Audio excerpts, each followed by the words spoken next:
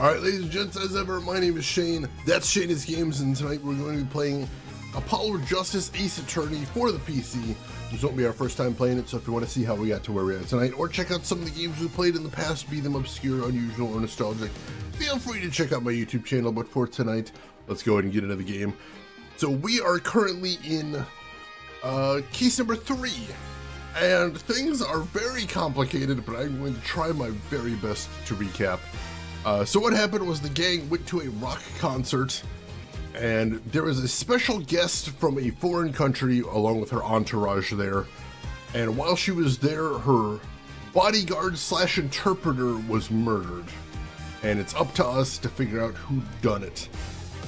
We are currently defending her pianist, who is accused of doing it, despite the fact he is a literal actual child, and also was supposed to be blind. Turns out he's not. He still doesn't speak English though, which is making defending him very complicated, because we haven't figured out what an interpreter is yet, so we're just assuming we'll never know what he's saying for some reason. Ace Attorney, ladies and gentlemen. Also, the actual singer is actually blind, even though she wasn't supposed to be blind. She wasn't supposed to speak any English. Turns out she totally does. Also, she has convenient anime amnesia, which is confusing. And at the very end of the stream, just to make things a little more confusing, we found out, number one, her dead bodyguard was an Interpol agent, which nobody knew, and we don't know why that was a thing. And also, when the singer heard the voice of the bassist, or the second guitarist, I think it was, from the band, she's like, that's the guy I heard doing the murder. So we've got a lot to untangle today, is what I'm saying. So let's get into it. Let's see what we can figure out.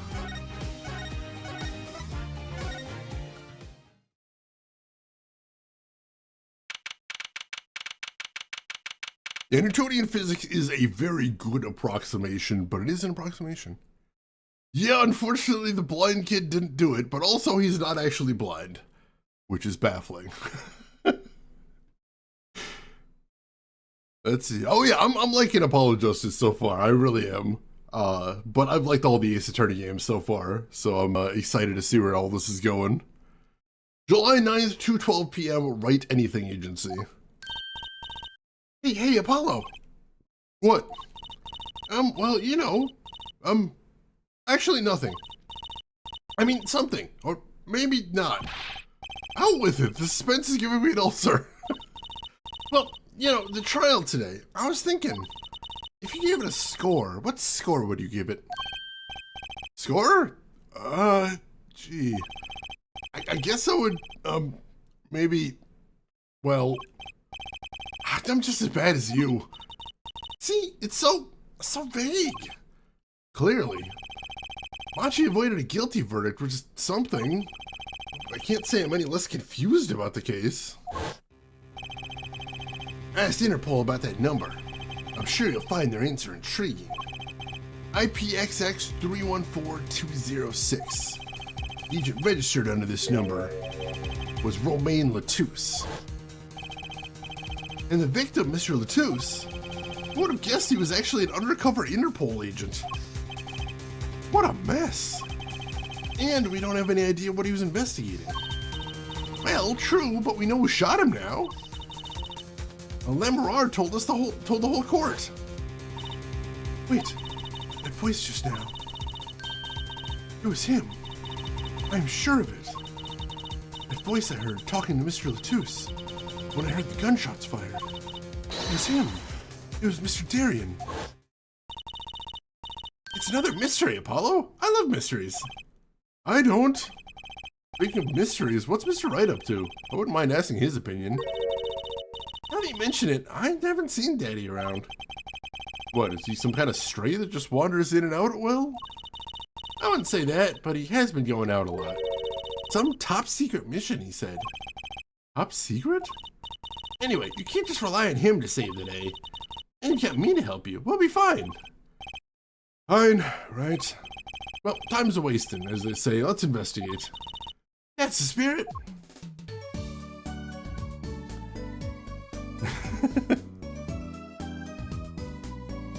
Let's see. Board Jams, welcome in. Hope you're doing good. Glad to have you with us. Top secret. Dun, dun, dun. Alright, let's have a chat with her first. Lamar dropped a bomb in court today. It was Darian. Lamar said she's never forgotten a voice, right? That's so cool. I guess. What's that called again? Elephant ears? I bet that's what that's called. Somehow I don't think that means what you think it means. She has to be wrong this time. Wrong? Why? I mean, look. Those gunshots were right during the concert. That's right. I was burning up the dance floor at the time. Right. Did you happen to look up on stage? Maybe at Darian, even? You bet I did. He's one of the governor's guitarists, after all. He's so cool. Oh. Right. All the Yamaners have rock-solid alibis. He couldn't have shot Mr. Latouche backstage. But MR heard him, didn't she? She heard Darian backstage, right? Somebody's either wrong or lying very badly here.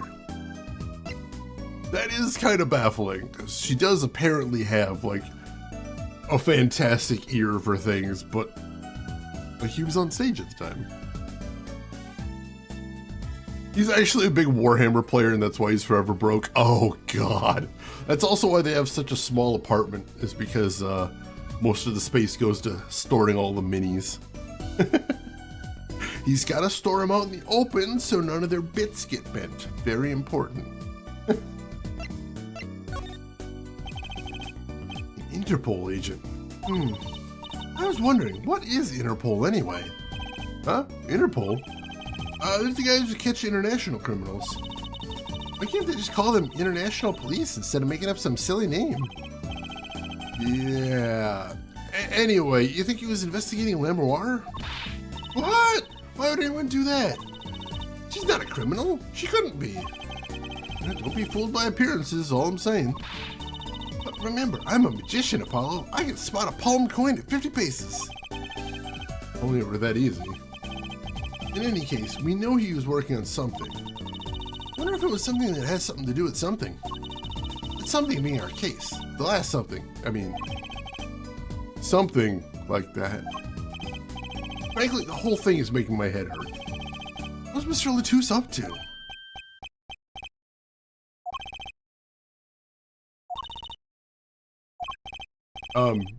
Lucy? Was that another one of your tricks?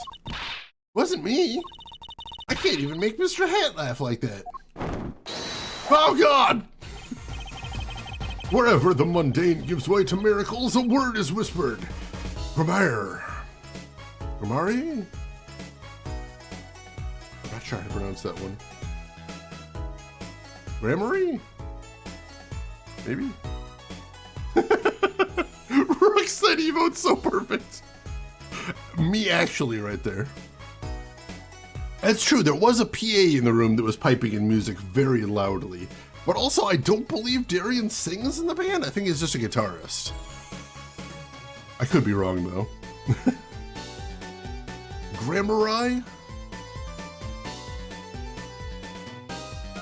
The grammar... I think I'm going to go with Grammary. We'll see.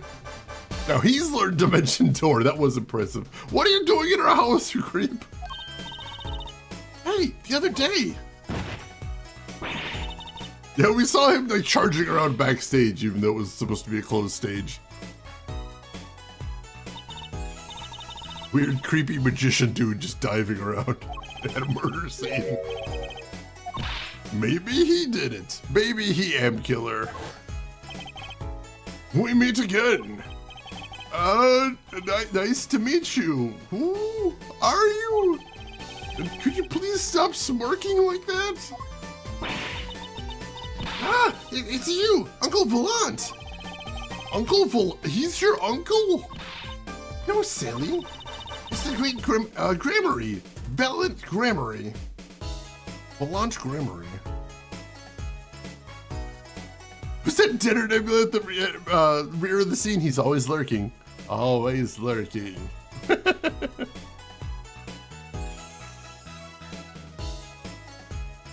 correcting your sentences a lot.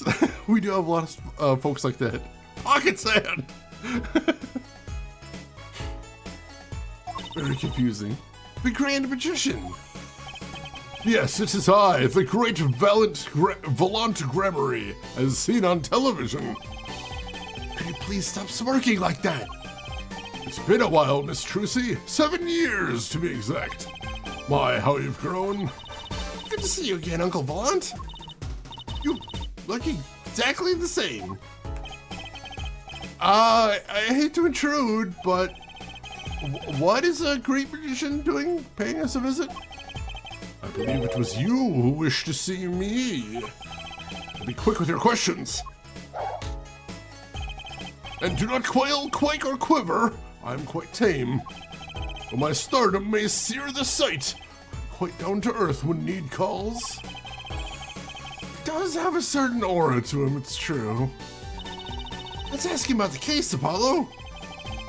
Aura sure isn't lost on our magician in the making. Practically drooling with enthusiasm. After all, Uncle Valant's one of Daddy's best friends. That's why I call him Uncle. What? Daddy? You mean Mr. Wright? No, I mean my real daddy. Lucy's real father? Which of... we're gonna have to ask about that now. Revelations! They keep talking aura, I'm just like, that is a hideous outfit. It really is. Oh, God. Wait, Apollo. Don't tell me you don't know about Troop Gremory. Apparently not. Hey, Plushie, welcome in. How are you doing today, Plushie? How was your stream? What were you playing? Tell me everything. Although I think I saw you streaming earlier. You were playing, Edgeworth 2, weren't you, I think? I believe. How are you enjoying that? How's it going so far? If I saw correctly, I think you're in that case about the baking competition, which is probably one of my favorites in the game. One of my favorites of the series, honestly. So I hope you had a good time. And welcome into Plushie's viewers. If anybody doesn't know me, my name is Shane. That's Shane's Games. I play the obscure, the unusual, the nostalgic. And today we're playing Apollo Justice Ace Attorney, my first time through. Not aura farming. Probably not actually farming. I don't see a spot on there. Let's see. If she weren't adopted, that would mean Nick got laid, and that just does not follow. That's what I was saying the first time it happened. I'm like, no, there's no way that happened. That did not happen. Like most shonen protagonists, Phoenix Wright, I assume, is just like a Ken doll, and just does not have any idea what gender means, basically. Loving the chapter. Got Bad and Gregory. Oh my god, yeah, the characters in that are so funny. Delicious Scones is just the funniest character. She's got some amazing animations, so I'm glad you're having a good time with that. Thank you so much for bringing your community by. I hope you've been doing well, Plushie. Good to see you as always. Oh, here we go. So he actually does pronounce it right there. So it is Gremory. There we go. I'm glad the game gave me a definitive answer because I had no idea how to pronounce that. Doing pretty good. Excellent, excellent. The Troop Gremory. Does sound kind of familiar. Oh, lost life, lamentably listless lad. Not know of the greatest troop of magicians on the planet. Valant Gremory. Name began to surface in my mind. It was a name I'd heard on television as a child. I bet you've heard the name. He made a cruise ship disappear and blew up an amusement park. Oh, and he made all this gold disappear from a safe? And then he escaped from a high-security prison. Said he's a magician? I open the locks to hearts chained by mediocrity. This is the true miracle of Troop Gremory. Wait. What, Apollo? I do remember seeing you on television a long time ago. Weren't you with someone else? Like a duo? A duo? Yeah, you had a partner. Something Gremory? Yes, Zach. Zach Gremory. A masterful maker of magic, a capable crafter of shining showmanship. Why is everyone so quiet? Eddie. Eddie? Oh, no way! The magician gave birth to another magician. That's where they come from, now we know. Take notes.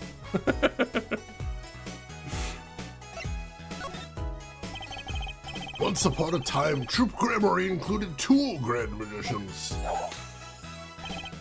Myself, Volant Gremory, and my partner, Zach Gremory.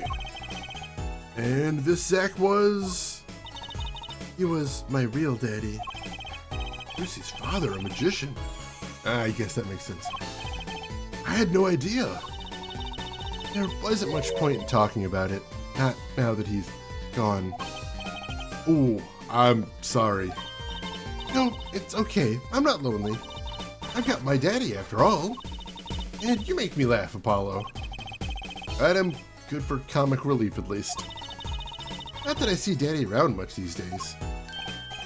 I've been remiss in remembering my reasons for my visit. Reasons? 2, in fact. The first being, of course... see you, Miss Trucy. You don't know how happy I am to see you again, Uncle Volant. Sure you are. Not one for modesty, are you? I encountered you at the Coliseum. First time in 7 years. I could feign not contain my emotions. I wept oceans. And to learn you now defend that poor pianist, that blinded boy, was a hot topic of talk amongst the staff, you know. Defend him you did. Well, it wasn't all my doing. I'm his defense attorney, actually. My other reason for coming here today was this. That's a videotape? Quite so. A recording of the concert, no less. I brought it for you, Trucy, on behalf of Troop Gremory. Will you watch it?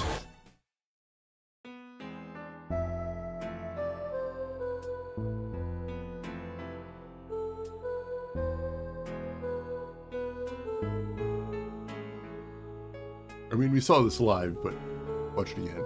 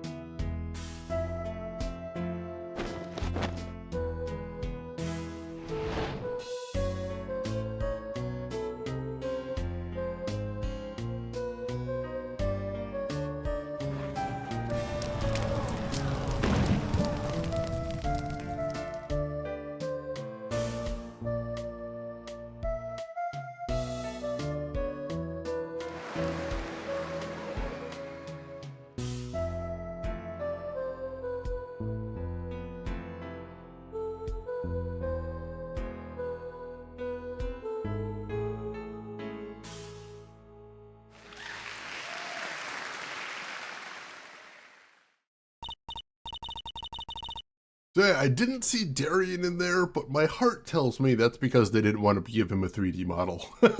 So I'm not going to take too much, read into that.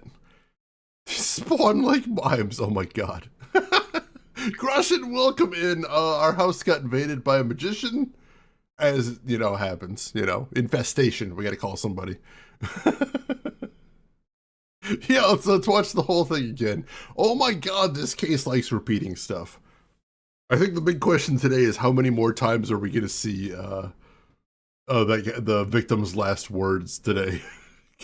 Oh my god, they kept playing it over and over again yesterday. Now a short moment to appreciate how much he supposedly operated a platform while standing on it without controls. Oh, yeah, like... You notice they do that a lot in the Phoenix Wright cases where they're like, the murderer, like, did this crazy thing. And they're like, well, how did he do it? Well, they're like, well, he's the murderer. He figured something out. Wow, it's almost as good as it was live. So, what's the word? Mysterious. More mysterious things than her song going on. Way more mysterious. Aunt Grammary has good reasons to be here today. I wonder what his reasons were to be at that concert. Yeah, there wasn't supposed to be anybody backstage but us. Oh, good. He's just gonna linger around in our house now. Awesome. I guess, cool. I'm gonna call somebody. We're gonna get the place fumigated. Who are you gonna call?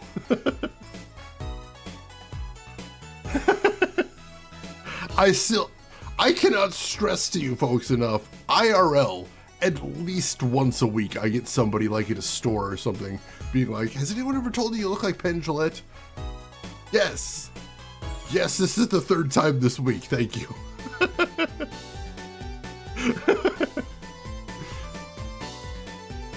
So Trucy is Phoenix's daughter, although we just learned he is her adoptive daughter. She is not a detective or a attorney. She is a aspiring magician. We learned now that is her lineage. Her father was a magician as well, her biological father anyway. Let's see. How would I know I'm the killer? How would I know the killer did it? I don't think I'm the killer. I'm not one. But then, oh, you are. Dang, I am. I like how often in the Phoenix Wright games, like, they put, like, the defendant on the stand and they're like, just tell everyone you didn't do the murder. And they're like, I can't. No, sorry, I can't talk about that. They're like, just tell everyone the thing that makes it so it's not possible for you to do the killing. I don't feel like it. Sorry.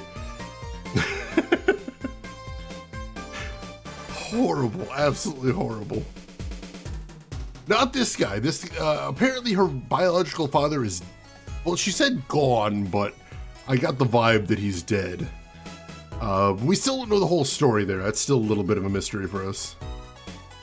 Yeah, no one says a younger Penn Jillette. That is a little concerning. I hadn't thought about that now, but now I'm going to be thinking about that a lot.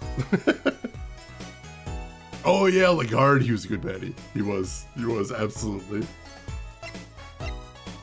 Let's see, do we have anything we need to show him? I doubt it. He's a wizard or something, I don't think he cares. Let's get over to the detention center and see if we can embarrass ourselves some this morning. Oh God, Brooks.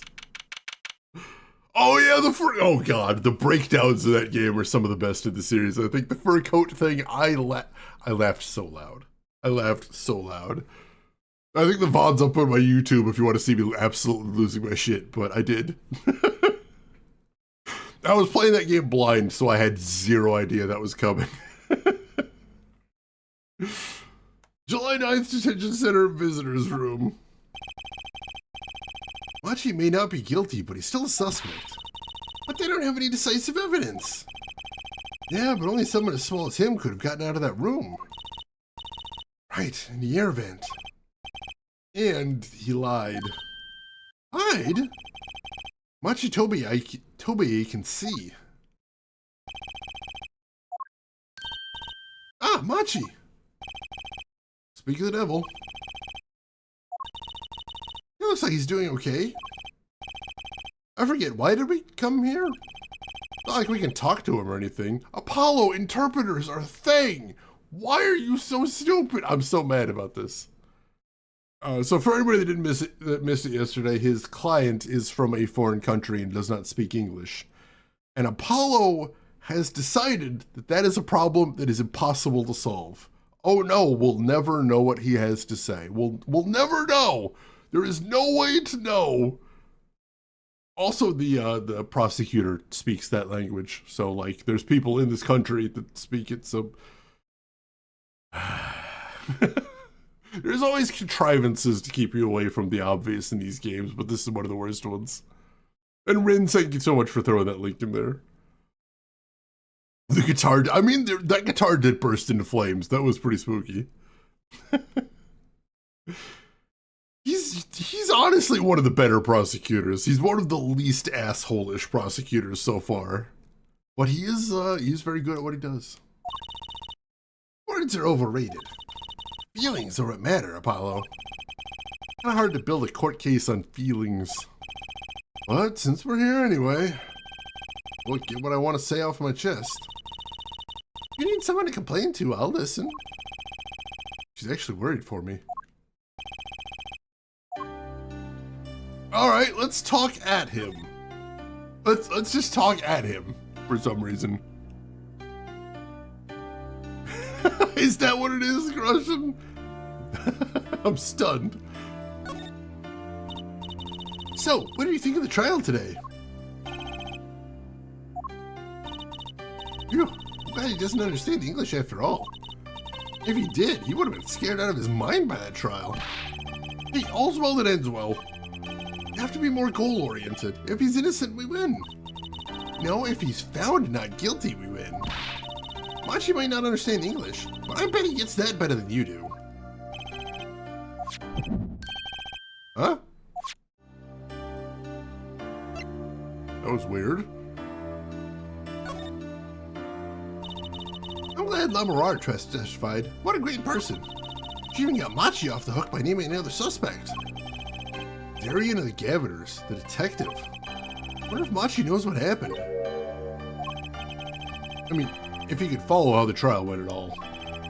No one told him there's a new suspect. How would he know? Hey. What is it, Apollo? Nah, it's nothing. I must be imagining it. Imagining what, Apollo? It's just, I couldn't help but feel that, I don't know. Machi, he doesn't understand what we're saying, right? How could he? He's a young Borginian. He doesn't speak English. Yeah, but my bracelet's reacting to him. Huh? It's malfunctioning? Oh, it's scared because you keep making those I'm so mad faces. Was I that bad? I thought she lied about not being able to see. But what if that's not all he lied about? If you're curious about it, there's only one thing to do. You should ask him. I think it'll take something big to get him some kind of undeniable evidence. And we'll be back, Machi. That's weird. Apollo has a apparently magic bracelet that allows him to see people's tells when they're lying. But like, why would it be reacting to Machi when he's not even saying anything?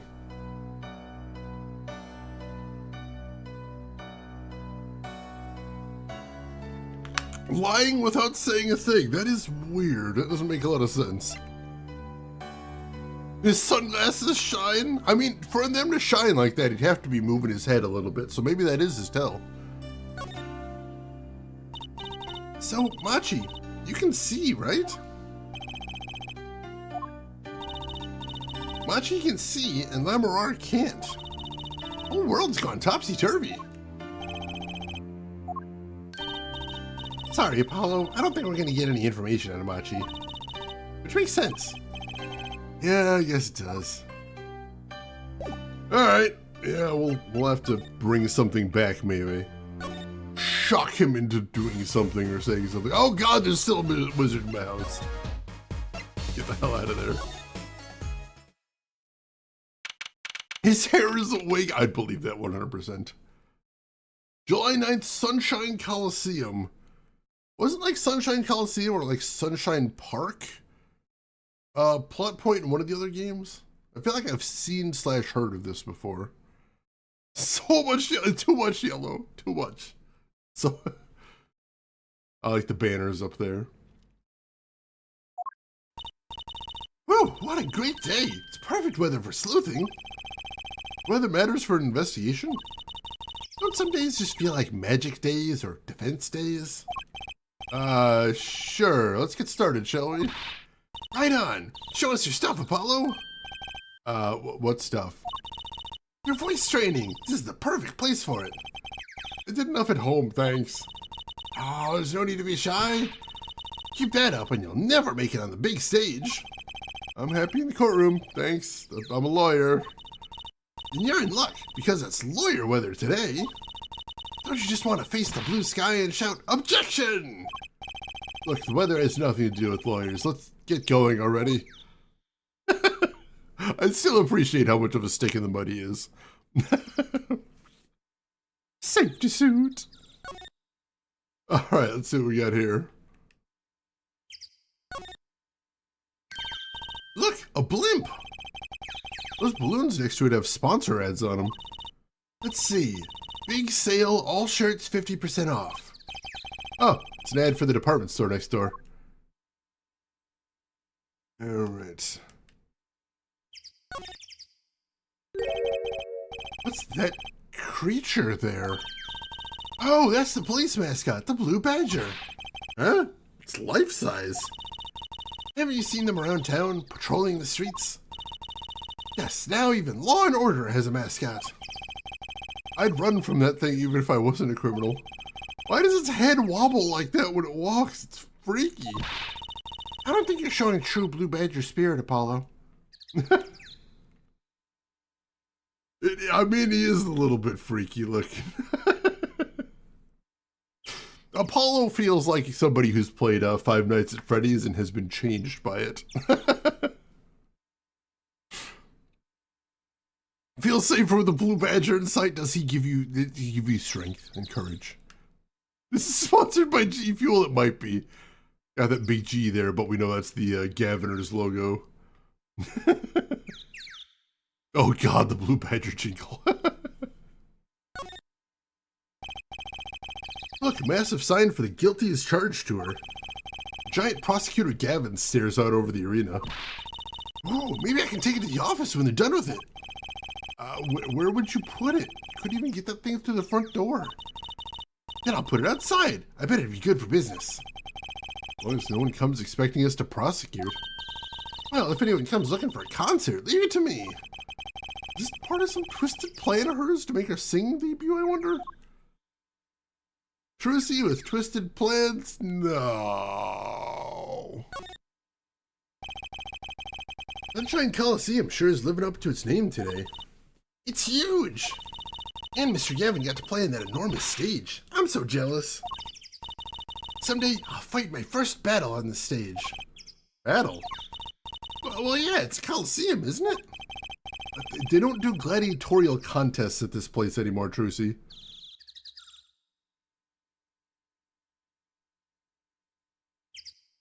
Sorry, any more? When were they doing that? Because we're in Los Angeles, aren't we? When were they doing? Oh, he said these places. I thought he said this place. I'm like, were there blood sports here? When did that happen? I misread that. I'm like, oh my God. Apollo's like, they haven't done that in weeks. They stopped that last month, Trucy. Oh yeah, I've seen the dancing Pikachus. That is adorable, though. Yeah, we don't talk about Fight Club. That's true. That's true. Really? I had no idea. I wonder why they stopped. Sometimes I worry about her. She is kind of terrifying. I'm gonna be straight with you. She's a little frightening. All right, I don't think there's anything else to do here, so go ahead inside. I suppose there is that. I assume there's not a lot of blood in tennis most of the times. Ah, Mr. Attorney. I'm R. I'm sorry about today. There's nothing you need to apologize for. You're merely defending Machi. Are you okay? Alone, I mean. Humans are blessed with 5 senses, and robbed of one we get by. Though it does make being a witness rather difficult. Speaking of seeing, you knew who we were before we spotted you just now. And we weren't even talking. I heard your footsteps several times the day before. Oh, you must have great ears. Years that heard the crime taking place. Yeah, she's the only witness to the crime. Considering that she's blind and was in the next room, that complicates things considerably. She did lie a whole lot, which was not helping us any. This unique smell of anxiety, fear, and crushed hope.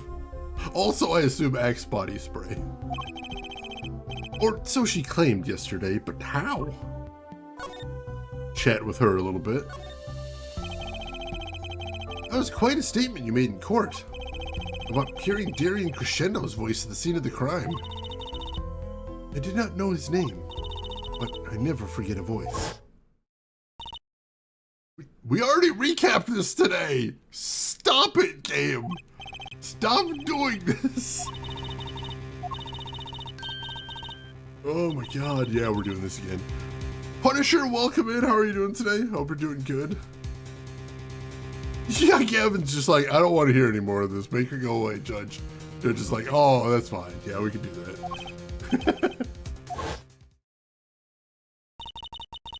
Expired, oh my, throngs of feral cats is such a good turn of phrase right there.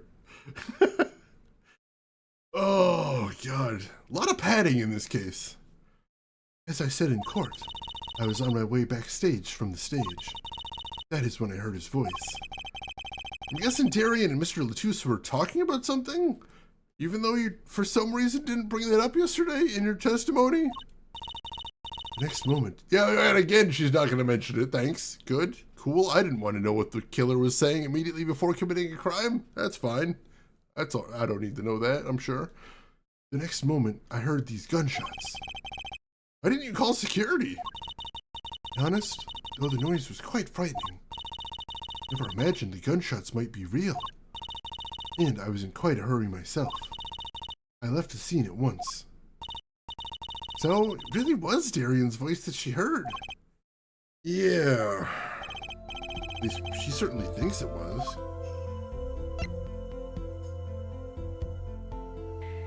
Yeah, unfortunately. Although the bakery one was a third case in Edgeworth, and that one was pretty solid if I remember correctly. Oh no, that wasn't the third one, it was the second one, because the third one was the one where his sidekick got amnesia, right? Been a little while.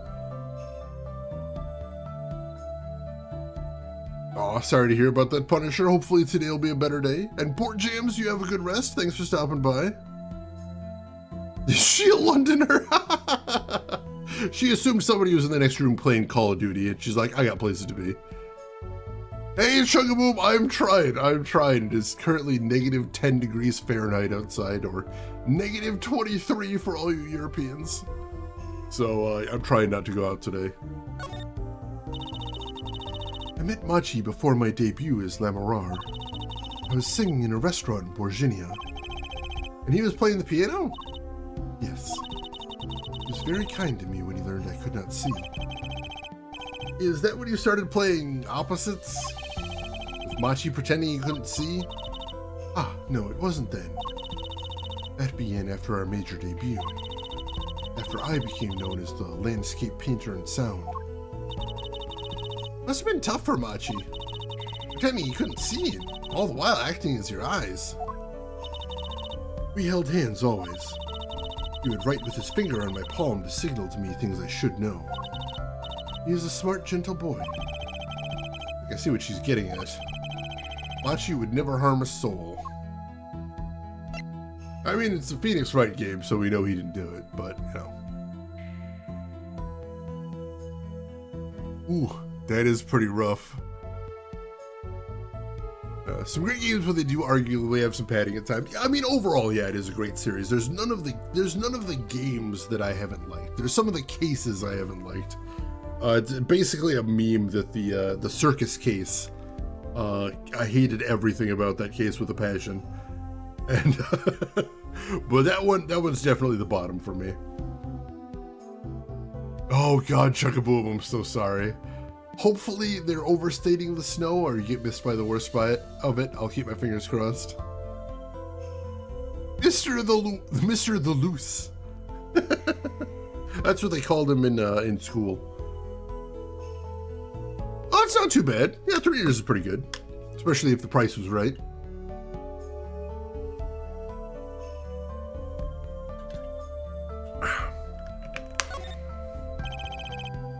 About Mr. Latouche. Ah yes, he was an Interpol agent, I hear. So you had no idea? Of course not. No one did. I guess that's what it means to be undercover. But someone was after him.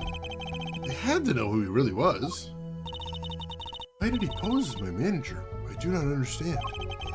You have no idea.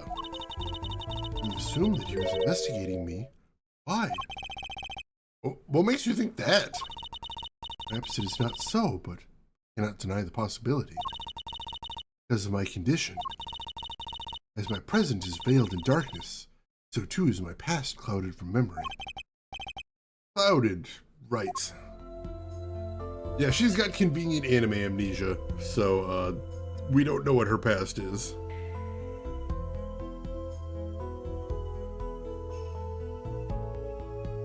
Yeah, Black Ice? Black Ice always makes me think of cyberpunk stuff. Because in certain cyberpunk stories, that is the term used to describe a network security that can kill you if you try to go through it. Which is, it's kind of a cool name for it. And Punisher, thank you for a 25 stream streak right there. That is awesome. And amnesia. That is a good term for it. I like that. Oh man, winter webcams, seeing all the snow piling up. Also, Doc Belvin, welcome in. Hope we're doing good. The darkness that I fear is not the darkness that I see whenever I open my eyes. The real darkness lies in my heart. In your heart? I have no memory of the time before I became Lemuroir. I woke from darkness into darkness, you might say. I was singing in a restaurant those days. What was it that she said about not being able to remember the light? I do not know my past. Perhaps I committed some terrible crime in my past. Everything before becoming Lemuroir is lost to me. But I don't think you... I can think of no other explanation. Why else would an agent of Interpol approach me? You think your past might be related to this case? No way, that seems really unlikely to me. I mean, it's an Ace Attorney game, so it's kind of an inevitability. Cross-country ski on trails around one of the campuses. That's wild. Blinded by the light. Yeah, why would she talk about the darkness she sees when she opens her eyes? Like, you're blind. It's darkness when your eyes are closed, too. Like, what? I mean, you're such a sweet person, Lemuroir. I thank you. Machi, too, tells me this often when I fear who I might have been. Yeah, that's something I wonder, too. I'm like, hey, I can't really remember what I did that week. Maybe I was killing people. I'm gonna worry about that. I'm gonna stress about that a lot. I can't remember, maybe I was. I can't prove I wasn't. Hashtag relatable. Yeah, Trucy, you met her yesterday. It's a very Ace Attorney thing to be like, I've met you 5 minutes ago, but I'd die for you. Also, literally the entire plot of Bleach. Hello, how are you doing? Nice to meet you. I think I'd probably die for you. Yeah, I think so, yeah. That's my whole personality now. We can burn the bridge as we escape over it. That's good. It's good. Keep poking around, see who's in here today. All right, nobody in this room. I don't see anything different in there either. How about the other dressing room? The scene of the crime. I don't see anything in here either. Nothing new anyway. Although they put chalk and stuff down. That wasn't there yesterday. Hey look, part of the carpet's been torn up here. That was the part we did the luminol testing on in court. Luminol, right. You know what I couldn't stop thinking? Who's gonna pay for this carpet? Well, it's not us. Maybe the shooter? Yes, it's true what they say. Crime doesn't pay. Hope the carpet replacement costs weren't the only thing holding you back. That is concerning. The murder weapon. So it belonged to Mr. Latouche. That thing makes normal revolvers look like water guns. Mr. Latouche was a big man. How about the person who shot him? Wouldn't they have to be about his size? Yeah, that's one of the plot points, is the recoil of that weapon supposed to be kind of nuts. So we assume a child couldn't have fired it accurately.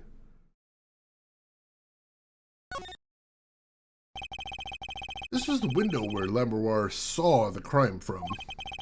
I wish it was that simple. It's hard to see a crime when you can't see. But she did hear it. Yeah, but the window was closed. Maybe she heard it some other way?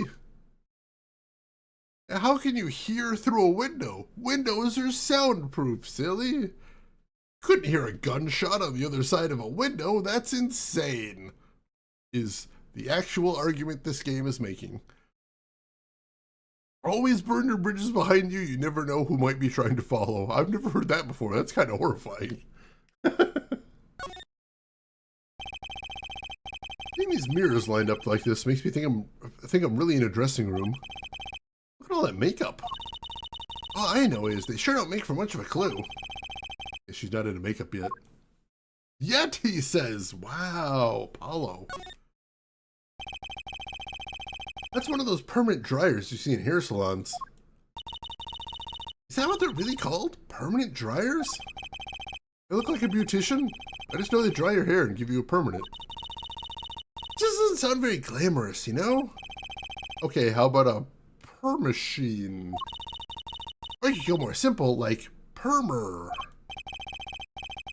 This isn't a bad game, thinking up official names for things. Not that it makes the name actually official or anything. Just pass the time, don't worry about us. Ah, DS9, yes. God, I love that show. Holy crap. Spare yourself the sight of chaos. Jeez. That's one heavy-duty bouquet there. I have trouble thinking of flowers as being heavy-duty. But they call lots of things heavy-duty. Not flowers, they don't. What about heavy scent? I think you mean heady. What if flowers were plastic? Still wouldn't be heavy. Okay, what if they were made out of metal? Or like a magnolia made out of steel? I'd strangle this game. Exactly! So I hope all my fans don't start throwing metal flowers at me. Strangle this game. God. Normal dialogue. That was a deep cut even for this game, seriously. Also, not even a music reference this time. A stack of presents for Lamberoir. Stars always get the biggest presents. You know, you can give me a present, Apollo. Here, have a piece of candy. Gee, thanks. Let's not get a lot of presents, poor girl. Alright. Clearly nothing all that important there. But that does look like that's everything to see here. I figured since this is a scene of the crime, we should take one more look. See if there's anything to see in here. Look at the way those bullets tore through this thick wall. That revolver really was something else. I wonder if someone as little as me could even fire it. Dislocating your shoulder would kind of put a crimp on your stage career. Daddy always has stiff shoulders. Maybe that could loosen him up.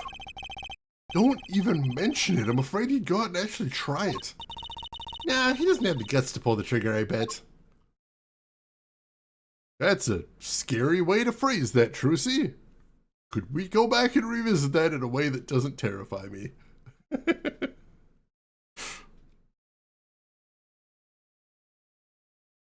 Don't even remember the plot, but the title. I mean, it is a hell of a title. Very, very memorable title. Phoenix did it. Well, I mean, it is weird that he's been missing all this time. Is he on the lam? Is that what's happening right now?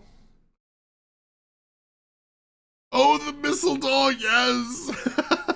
I hope you're enjoying that one, Punisher. I had a great time with that game. A speaker for monitoring the stage. It was blaring at the time of the shooting. It's a pretty old model for such a nice place. Guess they don't care about sound quality back here, as long as you can hear it. Not that a loss of fidelity could possibly make that music worse. Good speakers must cost a lot. You have any idea how much a nice one that size would cost, Apollo? Probably a good 10 years of your allowance, give or take. What? But that's almost $600! $5 a month? Poor Trucy. Until she finds out you need to buy 2 speakers for a stereo. Oh god, I got an achievement for that called Trucy's Woes. Ghost Trick when? That is a really good question, Grushin. I've been trying to figure that out. My problem is, do I just play Ghost Trick, like whenever? Or do I play Ghost Trick after we finish Phoenix Wright? Because that is the answer to your question that I've been pondering. And I'm not sure. I haven't been able to make up my mind. I gotta try out Ghost Trick and see how different it is from Phoenix Wright.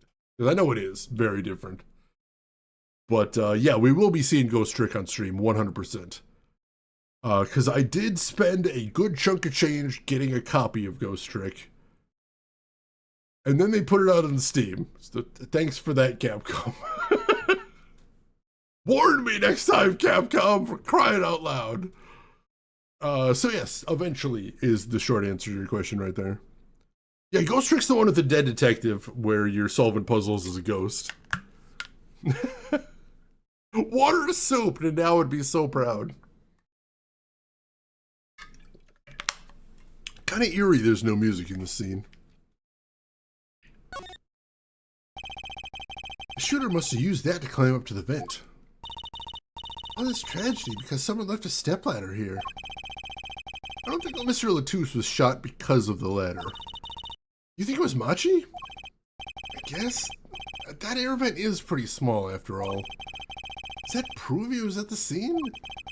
Did he escape in the time between the gunshots and us opening the door? We do know that they found Machi's fingerprints on the vent. So we don't think Machi was the killer, but we have to figure out what he was doing up there at some point. Yeah, same writer, definitely. You know, actually, if I was gonna do Ghost Trick in between the Phoenix Wright games, honestly, after this one would be kind of perfect, wouldn't it? Because if I remember correctly, this is the last Ace Attorney game that had major involvement from the original writer. So that would actually kind of make sense if I was to play Ghost Trick after this, just to bring in another game by them before we continue with the series without them. Scurrying! Do we have any piano players in chat right now? Do you scurry often? Do they recommend a regimen of scurrying?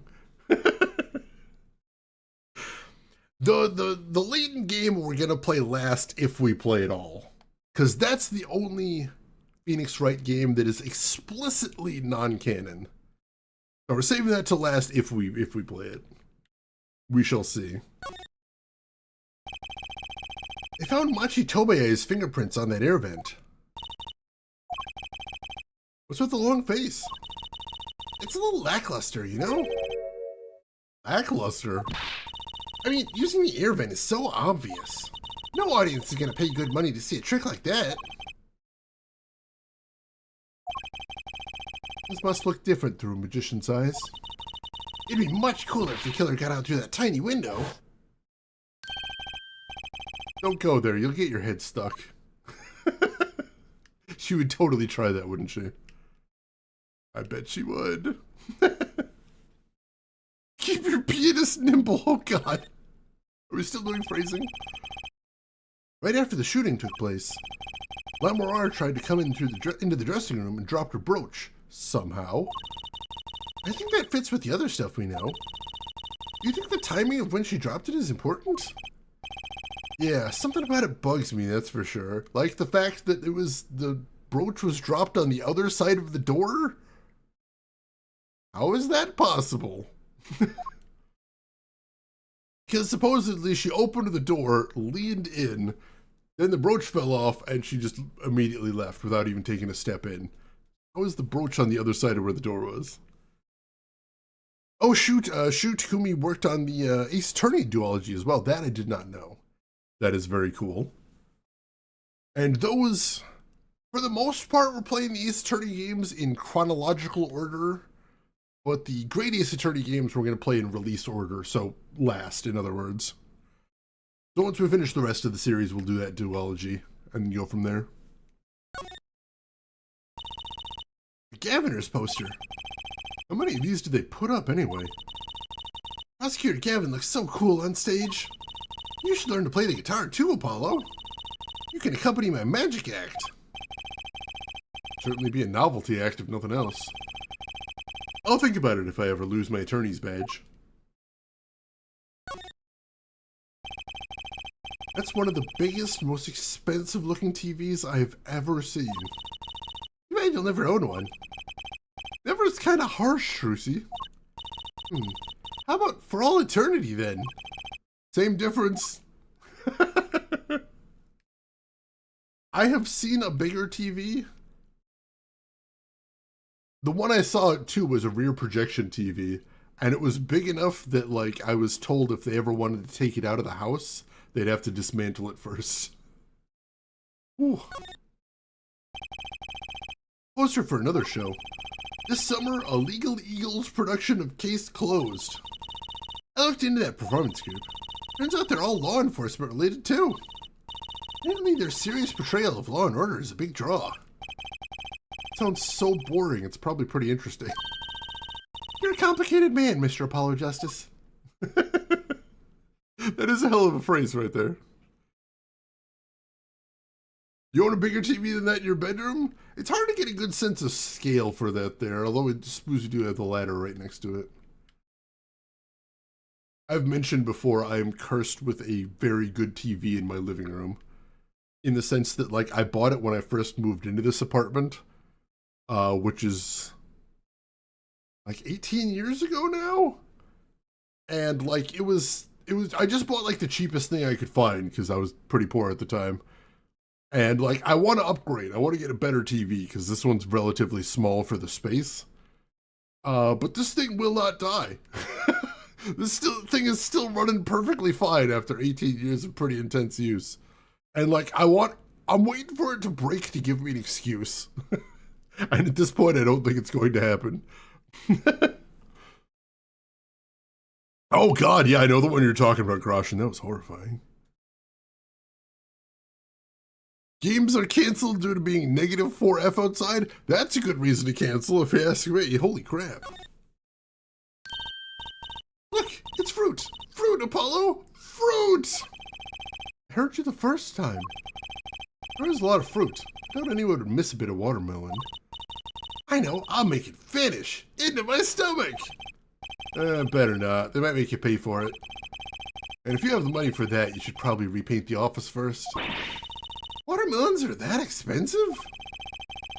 These could have been imported from some exotic locale for all we know. Alright, is that everything in here now? I don't know that we needed to look at anything in here, but couldn't hurt. Like I said, this is the crime scene, so I figured, you know, might be a good idea to take a peek around. I think he was thinking since it was fruit that was put out for a famous rock band, maybe it was like super fancy stuff. We're rich and famous folks, you know? There is one thing I want to check out here, too. It's been lying there since the day before yesterday. It's small. Maybe nobody's noticed it. I don't want to pick it up. It'd make a cool souvenir, don't you think? It does stick out in my mind for some reason. But apparently we're not going to pick it up still. Awesome. Alright, where else can we go here? Oh, we haven't been on stage yet today, so let's head out there. Yeah, pineapple, you know, just whole pineapple, that's going to take a little bit of work, that's true. What do we just have to examine everything? I guess. Look at all the electronics. They must be sound related. Doesn't seeing a bunch of machines like this make you want to just fiddle with them? Wait, you already said this before. Can I, Apollo, please? No, no fiddling. You'll break something. You're gonna make an omelet. You gotta break some eggs. That's what Daddy always says. These eggs look kind of expensive. Machi played so beautifully. Yeah, like a real pianist. That's just silly, Apollo. How can you call someone as good as Machi a pianist? That's like throwing him in the same class as Daddy. Mr. Wright didn't hear that one. Yeah, they're all just repeating everything that was said yesterday, it sounds like. Although I don't remember looking at this. I still can't believe we found Machi and Mr. Toulouse up at the top of that tower. Yeah, I used to not like high places. Now I hate them. It's not like it would have been nicer if we found a dead body closer to the ground. Oh, that reminds me. Daddy's bad with heights, too. Huh, no kidding. He took me on a Ferris wheel ride a while ago, you know? Halfway through, his face got all green and he mumbled objection over and over.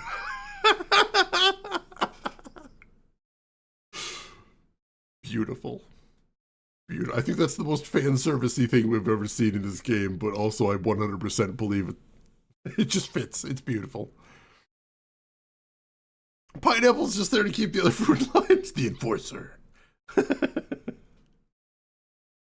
It has been quite some time, it's true. I wouldn't mind another one, but like it's one of those things where like if they bring it back, I hope it's because they have a banger of an idea. Because I have seen series where they try to bring it back just because like they want the IP in circulation. I'm looking at you, Mega Man! And it didn't work out great. So like if they have like a really great story that they want to tell, let's do that, but otherwise... You know, otherwise I think I'm okay leaving it where it lies. Poor guy.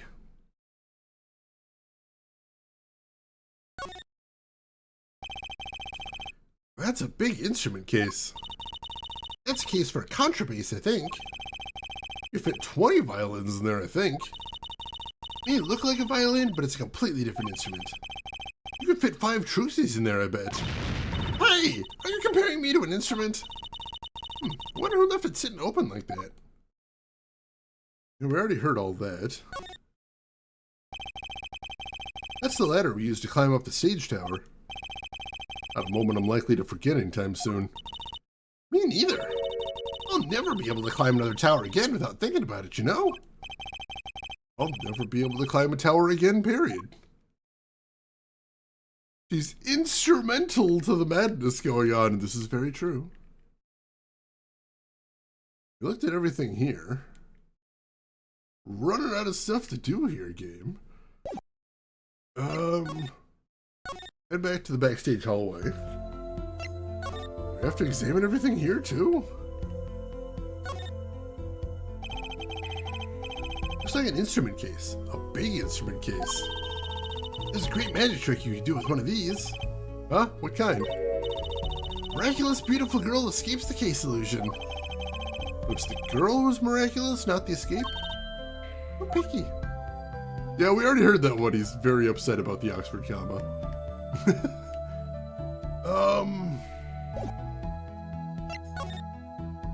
We don't have anything else to talk to her about. Do we want to ask her about anything? Mention her brooch, I guess. No, it doesn't have anything about it, unfortunately. Let's see. I'm glad that Mega Man is coming back. I hope it's great, but yeah, they could bring it back only if they have a good, great idea for a sequel. Like, if you want, like, good Mega Man, there's plenty of good Mega Man out there. You don't need a new one for that, is the thing.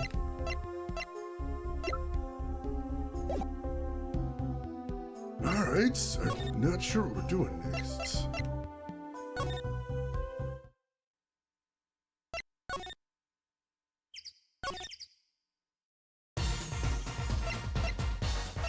Let's see, we don't have anything else to talk to him about. I'm gonna take a peek at the guide, because it's weird that we don't really seem to have a direction today.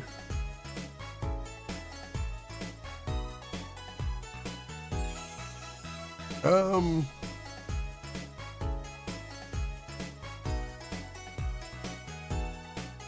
well, that's baffling. All right.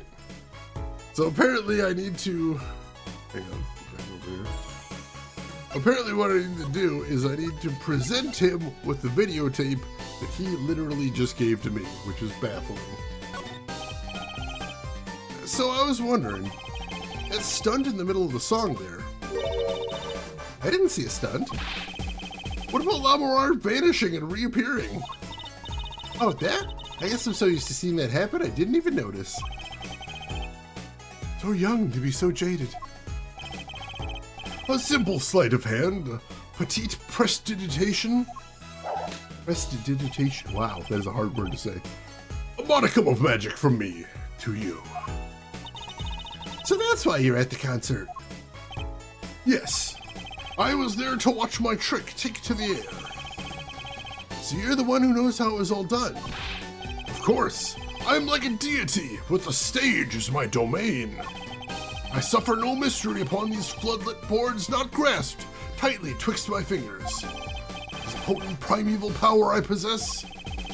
Do you think you could tell me how it was done? Hey now. You see? That's like totally against the rules, Apollo. Not during a murder investigation, it's not. Why none, for my illusions are mine alone, monsieur. Also what? Recall that the terrible occurrence happened later. Well after my illusion entranced the audience. Oh. Don't even ask. I won't answer. Too bad for you, Apollo. What side are you on? I, Volant Gregory. Now make my leave, Miss Trucy. There's no need to rush, Uncle Volant. You just stay a while. I'm afraid I cannot. I may not. I shall not. I have been asked to assist with an analysis, and I shall slink back to the scene. Oh, you'll be at the concert venue today? Correct. If you would call upon me, come to the Coliseum. See you later, crocodile. A whirl of his cloak and a wink of his eye. He turned and walked out through the door. Normally. Well, there you go, Apollo. Let's get cracking. Right. Volant Gregory. Got a few more things to ask him. Foremost among them, that bit of magic that made Lamorar disappear. And how he knows Trucy and her real father.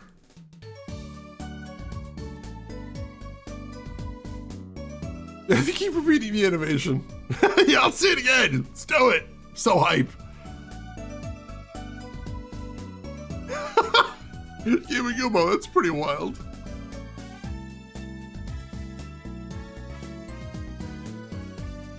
Yeah, if nothing else, I want to see the Mega Man games stay available. Like, I want them to be in a form like on Steam or on like PSN, where you can just buy them if you want to play the old ones. If nothing else, I want to see that important. It turned and walked out the door normally after all that drama. Also, I love that in the Phoenix Wright universe, you can just refuse to answer questions in an investigation. Like, hey, I need your help solving this murder. Nah. All right, sorry. Thought I'd ask. Sorry to bother you. All right, so now we should hopefully have some stuff to do here. So let's poke around. Here we go. July 9th in the wings. That song. Isn't that the one Lamorar was singing? Yeah, you're right. The guitarist Serenade. Wow, I'd love to do a show on a stage like this. I'd come to see that. House is full, and as one, the audience sighs with wonderment. There I am, singing my ballad, rose petals swirling through the air. Not bad. Wait, aren't you a magician? Oh. Ah, that's right. I was a magician, wasn't I? Some dedication. Aha! If it isn't Miss Trucy, and indeed it is.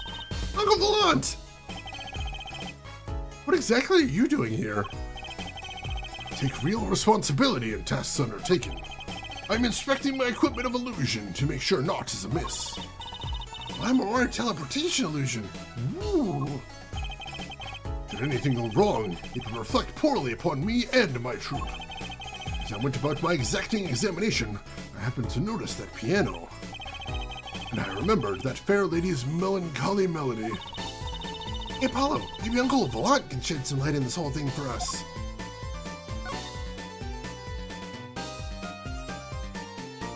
The only real compilation left for them to do is Legends, that's true. And for some reason, Capcom really does not seem to like Legends. Also, I played one of the rarer Mega Man games on stream, which was Command Mission for PS2. Which was a game that had a lot of really interesting ideas. But ultimately had too many frustrating patches to be great, I think.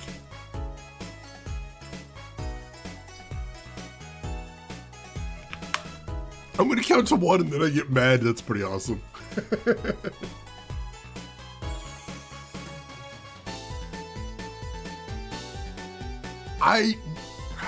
You immediately made me think of one of my favorite Batman moments. Which was the end of a storyline which I cannot name because it would spoil everything. Basically, Batman was in prison with the Riddler.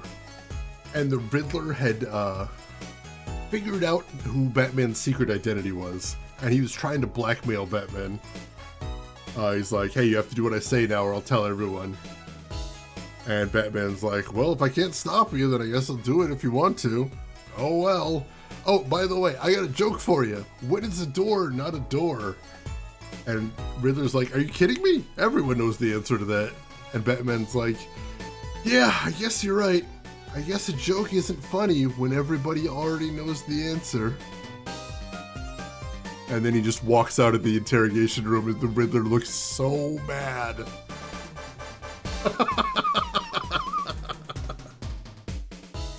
Beautiful. Beautiful. I love that so much.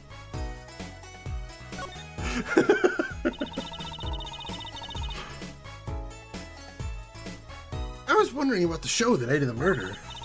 Memoir's vanishing act was your illusion, right? Indeed, the purple prosecutor petitioned my performance. At the climax of the song, he said, make her disappear, like a dream. Like a dream? Yet, what could I work with on a stage meant for musical endeavors? There are none of the conveniences of a stage built for sorcerer's acts. A challenging task, and so I accepted it. She disappeared from the top of the tower, but in order to move, you would have to have used some sort of secret tunnel?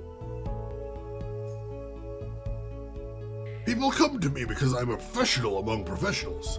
My illusions are custom made for a time and a place. Now, because of the murder, all the eyes of the nation are on the concert. Secret tunnel! Down from the stage. Through the crowd, onto another stage. Not a bad thing as far as the fortunes of Troop Grammary are concerned. So, you were here checking up on your trick to make sure it went well. It went well, it did. Now, speaking of pianos, that piano over there troubles me. Troubles you? Why? Why? Why do you ask why? It's probably quicker if I just go check it out myself, thanks. Hey, Allie Lordswood, you haven't missed too much. We're still going around talking to people. Basically, the only big revelation we found is we've met this guy who's a extremely pompous master magician. And also we learned that Trucy's probably adopted, though we haven't really learned much past that. That's about it so far. And welcome in, Allie Lordswood. How are you doing today? I know what you were thinking in that head of yours. Grammary, yes, you said. I recall seeing him on television. Something of that sort? Actually, yeah, you're right. Wow, he just read your mind, Apollo. Or everyone tells him that, and he made a good guess. It was 20 years ago.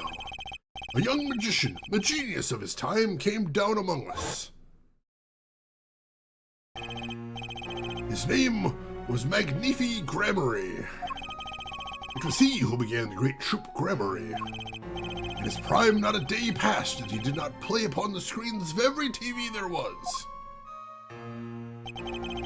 Did you have a vague memory of someone like that on TV? And several years ago, that time came to an end. The troupe pulled a vanishing act, yes. Cries for magic no longer heard, and the TV screen a barren waste, stripped of illusion. That's not true. I still went to all your shows. Like that one in the parking lot down at the supermarket. Start playing in supermarket parking lots, you know you're in trouble.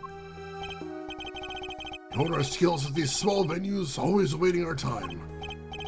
Yes, one day we will rise up from obscurity on the fame's shining stage once more. I do this not only for the magic that is Grammary, but for my partner. Your partner? You mean... Yes, Zach Grammary. Tracy's father. Before he disappeared 7 years ago, no name higher than Grammary in show business circles. None. I will see us return to glory. I, Volant Grammary. So he isn't dead, he disappeared. Interesting. Volant cosplay when? Oh god, I do not do much cosplay. Hey, Simdust, welcome in. Yeah, it wouldn't make a lot of sense. Like, I think they said she's 15, and like, we, the players, know she wasn't around like 14 years ago, so yeah, the fact she's adopted makes a lot of sense. But we still need to know how she ended up with Phoenix, and we still need to know what happened to her biological father, although it sounds like nobody knows at the moment.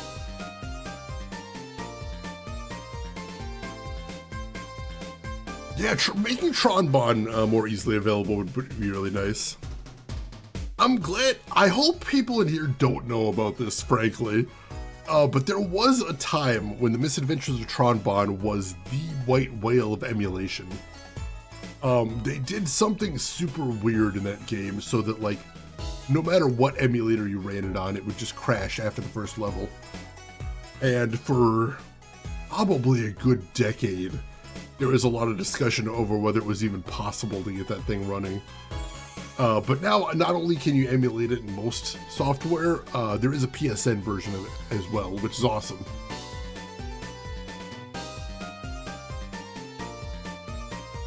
Have done some.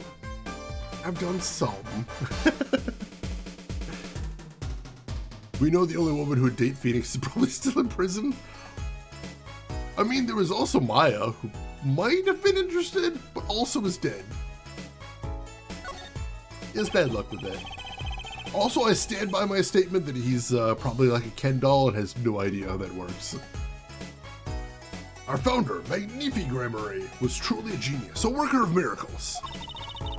Probably mean Mia, I get those two mixed up constantly. I'll never forget the one I saw when I was little. How he made that whole jumbo jet go... what happened to the jumbo jet again? At least someone doesn't remember it as well as they thought. Of all the would-be magicians who came to his door, only Zach and I had the talent. No time at all, Volant and Zach were the shining stars in the Grammary crown. Cool, huh? And Zach Grammary was my daddy. Now that Magnifi and Zach are gone, I have but one wish. Let it be I, Volant Grammary, who brings the Grammary miracle back to the big stage. I'm rooting for you. Miss Trucy, you cannot grow up quick enough. I need your skill by my side.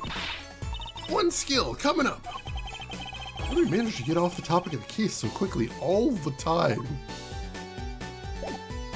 Just kind of how these games work, honestly. Maya remained largely unbludgeoned. I mean, she did get kidnapped by a possessed serial killer that one time.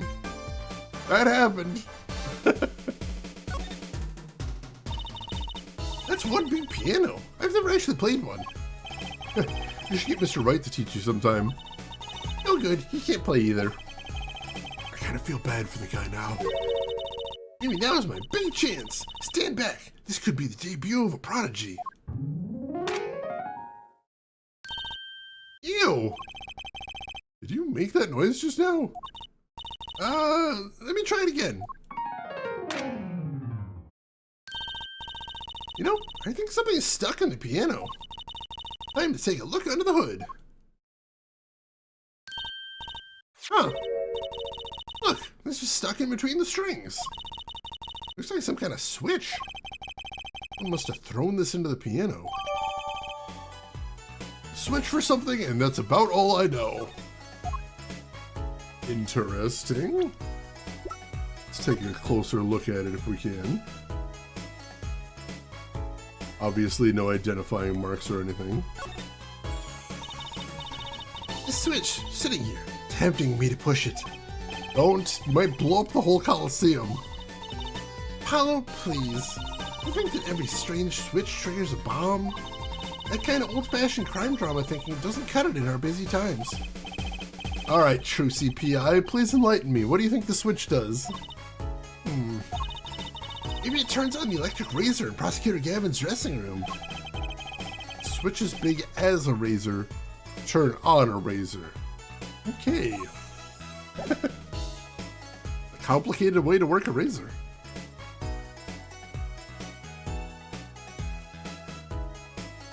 I mean, she sort of did push it twice. While he didn't say that the button was like stuck in there, could have been just the hammer was hitting the side of it or something. I'm glad. I'm glad that made an impact on you. I tackled him. Oh, I lived for that panic at my table. It was a beautiful thing. Trucy's still the top Symphony Night familiar.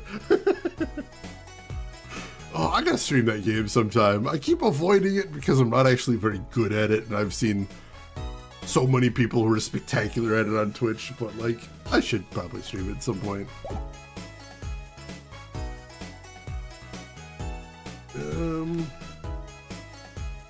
And all of a sudden wants me to inspect everything again. But before that, can't talk to him about anything else. Can you present the switch to him?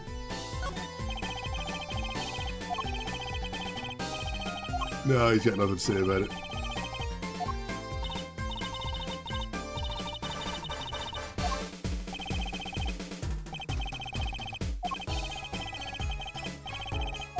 No, alright.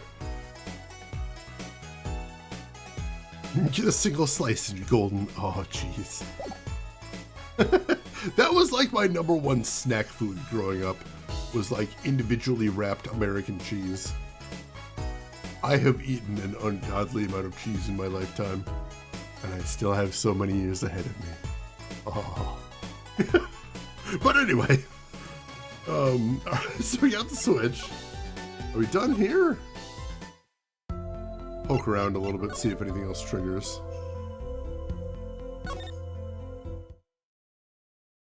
No. I really don't want to look at the whole stage again since we already inspected it.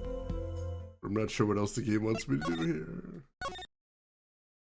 I'm gonna take a peek. Let's see.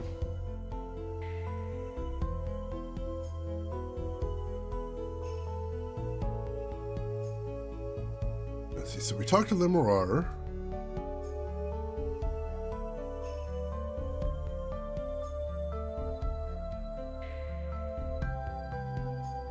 Oh, alright, so apparently the game just sort of expects me to ask everybody about the videotape.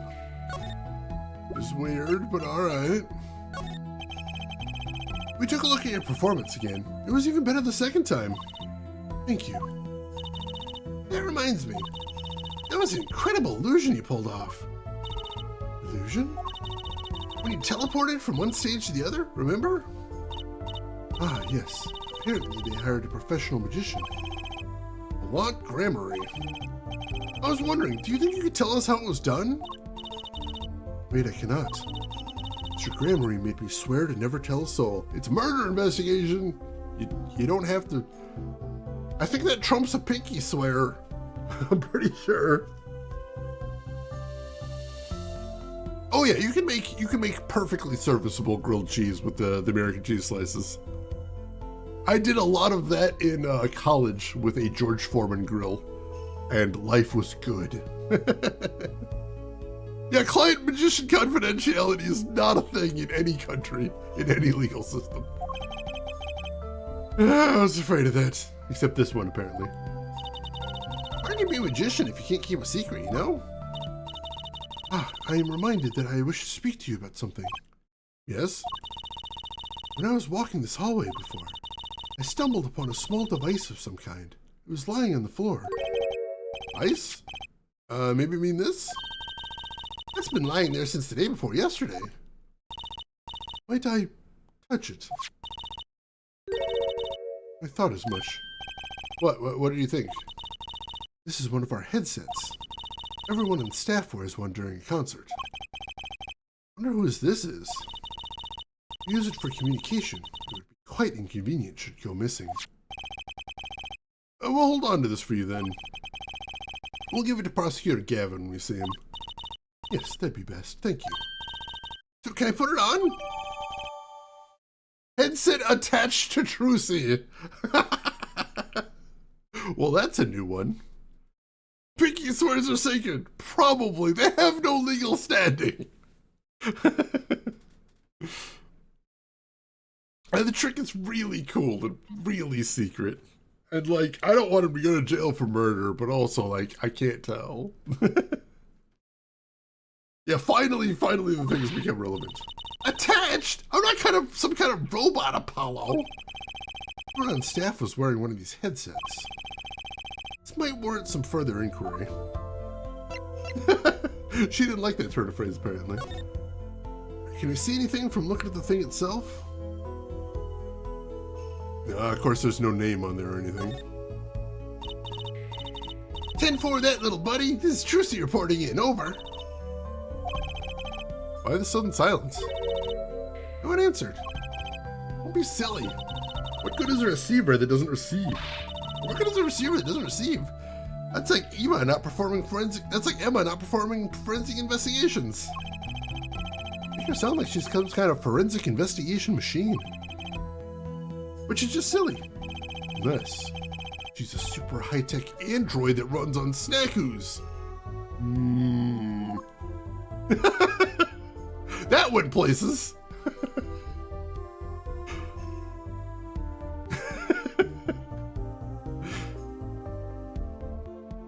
I was just talking to somebody about that yesterday, how it's funny that, like, everyone thinks of Emma as a forensic scientist, but number one, she failed her test to become one, and number two, anytime there's any forensics, she makes Apollo or Phoenix do it. I don't think she's very good at her job. That is the perfect entrance right there, Punisher. If you can't have your own entrance theme, that's the next best thing, I think. I know, at work we were talking about, we're like, if you had an entrance theme in either like the like WWE sense or like the sporting event sense, like what would your song be? What would be your walkout song? And like all of us didn't, like most of us didn't have a good answer because we're like, that's actually a cool question. Like I gotta think about that for a while.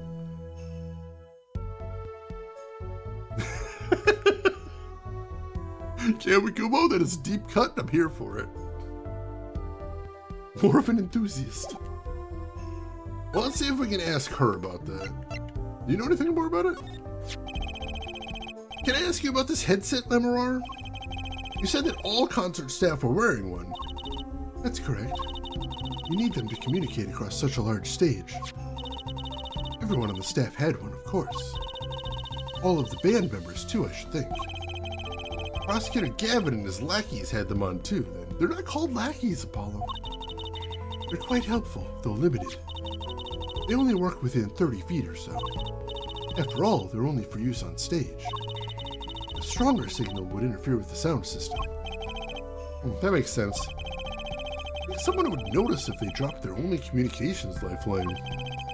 Why was this one lying here? Maybe someone was in a hurry. Interesting.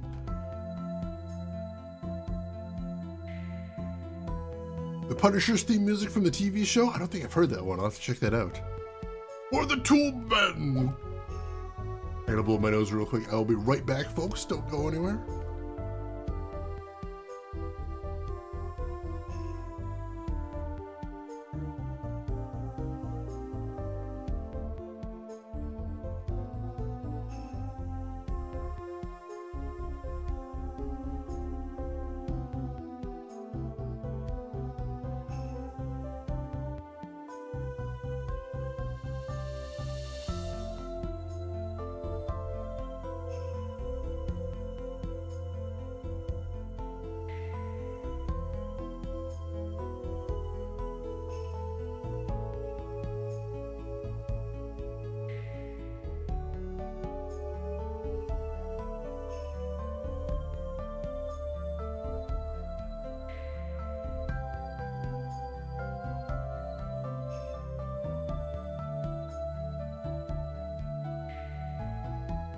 All right, we are back. All right, so what to do now?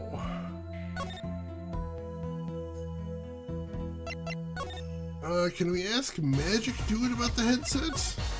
Or is he gonna give it another long-winded no about it? Yeah, he's gonna give another long-winded no about it.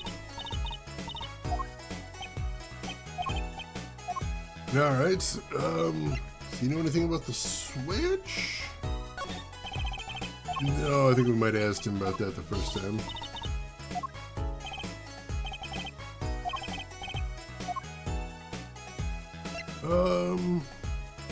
We already asked him about the videotape, so I don't think we need to ask him about that again.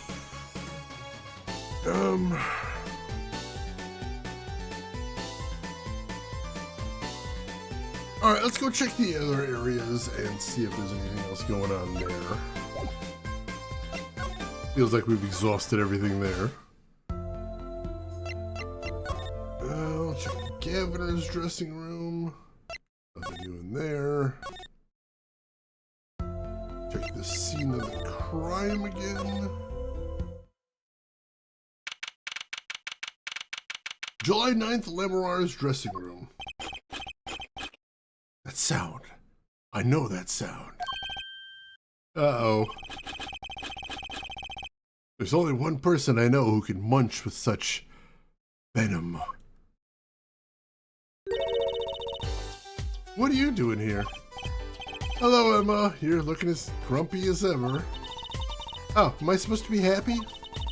Give me the second degree in court? Prosecutor Gavin makes me look like a fool. You're talking about the blood stain Mr. Latouche left? My department chief had a field day with that one. Even a blind person could see the shooter wasn't blind. Funny guy, huh? But that bloodstain helped uncover the biggest mystery of all. Now we know that Mr. Latouche was really with Interpol. We wouldn't have found that without you. I suppose. Maybe that's why the chief gave me these after he was finished chewing me out. That it was my reward. Are chocolate snackoos popular down at the precinct or something? I was hoping we could check out the crime scene again. Be my guest. You're not gonna find any more clues in here. But I did find something strange. Something strange? I have to talk to her about that, I suppose. Why is every murder case insane? I met my embarrassment quota for the year, that's for sure. Well, that's a good thing, isn't it? How? I mean, think about it.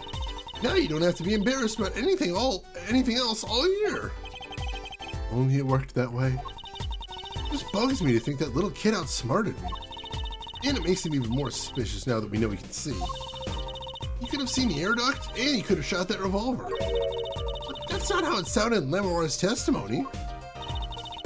I mean, her saying she heard Detective Darian's voice at the scene?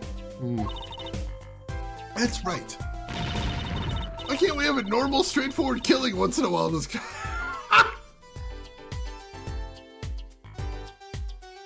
I didn't think that was actually a line in the game. That is an insane line. Emma, that's a crazy thing to say. You're a crazy person. Oh my god. Oh, pretend I didn't hear that. That's the only possible response you can have to that. Moving on. Was that true what you said in court today? You know, about the case? About how everything was happening according to those song lyrics? The guitarist Serenade, you mean? I found the link, you know.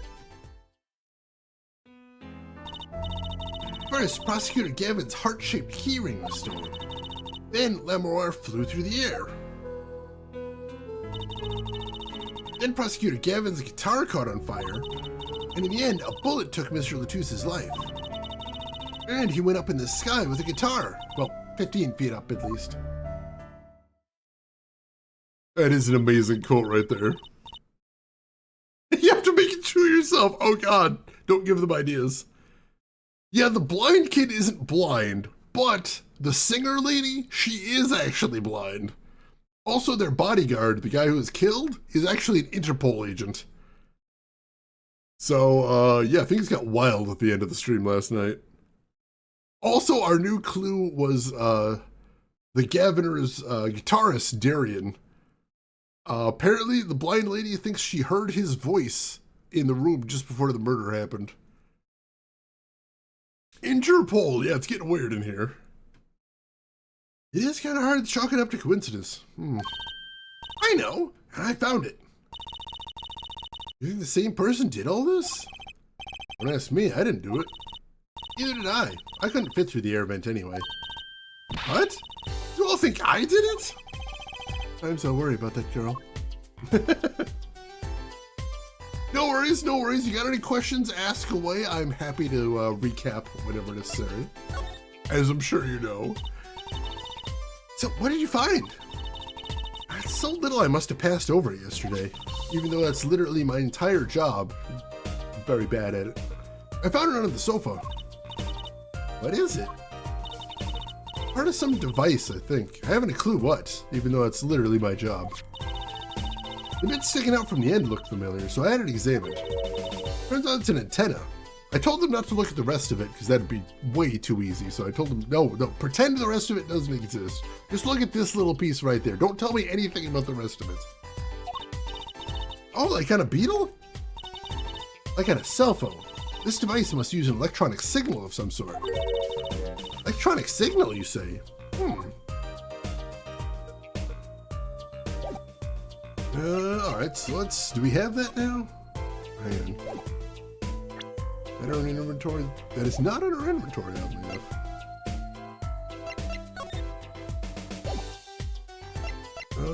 Can we, like, find it if we inspect the couch? Chair? I don't think we can. Odd. For some reason it says we can re-inspect some things, but I don't wanna. Check the window again and see if there's anything new. Let's see. Yeah, we already heard that. Alright, so... Can we ask Emma about any of the other stuff we found? Like the headsets? Nope, she doesn't want to hear anything about the headset. Just lots of munching there. We'll ask her about the Switch, I guess. Do you think you could take a look at this? Small device. Looks like a transmitter. Transmitter? You press the switch here and it sends out a signal. No idea what it's for, though. Signal. Mean an electronic signal? What is it, Apollo? Say, Emma. You know that strange object you said you found? Oh, this? Let me try pressing this switch.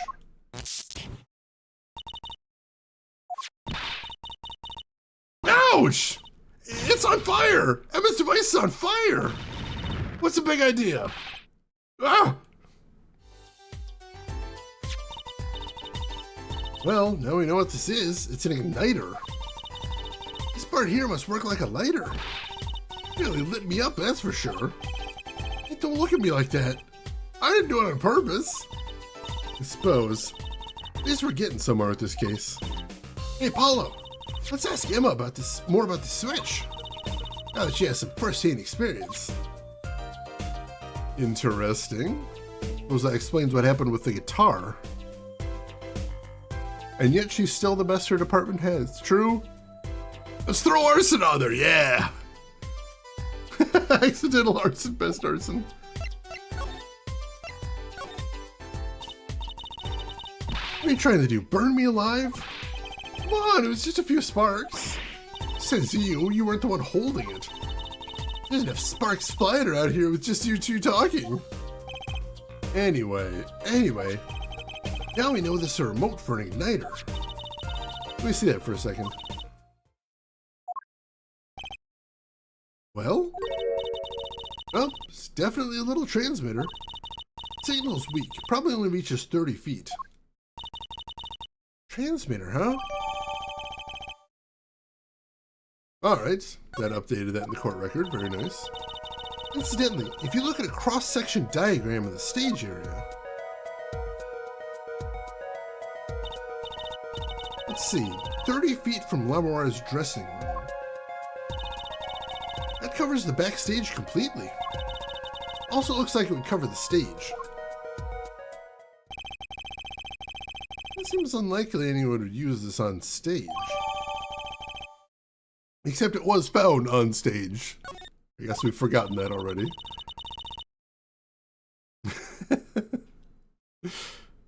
3 years and about 7 months. Got to be close to 10 years of streaming. I think July is going to make 10 years. So yeah, almost there, which is insane. I'm going to have to do something for the anniversary. I'm not sure what, but like, I can't not celebrate a decade of doing this. There's very few things in my life that I've done for that long, so kind of wild. Harvester 2? I don't think I have time to get that ready in time for July. No, that needs more work. So much more. Oh, thank you, Chugaboom. I'm really happy. Pizza party? I mean, I have done pizza for my anniversaries before, so that's probably a possibility. Some of you folks might remember I used to do 12-hour streams for my anniversary, so one of the things I'm thinking is just like, can I do another 12? They do take a lot out of me, so I'm not sure, but like, that would be the most obvious thing, is do another 12-hour stream. We'll see. Still got a little time to think about it, if nothing else. We're off to look for more clues elsewhere then. I feel better just knowing what this thing is now. I'll have to look into igniters a bit more later. Good luck! I'd like to know a little bit more about igniters myself. Maybe we could ask a magician dude about it, I guess? Possibly. I think we're done here anyway. Play games with a community stream? Possibly. I've never done that before, so like doing it for an anniversary, that would be a lot of stress. Oh god, 24-hour stream? I don't think so. I think the most, I mean, back in the day when I was doing the 12-hour ones, I mentioned I'm like, I could probably do like 16 possibly, but like by the time I got to 12 hours, usually I was losing my voice. Because I do talk a lot. So past that, that would be a lot. I'm not sure I could pull that off. But yeah, if anybody's got any suggestions or requests, I'd definitely be open to that. It'll be interesting. But yeah, I wouldn't mind getting some pizza. I might get some pizzas today now that I'm thinking about it. Pizza does sound good. Alright, so let's check in the Governor's dressing room again. It's the one place where nothing's been happening. Nope, nothing new in there. We'll head to the stage again. We should take a look at the igniter ourselves first and see if we can see anything.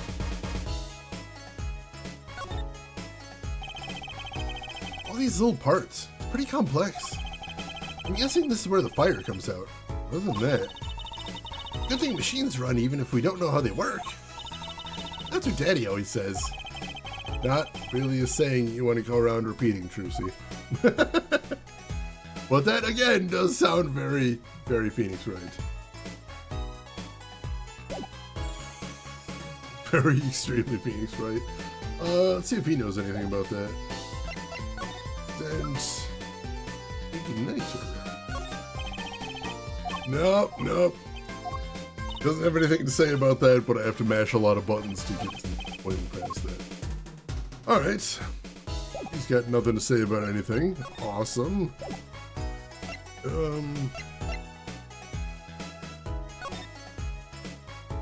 Alright, so what else are we doing? Voice was so different after not talking for hours previously. Oh, geez. Hilarious thing. My very first stream that I ever did. I streamed for 90 minutes, an hour and a half. And at the end of that, I had lost my voice almost completely. That's how weak my voice was before I streamed. It turns out you kind of do need to use your voice to get that kind of strength. Yeah, definitely a trained thing you can build up and need to build up if you want to go that long. Basically, I've told people have asked, they're like, why do you stream 4 to 6 hours? How did you pick that length of time? And what I basically told people is, I'm like, I could probably stream 8 hours a day if like I needed to, but also I think 4 to 6 is like my optimum time. Like sometimes I get a little sleepy after that, and like I want to be streaming when I'm at my best. And 4 to 6 hours means you folks get the best of me every time. And that's how I want to do it. That is my preference as far as streaming goes. If anyone was ever curious how I reached that conclusion. Alright, so... yeah, it seems like we've done everything here now, so... Unless something new happens on the way out, let's head out and see if anything happens. Courts of Pig Iron! Oh god. July 9th, Sunshine Coliseum. What, come to laugh at the murderer? Darian! That old bag opens her pie hole and wham bam, my life goes down the chute. Thanks. They won't let me work while I'm a suspect. Darian isn't in the best of moods, is he? Not many people are these days, it seems. It is a crime scene. Not exactly the happiest place to hang out. Gavin had to go and rub salt in the wound. My alibi is rock solid. Rock solid! Alright, I guess we gotta chat with him now. So, about your alibi. You have to ask? The shooting happened right in the middle of the third set. That's right. Music was blaring when we heard those gunshots. Dan found Mr. Latouche dead. I got 10,000 witnesses who saw me too. Right there on that stage. Guitar playing was something else. Thanks, little lady. See? This whole thing's a sham. I can't believe they aren't letting me work. No need to yell at me. It's Leroy's fault. He was the one who said she heard the voice at the moment of the crime. Man, I never even talked to that old windbag. How could she possibly identify me? Warhead Pompadour? It is terrifying. I keep worrying he's gonna like nod too quickly and stab me in the eye with that thing.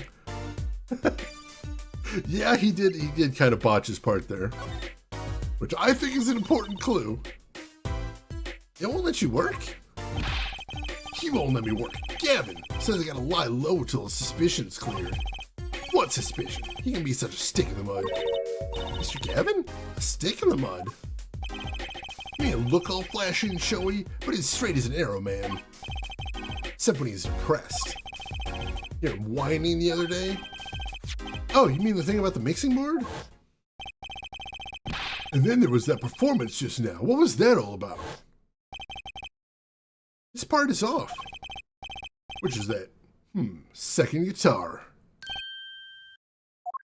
It was you, Darian. He's just a perfectionist is all. Not a bad guy, really. Well, I think the Gaviners are the best. I have all your albums. Dan's fine too. Gavin can write a good tune, I'll give him that. Come to think of it, I haven't seen Prosecutor Gavin around much. Oh, him? He's down at the prosecutor's office, most likely. Prosecutor's office? I've never been there, have I? The data on the victim should have come from Interpol. Normally, I'd be down there dealing with it. Normally. Oh, let's go check it out. I've always wanted to see the prosecutor's office. Maybe that's not such a bad idea. Right on. Say hi for me, okay? Oh, and screw you.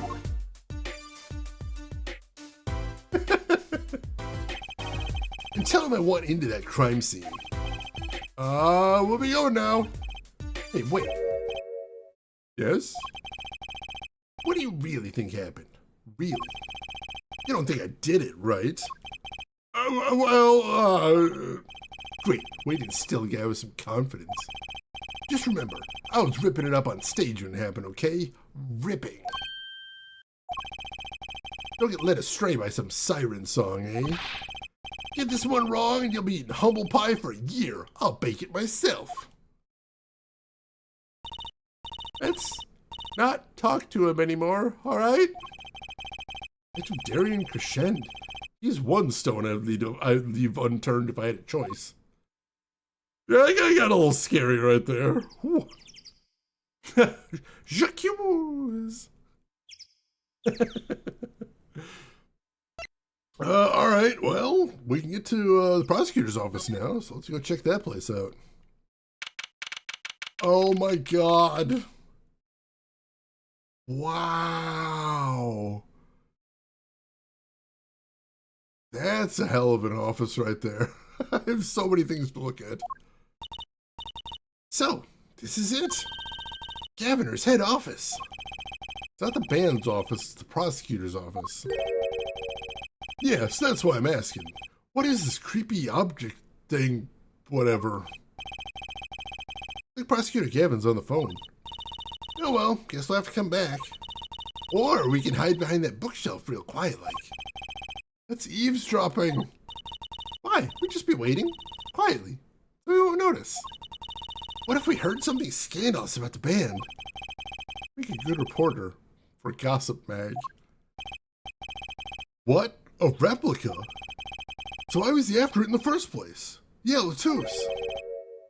Latouche? Look, don't talk to me about those Borginians, okay? Just get me on that report. Get me that report. Chop chop. Stop leaving mysterious objects in my office, okay? Times like these when I start to miss Darian. Huh?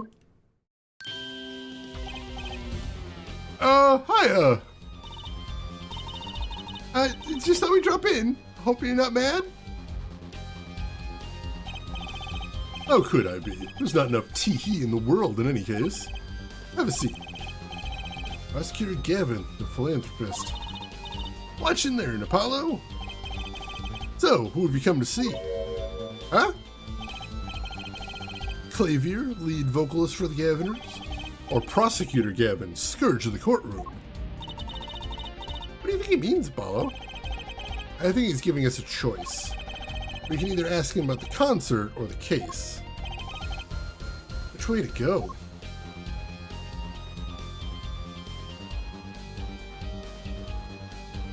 Was there actually a character named Jacques Hughes? Because that does seem perfect. This field trip was definitely well worth it. Hiya! Alright, let's look around the office first, see what we can see. Because what is this thing? That might be the mysterious object they were talking about. What's that on the plate there? That gum? Gum? We was chewing it when the phone rang? We put it on the plate for later consumption. I think a rock star could afford a fresh stick. Don't jump to any conclusions now. That's no chewing gum. Take a closer look. Although I really shouldn't be offering, should I? What is that? Looks like a lump of plastic? Wait, that phone call. Yes, that's why I'm asking. What is this creepy thing, object, whatever? Yeah, it's just happened. We don't need to recap it. Oh my god. Oh god. That joke was killing me in that first case. Oh, really, Miss Orley?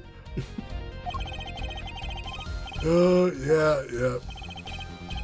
Prosecutor Gavin, does this have something to do with Mr. Latouche?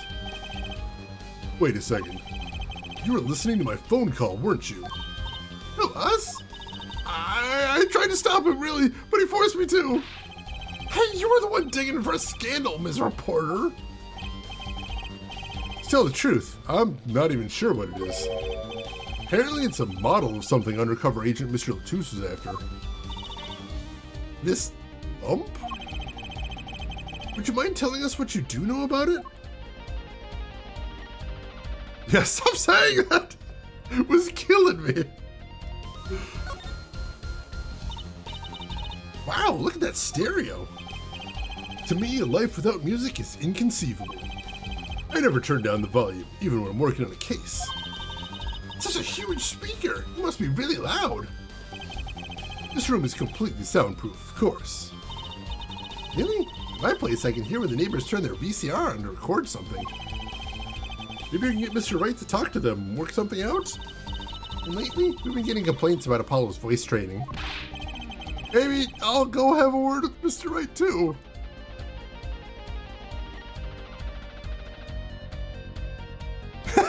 Ending with a recap of the credits are still running. I know there's a couple movies on riff tracks, because I've been watching a lot of riff tracks lately, where like you have a sequel to a movie that contains like 20 minutes of footage from the original movie just to pad time out. Horrible. This display shows all the evidence for the case. Look, Apollo, he's got 3 televisions. Hey, don't look at those too closely. I'm still sorting out the details. Each monitor shows evidence for a different case. He does them all at once? I wish I had 3 TVs. What would you possibly do with 3 television sets? I may look laid back and relaxed, but in reality, I'm quite busy, you know. I'm living life at turbo speed, doing magic, going to school, investigating cases. But if I had 3 big TVs, I could watch a magic video, do my homework, and catch a crime drama all at once. The first 2 seem useful, I suppose. Play 3 PS3 using all 3 of her hands. If you recognize that joke, if you're eligible for a veteran's discount, I do not. But I am getting up there in years, though. What's wrong, Apollo? You look confused. I was just wondering where the work chair in this office is.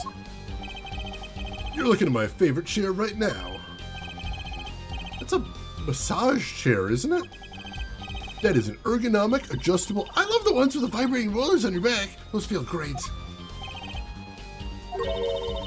Did I say something wrong? No, I merely realized the futility of an explanation. Oops. He's like, oh, right, I'm talking to pores. Never mind. You're not in the right economic bracket to understand this. Oh god, yeah, Silent Night, Deadly Night 2 does that all. The cassettes from Spaceballs. Oh god.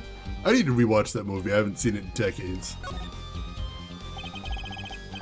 Look at all the guitars. Why so many? You never have too many guitars. They're like my lovers. I did not just hear him say that.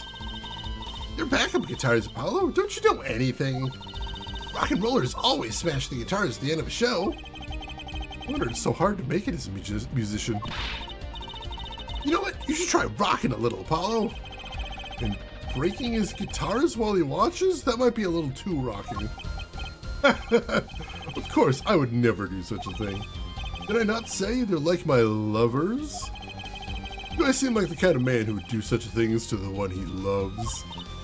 No, not at all. I mean, you're Mr. Gavin, upstanding prosecutor. Gavin, Prosecutor Gavin, God of Rock. Garbage Day! Best line delivery of all time. Catastrophe, welcome in. How are you doing today? Hope you are doing great. Glad to have you with us. Thank you, Spice Chipmunk. I appreciate that. That was an impressive bit of pyrotechnics that did this. That's the guitar from the concert, isn't it? I thought it was one of the staff playing a gag on me. If your employees play fun gags on you, like making your expensive pieces of equipment burst into flames, Kick their ass. You have my permission. Doing good, keeping warm. That is good. It is negative 10 Fahrenheit here in Chicago right now. Never guessed that wasn't the end of it. I had a specialist analyze the guitar, incidentally. Oh, did he find anything out? He didn't have a lot of time, so it's still unclear. The results he came up with were intriguing. Intriguing? How does that guitar tie into everything that went on? Sounds like something we should ask about. Yeah, we'll get to that. Making sure we see everything in the room first. And then we'll go ahead and start with the questioning. Alright. I think we've seen... Nope, the window, too. The view is exhilarating, yeah? I sit here gazing down upon the city, writing my songs. I'm working on cases. It's the same thing. I write lyrics the same way I corroborate evidence. The harmony between the logical mind and the primal spirit within. It's so hard to admit that you like staring out your window and daydreaming. Sometimes, yes. Sometimes it is. Teaselbond? I haven't actually played much of that game, but I'd like to at some point. Set my foreman's truck on fire as a prank? I don't think he'd find that funny. Yeah, that is really neat. I actually saw something really cool as a furniture idea to store books. I think they called it like a floating bookshelf. The idea was you put it's a really thin shelf made to store one book. And because it's so thin, what you're supposed to do is put the rear cover of the book around the shelf, so you can't actually see the shelf. It looks like the book's just hanging there, which is kind of cool. All right, let's have a chat with him here. That reminds me. Did you see the paper today? Yes, I always read the TV section. Good girl. How about you, hair forehead? I read the funnies. Then you will not have seen this. Concert of Tragedy, the prosecutor's deadly song. Oh, is that a new show? I haven't heard about that one. It's not a show, it's an article. News, you know? Oh, does this have anything to do with the case? It's getting back from the trial. My phone's been ringing off the hook. How does it feel to take a man's life with a song? Have you ever hummed a man all the way to death row? You think you could sing for me over the phone? It's endless. Thanks to the case you made today, of course. Oh, that was all Apollo's idea. Hey! Is that a newspaper over there, too? Ah, yes, the Borginian Daily Bugle. Go ahead, take a look. Thanks, but I can't read Borginian. Oh, that's right. Suffice to say, this is big news over there as well. No, they didn't go so far as to mention the lyrics to my song. Probably no one in Borgini could believe it. Probably seen it as just a theory at this point. Their journalists didn't see the need to mention it. That makes sense. I hardly know what to think of it myself. Alright, so we got that in the record, though. That's interesting. That would make for a good song title, I agree. Very cool. Memoir's testimony will probably be in the evening edition, I imagine. Which is why I've had Darian step down from the investigation for now. Yeah, we ran into him moping in front of the Coliseum. Memoir was my invited guest, so it is a rather delicate situation. You understand how much I want to solve this case. Quickly, if possible. I have seen some of Teaselbond. She's pretty amazing. I really love that song. It had such a great atmosphere to it. You co-wrote it with Lemoir, if I remember correctly. That's right. It was last year. I'd gone to tour Borginia's legal system, as a matter of fact. And that's when you heard Lemoir's voice? It was at a small jazz club. I wept that night. I knew I had to meet her, to talk with her. So I used my influence, which is not inconsiderable, to arrange a meeting. Wow, prosecutors really have a lot of clout. I think he's sort of a special case, Trucy. Thankfully, she liked the work I did, and we wrote a song right there, backstage. Machi on piano, that dulcet voice, and myself on guitar that I borrowed from Lemoir. Music history was made. Probably not an experience your average lawyer would ever have, like Apollo say. Is a memory I hold dear, and the song we wrote that night was this. And that very guitar is right over there. I mean, this charred lump? Don't call it a lump. That's a piece of history. And it's only brown, not really charred. No matter, I shall never sing that song again. I wouldn't have used that guitar again either, even if I could have. What happened during that song anyway? Why did this guitar suddenly catch on fire? You think you could show it to us? Your charred, your slightly burnt guitar? Sure he doesn't mind. What more can happen to it?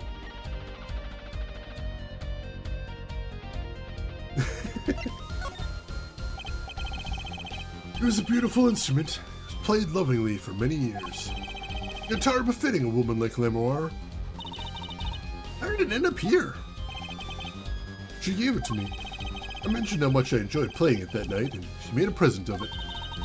This guitar is from Virginia? That it is. We couldn't carry it on the plane. Changes in air pressure and humidity ruined the wood. So we vacuum packed it in Lemoir's studio. I used a special shipping service available to me for transporting evidence. They brought it right up to my office for me. Pristine and untouched. See, prosecutors do have a lot of clout. I still think it's a special case. Such a valuable guitar. It's too bad it got burned.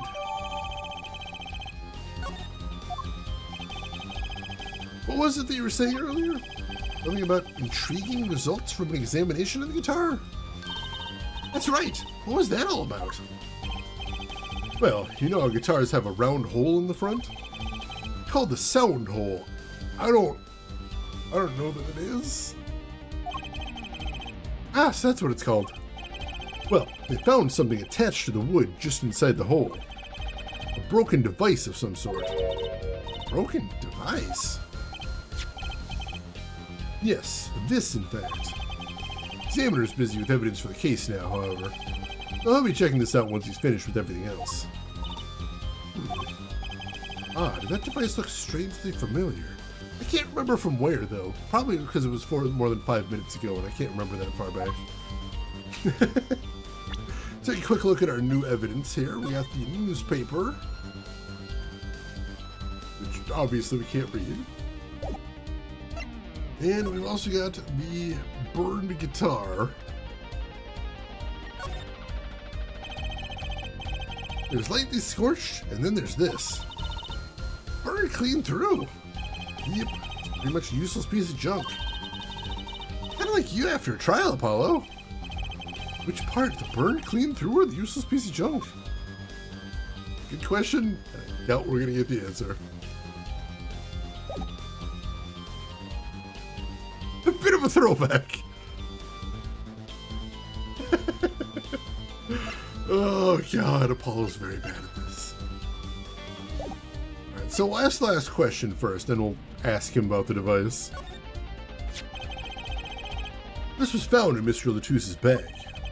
Apparently a replica of something. Replica? A small lump about 1.5 inches long. We analyzed it, but there's not much to say other than it's a lump of plastic. Perhaps it was to be used in the identification of whatever it is a replica of. I mean, whatever Mr. Latouse was after? That seems to be the most logical explanation. Well, what is it? Don't ask me for all I know. Oh? If you don't want to tell us, you can just say so. I put in a request to Interpol via my contacts in Virginia. Apparently, there's a block on information somewhere along the chain. Oh? Something either Interpol or Virginia doesn't want to share. Something about this little piece of plastic. Mr. Latouche went through all that trouble to become Lemoir's manager. Just to come to this country to find out more about this lump? And he died for it. That is pretty weird. I've sent someone to the Coliseum to fetch Lemoir. Perhaps she knows something about it being Virginian. Alright, let's take a look at that. I mean, it says sample on one side, that helps. Sample, huh? Think they put a big enough label on it? Maybe it's to keep people from eating it by mistake. Yes, they might think it was an otherwise tasty, multicolored lump of plastic. Maybe it's the manufacturer. Sample toys, when you can't afford the real thing. A company Mr. Wright would like.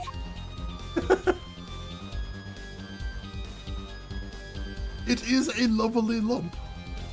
I don't know what it's meant for, though. I'm actually kind of curious. Oh, hey, free sample.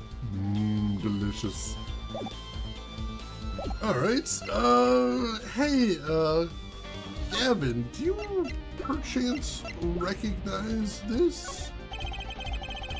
Has to be one of these. What is it, Apollo? That device that was found in your guitar. Take a look at this. That looks like the same thing. What is it?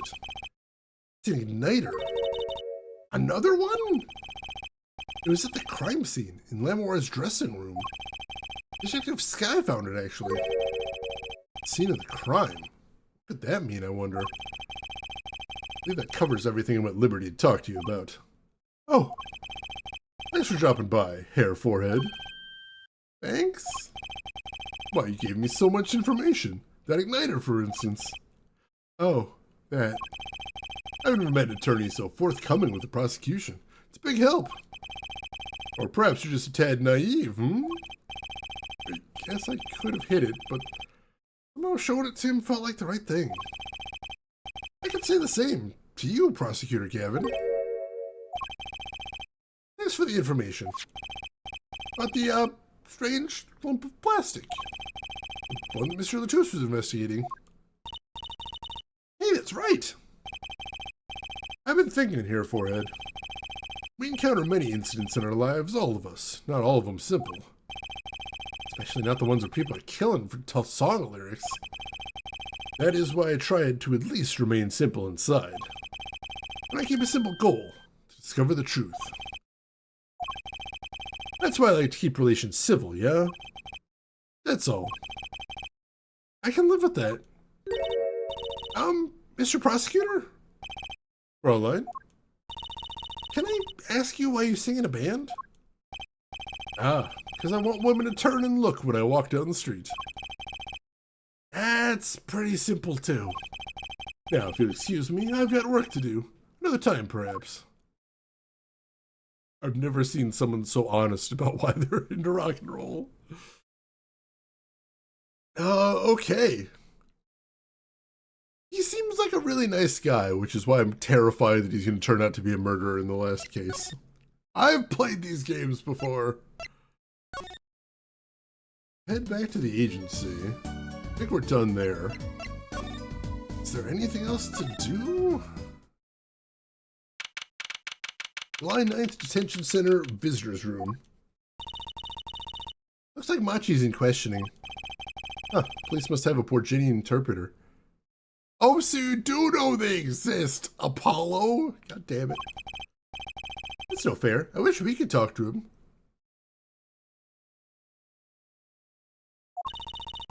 I guess we'll just have to come back later if we want to see him. So.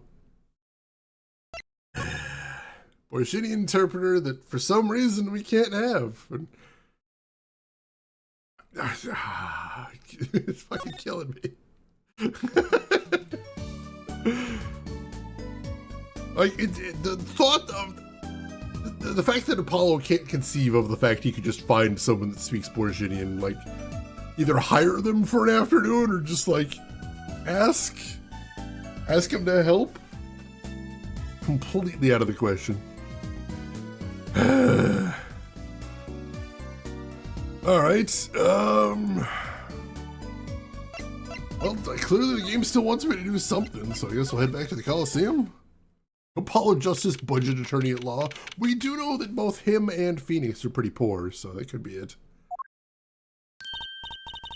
Oh, it's you. You came at a good time. Hello there, Emma. What's up? Either of you know where Lamoire is? Well, I saw her in the backstage hallway a while ago. Yeah, that's strange. What's strange? Can't find her anywhere. I was supposed to bring her to the prosecutor's office. Laura's missing?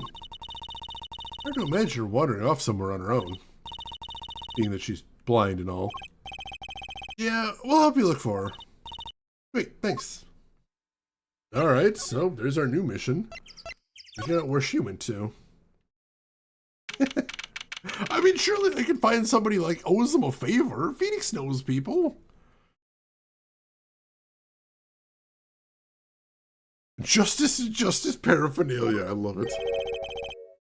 This place is deserted. Wonder where Lammermoor went off to. Sure, she's okay on her own. She seems resourceful.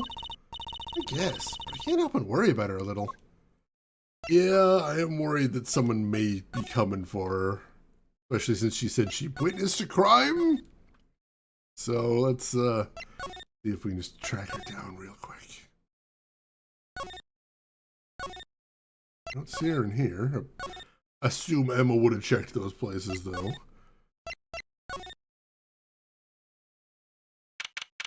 July 9th, 4:46 p.m. in the wings. Huh? The stage is pitch dark. Power breaker must be out for this section.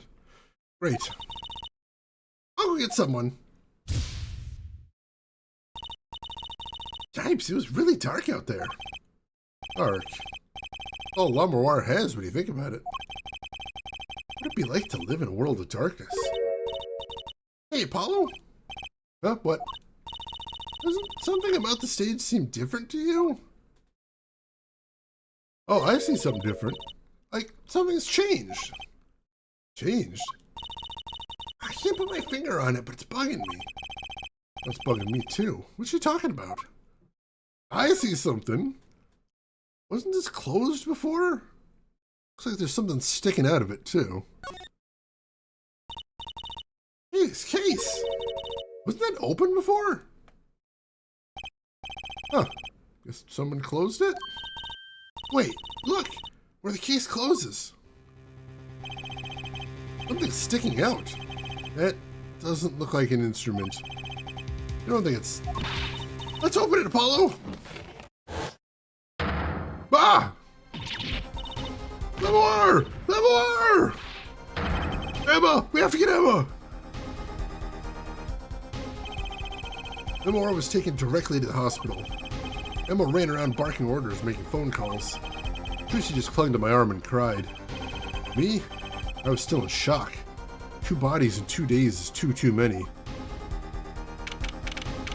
July 9th, 5:53 p.m., Hickfield Clinic waiting room. Emma, how's Lammermoor? Is she okay? Ah, you. They all owe you a big thanks, that's for sure. So? She's okay? Yes, she came to a short while ago. We found her before it was too late.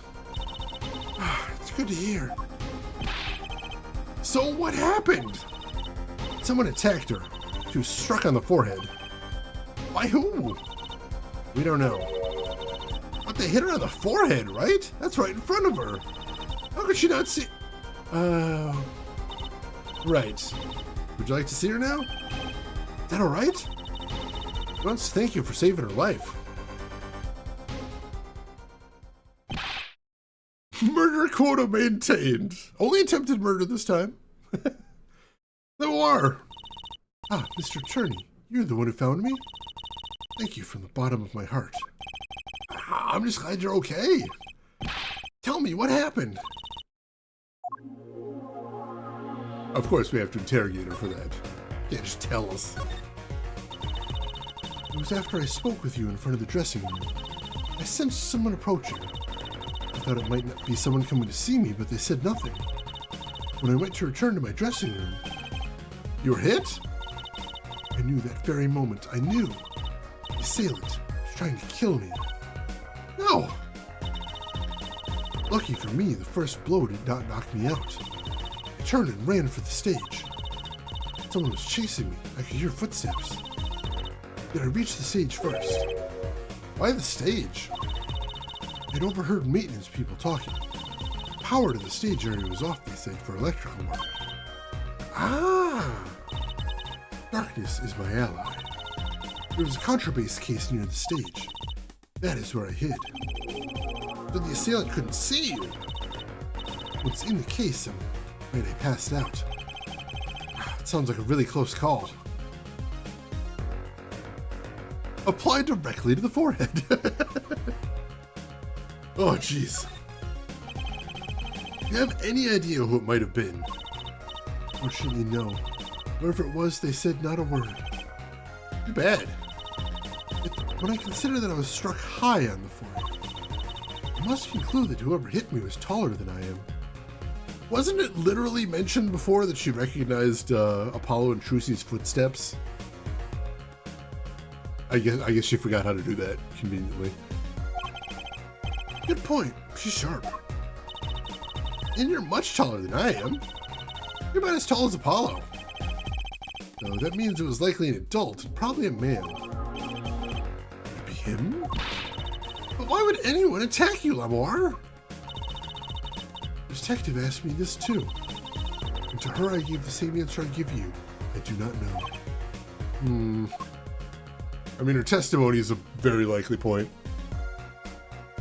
Assailant wasn't wearing shoes. That would also explain why he couldn't run very fast. I imagine those polished floors probably slowed down. Whew. How long was she in that case that she almost asphyxiated? That's pretty terrifying. Welcome back, Kissa. Glad to have you back with us. Do we have anything we want to present while we're here? Oh, we could ask her about the replica. Oh, Lemora, I wanted to ask you about this. Do you know what this is? This is what? Mr. Latouche was carrying it.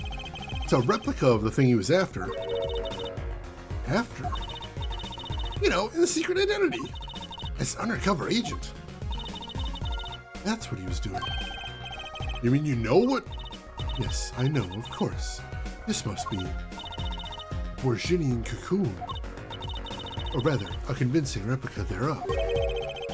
I haven't heard of a Borginian cocoon before. Why would he be carrying this around? Was it some kind of souvenir? I wonder. Let's see. I don't imagine I can ask her about the newspaper because she's blind, but I'm going to try real quick. No. Pork steaks American style. Apparently that means topped with bacon and fried eggs. I guess like American breakfast style it kind of works. Like American diner breakfast, sort of. That damn fourth gas. Alright, so I don't think we really have anything else to show her at the moment. I don't think there's anything to examine at the hospital. I don't think we care about anything here. Oh, we can ask her about the cocoon. Well, they call it Borginian. It must only be found in Borginia. For certain, all in Borginia know of these. It's a cocoon, so do you get silk from it? I do not know the details, I'm sorry to say. I thought you said all in Borginia knew of these. There is one fact I do know about the cocoon, though. Something all in Borginia know. And what's that? The cocoons, they are not to be taken out of the country. If someone does and is caught, they will be put to death. To death? Why? I do not know. Yet if Interpol was involved, sure there's a good reason. But this is just a piece of plastic! He's carrying a replica, but looking for the real deal. That's my best guess. So that's what he was up to? Backing down Borginian cocoon smuggling. Smuggling? Steak, bacon, and fried eggs, it does sound like a regular American breakfast. I mean, I don't think most people have steak on a regular basis for breakfast, but that is pretty tasty.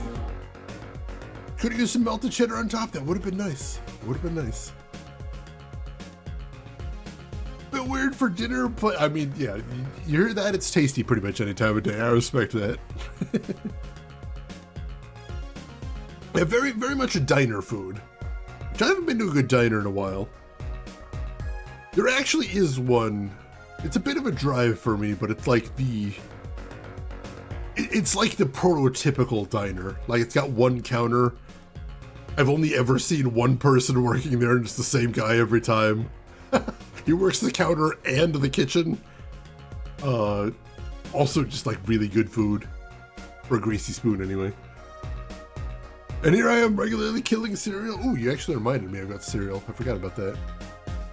That might be lunch today. Good news, you have leftovers and now you can have them for breakfast. Excellent. I hope they're just as good for breakfast, if not better. And you can add the cheese that way too. It seems I was marked. Marked? Life changed for me with the popularity of my songs. I began to travel around the world. Ah, so you could have brought those Borginian cocoons with you. On my trips, yes, that was probably the suspicion. Mr. Latus was placed as an undercover agent to look into it. Borginia is a small, sheltered country. Not many of our people venture into the world outside. Is that why they suspected you? But Mr. Latus wasn't a Borginian, was he? He was the Interpol agent, which means... What, Apollo? There must be some reason why Borginia doesn't want these cocoons getting out. It's scary enough to get Interpol involved. Huh? Like what? How could such a tiny ball of threads cause such a commotion? Cocoon smuggling. Mr. Latus had Lamoir marked. Couldn't be her. Huh? There's one other person I need to talk to. Thank you for talking to us, Lamoir. It was the least I could do. Actually, I have another request. It is within my power. I need an interpreter, someone who speaks Borginian. Yes! Yes! Yes! Oh my god, finally. Finally! Just a quick reminder though, we did see her earlier in the day and it didn't occur to have her act as an interpreter then. I'll take it, finally. Oh god. I'll kill some cereal, yeah. Ah, gotcha, Kissa. I respect that. Don't cheer for this yet, it's chance. I'll take it late, as long as we get it at some point. I was really worried we'd go into the final part of the trial without ever having talked to the kid. Apollo? Would you come with us if you're well enough? I see. Yes, of course. I shall accompany you. Huh? Where are we going? How many Borginians do we know, Trucy? Come on, Trucy. We're about to get to the bottom of this. July 9th, Detention Center, Visitor's Room. Machi, we came to talk to you about the case. Machi. Could you interpret it for us, Lamoir? Yes. Machi, I'd like to talk to you about when we first met. When we still thought you were blind.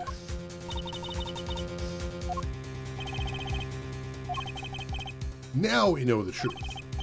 You can see, right? I was completely fooled myself.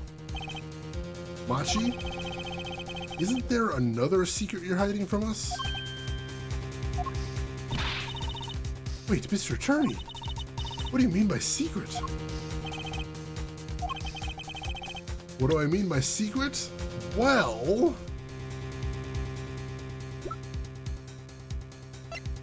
I mean, the only thing I can think of...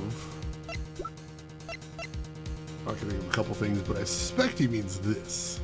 Take that! If I'm not mistaken, you know something about this, don't you? Hey, you got a reaction! A big one! Machi, you didn't. Tracy and I are trained to see people's uncertainty. Not that we would have needed any training to see that one. Mr. Attorney, please tell me what this is all about. Lamoir, please interpret. Very well. I know you know something about this by your reaction. If you won't tell me, I might have to give it to the prosecution and have them look into it.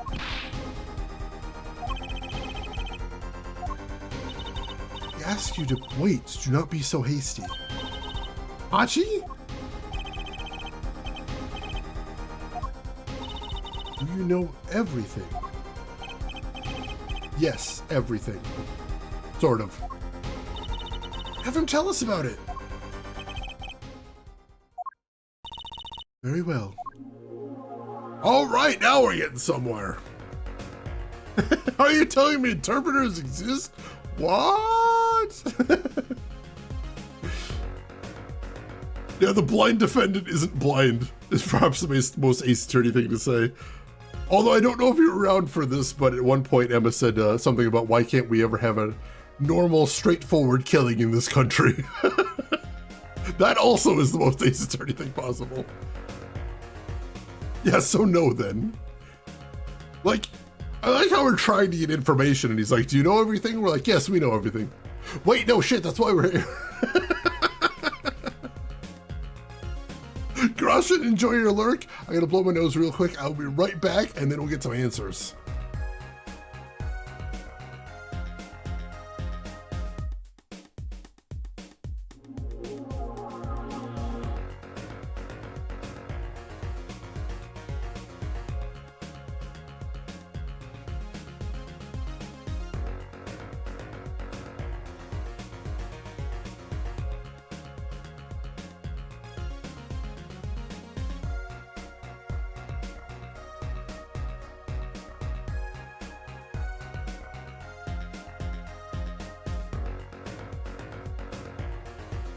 All right, we back. All right. This is why we need more people we're defending as being actually guilty. It's, the game has an odd ethos. But the problem is if we were defending someone who is actually guilty, like, I feel like either Phoenix or like Apollo would just kind of quit. Which wouldn't really work well. And also is not how defense attorneys work. That was quick, I speed ran it.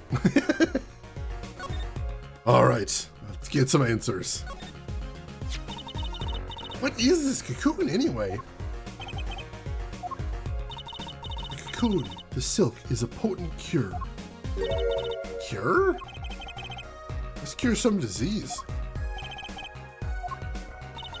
It's a cure for incuritis. That's a very video game name for disease, yes? Cure for incuritis.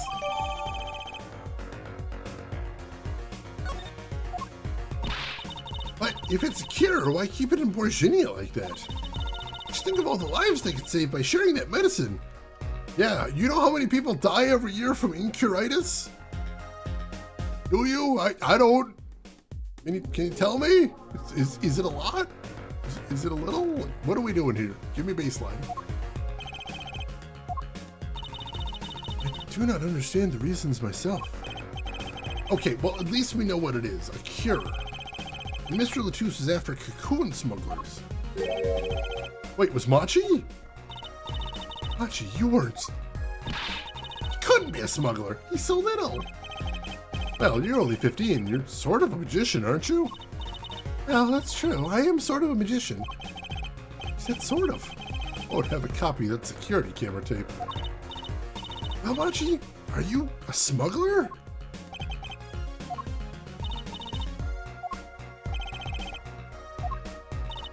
He won't tell me. Oh, how convenient. Defendant who won't talk to save his life, of course. It would be bad form to defend guilty people. Just a whole ass panda wearing a leather jacket and mirrored shades. Holy shit. That would definitely get you attention, that's true. I think they could sell it at least, maybe. It would be interesting to have a game where your job is to negotiate settlements for guilty defendants, though. And sometimes they're still innocent, you have to work out which is which. That is kind of interesting. And that does seem like the, like I see a lot of games like that going around, like right now, where you have to like tell people apart by what they say. kind of a late stage inspirations coming from Papers, Please, I think.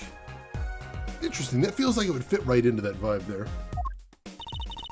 First he plays blind, now he plays dumb. I wonder, do you think he brought a cocoon here to sell it to someone? If Machi really did bring one into the country, planning on making a deal for its sale? Can't go home. Can't go home? Can't go home to Borginia. I do not want to go home. Penalty for taking a cocoon from Borginia is death. That's right, it's punishable by death. About the case.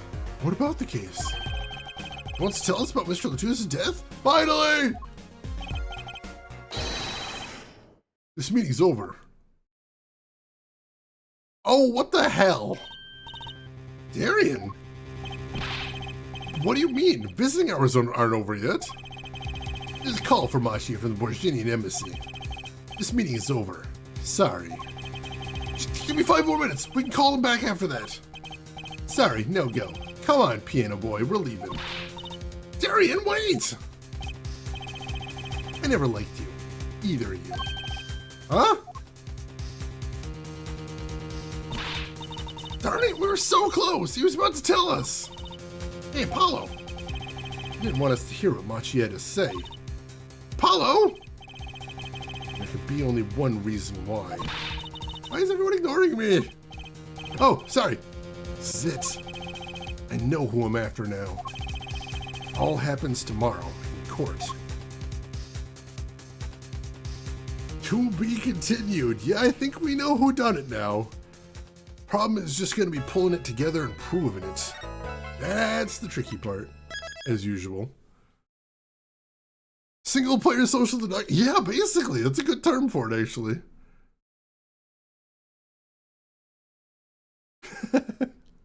Toulouse did it, but he's dead. But he dead. Oops, nope, wait, nope. Didn't mean to back out that far.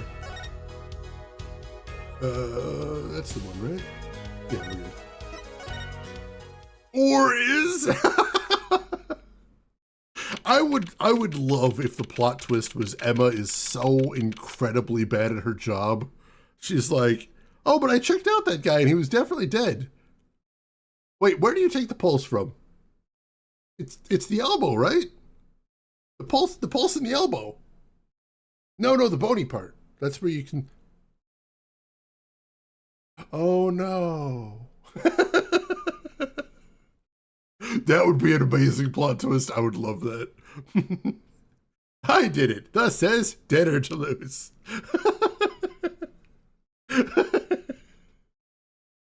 Oh, that would be good. July 10th, 9:49 a.m. District Court Defendant Lobby number 2. Check pulse by poking eyeball. Oh, jeez. Well, this is it. This is the day it all goes down. Then there was yesterday. This meeting is over. Sorry. Just give us 5 more minutes. We can call him back after that. Sorry, no go. Come on, piano boy, we're leaving. Darian, wait! I never liked you. Either of you. Huh?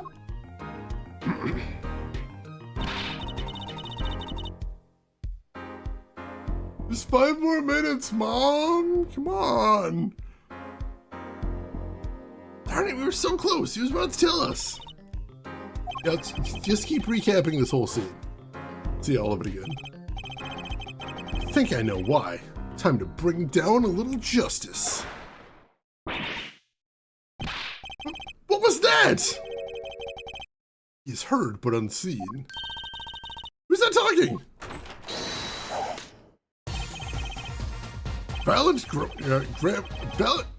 Volant Gregory, I already forgot how to pronounce the name. I exclaimed as he walked in through the door, normally. You aren't the witness today, are you, Uncle Volant? Ha ha ha ha! A preposterous proposition. How could I stand upon the stand? Why, my secrets would be free for the plucking. I might even have to sign autographs. That is why I intend to remain hidden for the entire day. Ooh, with vanishing magic? Indeed, I will jump upon an express train and express myself to the next town over. Before I go, a word of warning. Warning? What? Grammary glamour resides at the root of all that has happened. Do not forget this truth. Glamour? Spell, a sorcery, a great illusion. Trucy, though it pains me to part so, I need to get in line for a ticket. Farewell! And there he goes. He seemed happy about that illusion thing. Oh, big illusions are the bread and butter of a magician. You can't pull off a show without one. The big illusion is always a spectacle to remember. Usually it involves cutting up things like people or elephants or the Eiffel Tower. Anything, really. I was talking about what we saw at the concert. Memoir's disappearing act. And Prosecutor Gavin's exploding guitar. Wonder what he meant by it being at the root of all that has happened. Well, it's about time. Shall we go? Ah, excuse me, sir. Yes? The scheduled starting time for the trial has been changed. The trial will not be commencing until 10:30 a.m. Sorry for the inconvenience. Huh? Did something happen? This is the first. It was by the judge's request, some urgent personal business. Great, but he stayed up too late last night watching courtroom dramas. Figuring out how to do his job, no doubt. Apparently he's visiting the hospital again. Hospital? I believe it was mentioned that the Chief Justice's son is unwell. Apparently his condition worsened considerably this morning. Chief Justice's son? Oh, that's right. Remember yesterday morning? The judge said he had to go visit him after the trial. You know what? You don't have to remember. Let's have an extended flashback. There's an article about it in the newspaper. If you care to read about it yourself. I could keep telling you about it, but like, I'm honestly really tired of talking to you. Article about the Chief Justice's son who is inflicted with incuritis.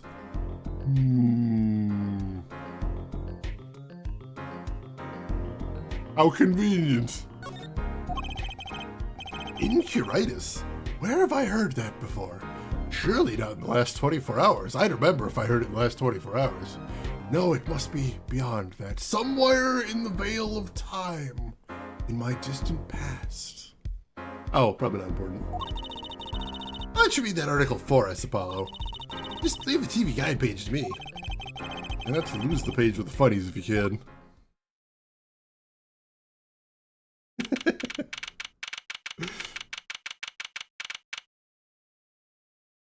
Oh my God! If only there was a cure for incuritis. Oh God, Surgeon Simulator. Also, what was that actual like Surgeon Simulator game for like the Wii? Crisis Center, was that it?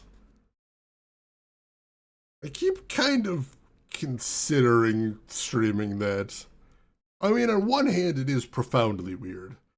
On the other hand, it isn't generally considered to be very good or possible. Trauma Center, that was it, not Crisis Center. Yeah, I keep considering that. Yeah. I'll still think about it. I have to get a Wii set up in here. I tried really hard to get a Wii emulator running. They do exist these days, and they can actually use the Wiimote. But getting my Wiimote to connect to my PC through Bluetooth was just not happening. So I think I'd have to do the real thing, which I do have a Wii. I just didn't want to drag it in here and get it hooked up, so. Still a possibility. I actually have a backlog of Wii games that I want to stream, so. I got reasons for it, so we'll see.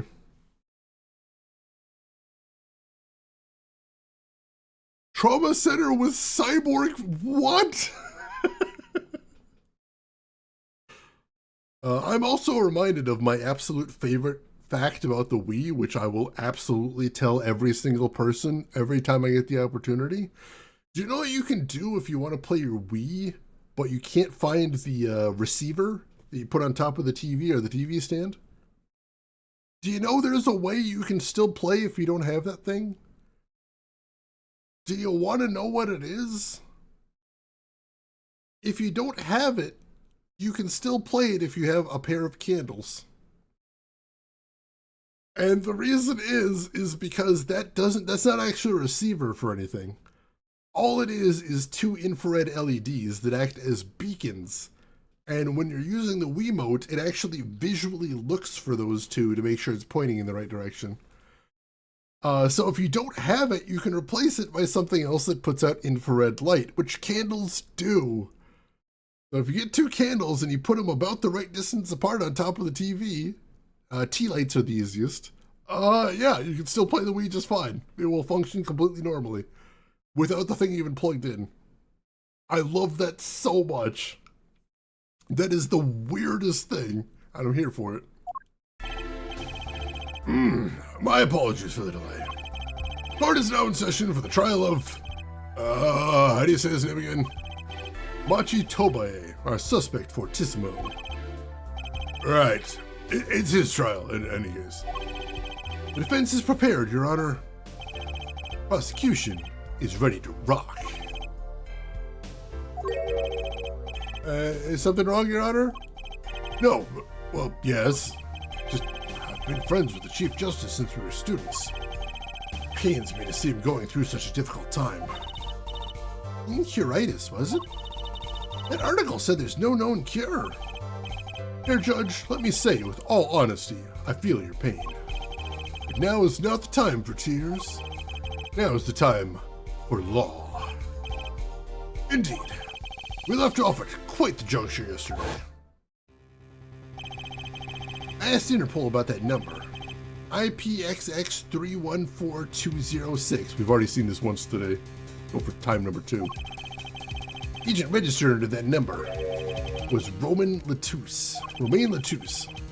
Thanks for looking into that for us, Detective Crescent. It's great help. Oh, no problem at all, Your Honor. I'll be heading out. Oh, that's fine. Wait! That voice just now. It was him. I'm sure of it. It's him? The voice I heard talking to Mr. Latouche when I heard the gunshots fired. It was him. It was Mr. Darien. No way! Quite a sensational ending. This rock is ready to roll, Your Honor. The judge is fun. I like having him around. The Power Glove worked by having 3 infra or ultrasound emitters around the TV. The Wiimote works in the exact same tech they already had. That is interesting. The Wii also has accelerometers and gyros. True, especially if you had the Wiimote Plus, which honestly does work a lot better. It is still a thing. It's true. They had a couple technologies like that back in the day, which is very weird. I'm thinking also of the, what was that Sega one? It was like the Eliminator or something? It was like a hexagon that you put on the floor. And it had light beams that you broke by moving over them. And it was supposed to work as a controller, but much like the Power Glove, just didn't work very well. Yeah, similar technology, kind of. Who would have thought Darien would guest star in the season cliffhanger as a suspect? I asked the prosecution to look into the matter. Please, tell the court your findings. Hey, you Christensen, welcome in. How are you doing today? Oh yeah, the head tracking thing. That was an interesting idea too. And how are you doing today, you Christensen? Hope you've been doing well. Hope everything's good with you. Saw a streamer play a game with it, it's rough. I think probably it doesn't help very much that like the tech's getting old. So I imagine like as it ages, it's probably not working any better than it used to, but yeah, still. Duck Hunt Gun, that was also a very cool technology. For anybody that doesn't know how that works, if you remember playing Duck Hunt, whenever you pulled the trigger, the screen would flash. What was happening was in that flash, the entire screen would go black except for the spot where the duck is, which would be a white square. And basically what the gun was it was a light detector. So if it was pointed at a white square, that would trigger a hit. Which also meant if you want to cheat at Duck Hunt, all you have to do is point the gun at a light bulb and just pull the trigger, and it would register a hit every time. That's also a good way to find out that at some point the Duck Hunt levels become literally impossible to win. Yep, that's how you do it, Kissa. That's how you do it.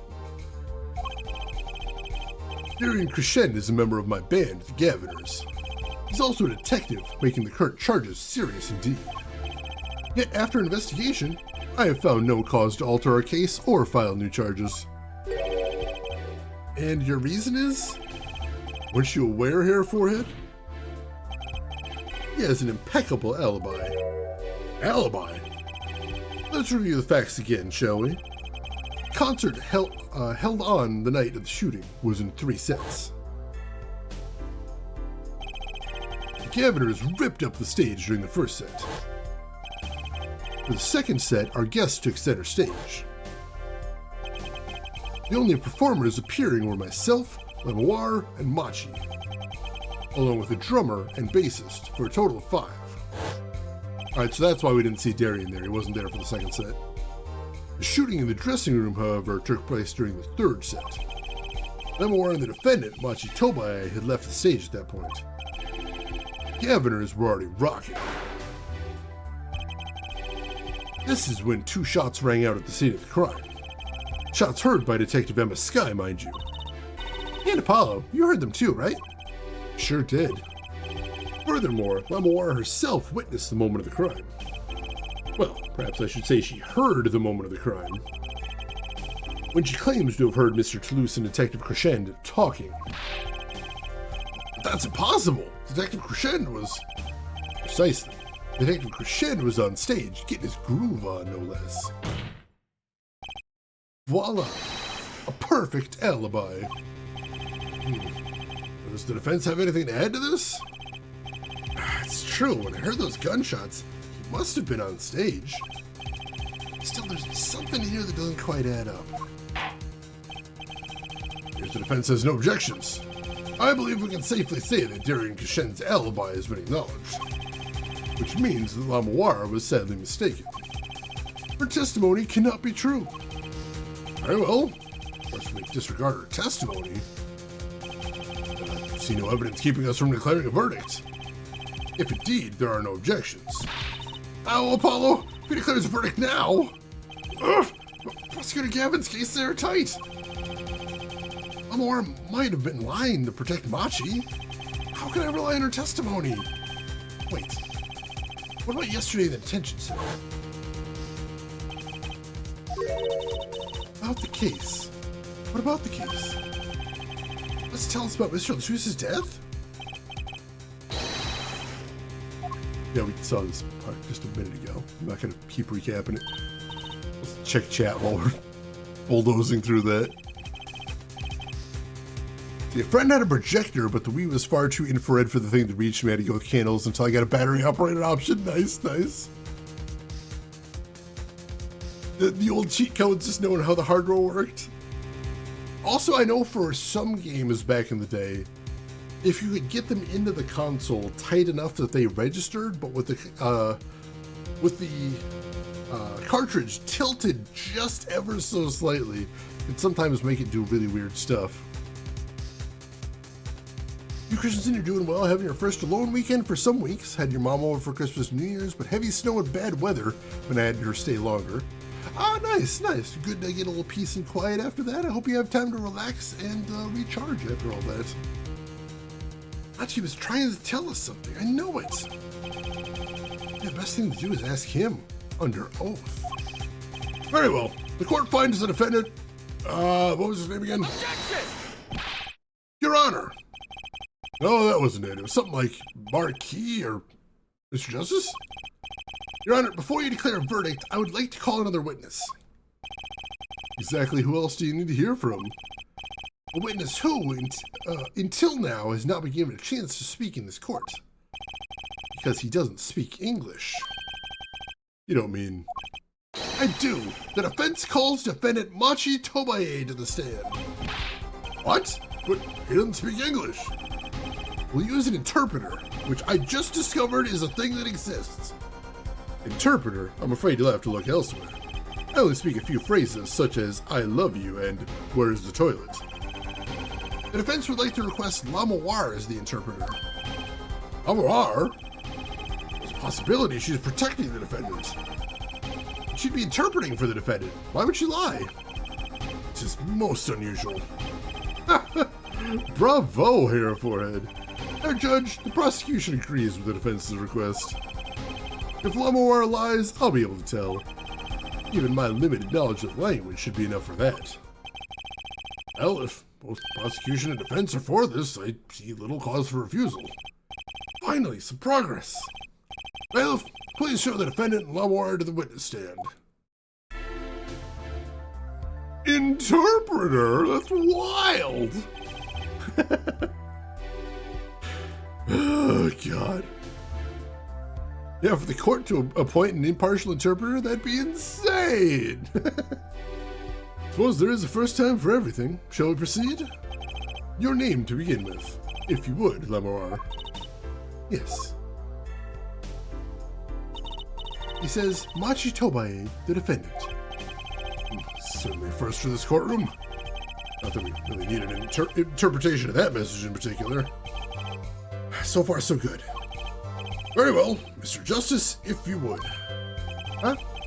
If I would what, Your Honor? Would what? You called the defendant to the stand, did you not? What would you have him testify about? What do I want him to testify about? I hadn't thought that far yet. Apollo! Aren't you going to ask him what he was about to tell us yesterday? How can I if I don't know what he was saying? Excuse me a moment. If I might speak? Yes, Lamawar? Just now, Machi said there is something about which he wishes to testify. Machi wants to testify about something? What could it be? Could it be literally the thing I was talking about literally 3 seconds ago? No, that'd be insane. What sort of testimony is he talking about? One moment, please. Suspense is killing me. What? What? Well, Lamawar? According to Machi, he has proof of his innocence. What? This is a surprise. Yo! Victory, Apollo! We did it! This sounding too good to believe, and I know what that usually means. Well, if that's true, then this is vital testimony. Machi, please testify to the court. Very well.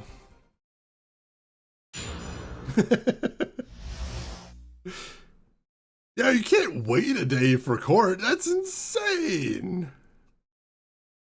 Oh yeah, if the prosecution had a witness that didn't speak English, they would fly somebody in from halfway across the world. Or possibly, like, have the trial take place on a plane so we could go to them. The accused has evidence that they're innocent. What? He says that word of Mr. Latus's death came as a great shock. But if the killing truly followed the lyrics of my song, I, that is he, could not have done it. He says that because the lyrics are in English, he does not understand them. I see. Wouldn't have understood the English lyrics to the song. It would prevent him from following them so closely. I wondered what he meant by proof. Why, you would only have to ask Lamawar to know the meaning of that song. Lamawar, did you ever explain the lyrics to that song to him? I did tell him generally what the song was about. Never in so much detail, and he never asked. Has my oft-repeated warning already flooded that forehead? Lamawar might be protecting the witness. Well, anyway, let us proceed with the cross-examination. Mr. Justice, if you would. Yes, Your Honor. It's hidden in that testimony, I know it. I have to trust my bracelets tell me where. But yesterday, it'll work today. Let's see. I don't want to be that guy, but it's really not weird for people to know song lyrics in languages they can't speak. But, like, do you know the lyrics, like, in the sense you can repeat them? Or do you know the lyrics in the sense you, like, know everything they mean? Also, don't forget, Machi's not a fan or anything. He's just kind of like the backup band. So, like, he might not care, is the thing. Yeah, the attorney system is very different here. All right, Gamagumo, you take care of yourself, and we will see you around. All right, so it looks like it's time to use the bracelet again. Let's see if Machi looks like he's doing anything different in any of these. No, he looks like he isn't moving in any of these.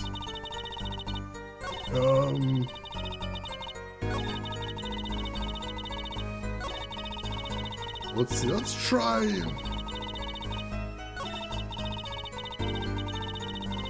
Let's try the last one. I don't know what we're looking for here. We'll see what we can see.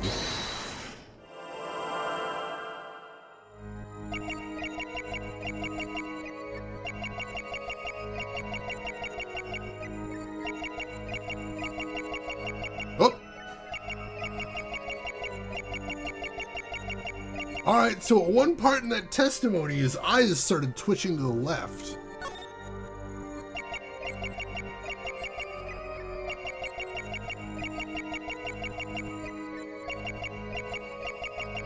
At the part where she says the lyrics are in English, his eye starts twitching. What does that mean?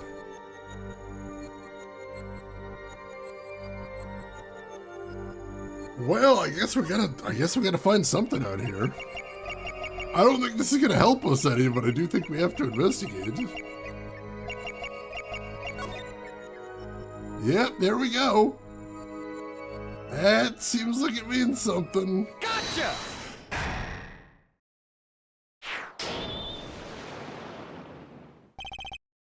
Machi, can't fool my eyes. You glanced towards her the very moment Lemoir said the word English. Why?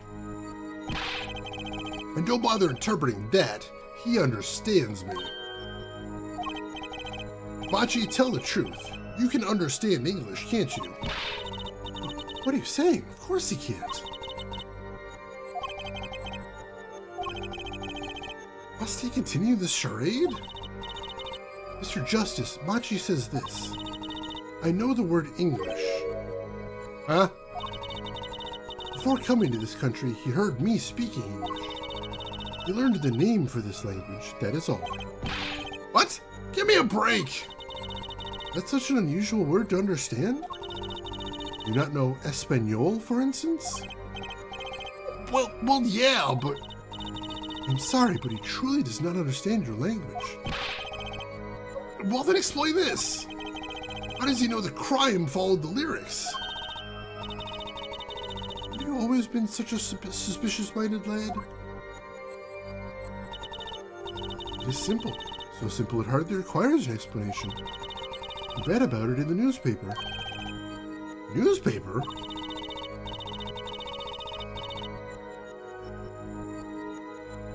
That's a problem.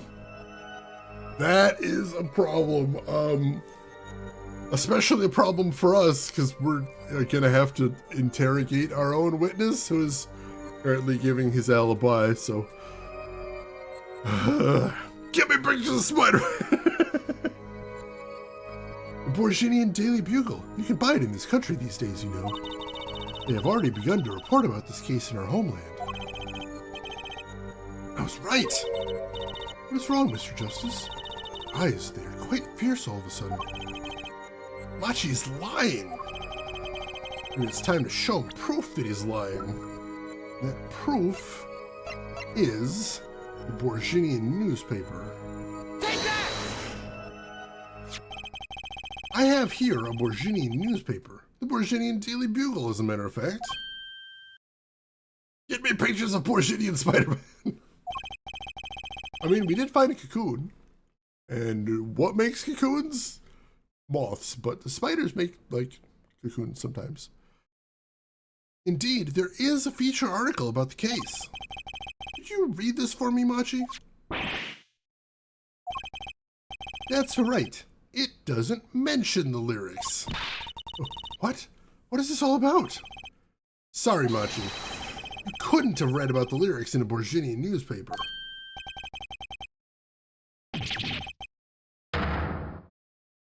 That was a lot of little light bulb icons.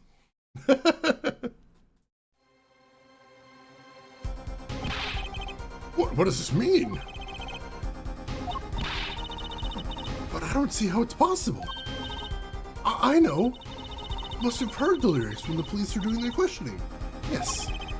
Not possible. The subject of the lyrics was not brought up in police questioning. I read the full report myself. So, the lyrics weren't in the newspaper and the police didn't mention them. The only place you could have heard them was in this courtroom. In English, no less. The witness will explain himself. Machi says, yes? It is true I read the newspaper, but this is not where I learned of the lyrics. I was mistaken. Now I remember. Oh God, he's lying. We got bilingual lying now. It's amazing. You remember? It says he heard of the lyrics from me. What? Is this true, Lemore? Yes, I'm afraid I had forgotten it myself. It looks like Hair Forehead's been jumping to conclusions again. Seems so, yes. No! I was on to something, I know it! Can't let this chance slip away. Which means time to save.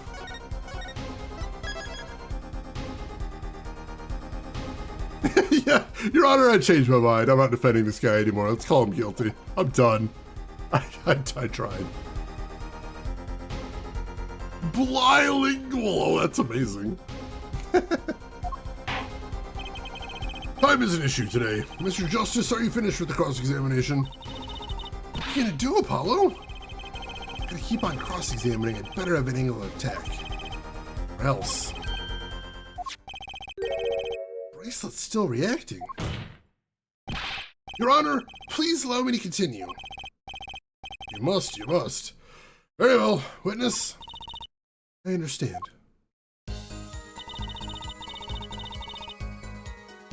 Presumably this is where the lie is. It was I who explained that the crime followed the song. Let's take a look, but not at Machi.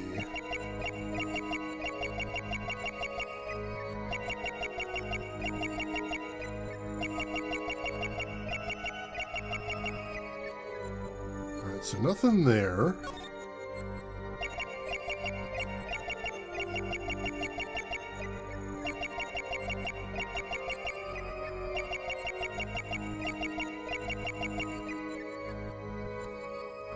I mean, it's weird they don't play a talking animation during the first part. I don't know if that's a tell per se, but like there is that. I'm gonna check out Machi, I guess. Make sure he's not eyeballing her over there.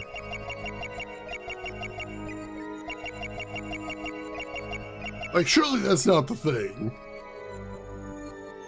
It can't be the thing. It'd be insane. You can't really see anything else of Machi.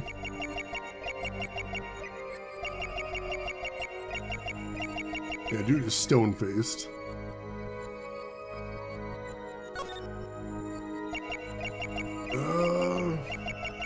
Don't think there's anything else of her.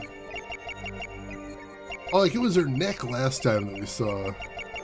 Like her swallowing or something? I think that was it.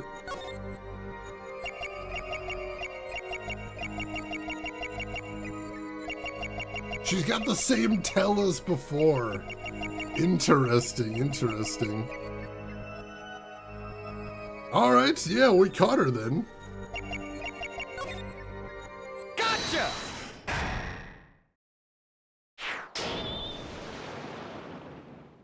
Are we allowed to interrogate somebody who's not technically on the stand, even if she's on the stand?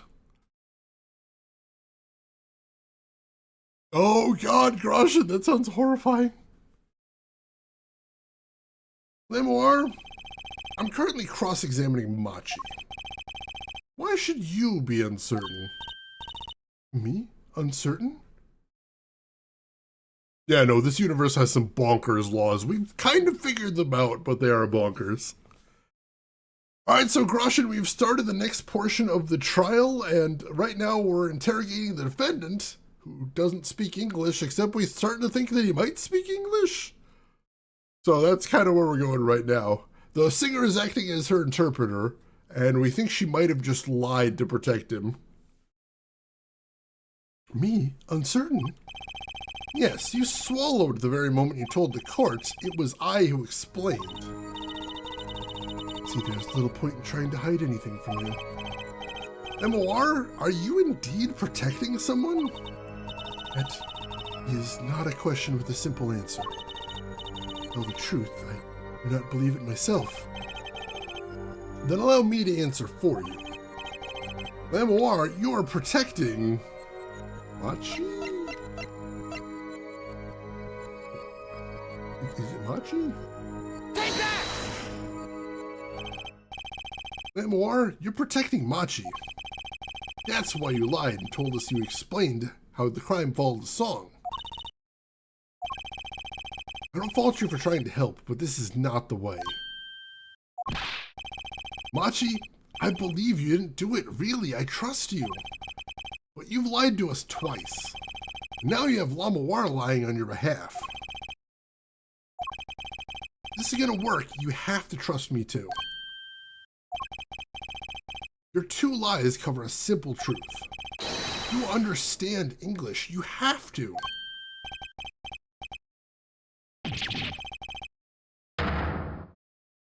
Aha, he yelled in English. Apparently. They used English characters for that one, even though it was, you know, just noise. This could have happened at the detention center, but also we got cut off by Darian at the detention center, so we never actually got there, unfortunately. And Simdust, I hope you're doing good today. Busted! Witness, is this true? Do you understand English? Yes, a little only. Oh, we got him! What? First he could see, now he can talk. And you, did you not know about this, Lemoir? No, I did not. Quite a surprise. How many secrets is this witness hiding? Last. This is last. Machi, could you tell us what really happened? No shooting. I did no shooting. So you weren't in the dressing room when I heard those two gunshots, correct? Oh, now you're Demir again, son of a bitch. Apparently the answer to that question isn't simple either. I was in dressing room, behind desk. Manager, he on floor. Should be after the shooting, right? Then there is voice. Voice? Or voices? Was it you and Emma, Apollo? Machi went into the dressing room. Mr. Toulouse had already been shot. And then we came to the door. Panel high up. I take off. Run away. Run away. So it was you who escaped through their event. Ha! As the prosecution has upheld all along, no less. The defendant has admitted to being at the scene. Might we take this as a confession? Objection! No! He's clearly denied that he did it. I know shooting. Manager on floor. Already on floor. Objection! The victim had already been shot, you say? I find that hard to believe. The defendant understood the song lyrics. He was at the scene of the crime. This can only mean one thing. He is the shooter. Does the defendant have anything to say to this? It's claimed up, Apollo. Let's ask Mr. Justice. Will you require any further testimony from the witness? Is that it? Is there nothing else I can get to testify about? Wait, no, of course there is. What is this cocoon anyway? Cocoon, the silk, is a potent cure. Cure? Well, Machi, are you a smuggler?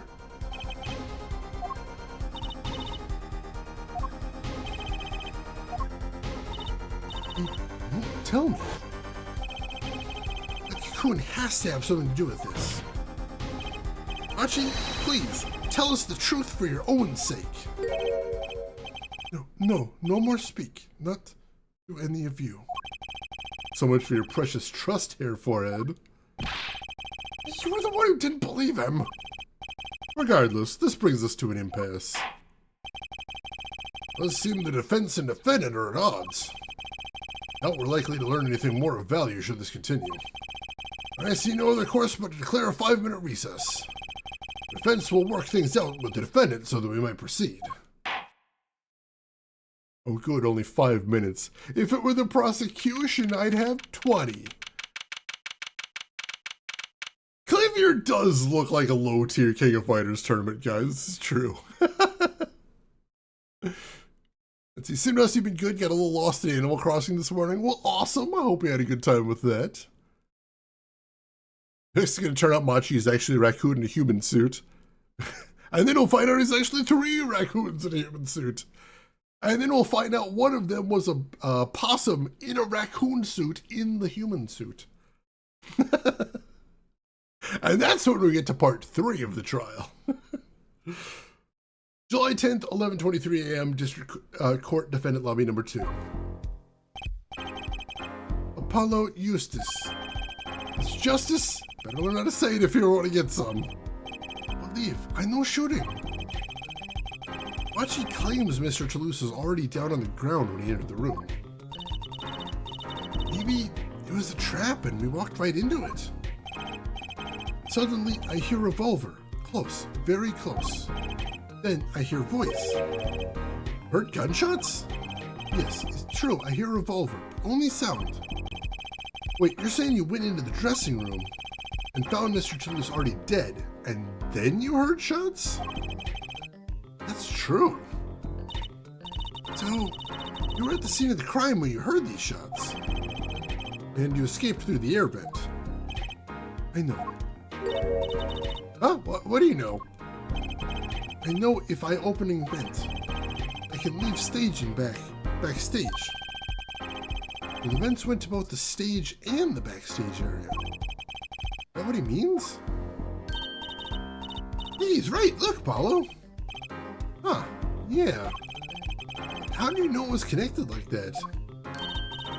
Wait, I bet his father was the architect that designed the hall or something. I hear this from a magician. Magician? Don't look at me. Magician, huh? Well, at least we're clear on one thing. Machi didn't shoot Mr. Toulouse. Yeah, but what does that leave us with? We're supposed to say you went into the room to find the body and then he heard the shots? That one's gonna go over well in court. Apollo, you're his defense. You're supposed to believe whatever he says, even lies. That's what Daddy always told me. I'll just pretend you misheard him. Every time. So, what do we do? You're sure you won't testify, Machi? Hey, no talking. No. Well, it was worth a shot. Cocoon. Can't go home. Can't go home? I can't go home to Borginia. I do not want to go home. Penalty for taking a cocoon from Borginia is death. That's right, it's punishable by death. I should be saying that in the present though, but apparently we're just gonna do the recap part and then maybe I'll repeat it once we get out. Of course, he's scared. We are repeating it, awesome. Oh well, guess we'll just have to try a different approach. That's the spirit of Apollo. So, what's your plan? Machi won't testify about it. We'll have to get someone else to testify. Someone else? I think we're out of time. Let's get back in there. Right. He thinks we're out of the time? Shouldn't the bailiff grab us? Well, that's how that works usually. We did have a character that was covered in woodland creatures. There was that. Also, Kumatori, welcome in. How are you doing today? Hope you're doing well. Turn to see if Phoenix is out of a job. More recaps! What just happened? I wasn't paying attention. Show me again. July 10th, 11:28 a.m., District Court, Courtroom Number 3. Court is now back in session. Mr. Justice, have you sorted things out with the defendant? Yes, Your Honor. We had a good talk. Very well. So, will he testify? Your Honor, the defendant will not testify. What? Shame. And here I thought this was your big chance to turn the case around. Actually, it is. The defense would like to approach this case from a different angle, Your Honor. Different angle? Machi won't testify. I know who will. I would like to cross-examine the witness in this case, Lamoire. Lamoire? Objection! What are you up to now? I thought we determined yesterday that Lamoire's testimony was insubstantial. There's nothing you can... Lamoire was taken to the hospital yesterday with injuries. What happened? She was assaulted, Your Honor. Assaulted? Someone wanted Lamoire dead. Thankfully, she was able to save herself. What? I've heard no such report. Prosecutor Gavin? Why would anyone be out to kill Lamoire? Can you think of a reason? Well, think of how she's known in our country. A singer from overseas who doesn't speak English, yes? Yet someone tried to keep her mouth shut. Who could that have been? You don't think? I do. It was the same person who shot Mr. Toulouse. The killer was afraid of her, afraid of what she might say.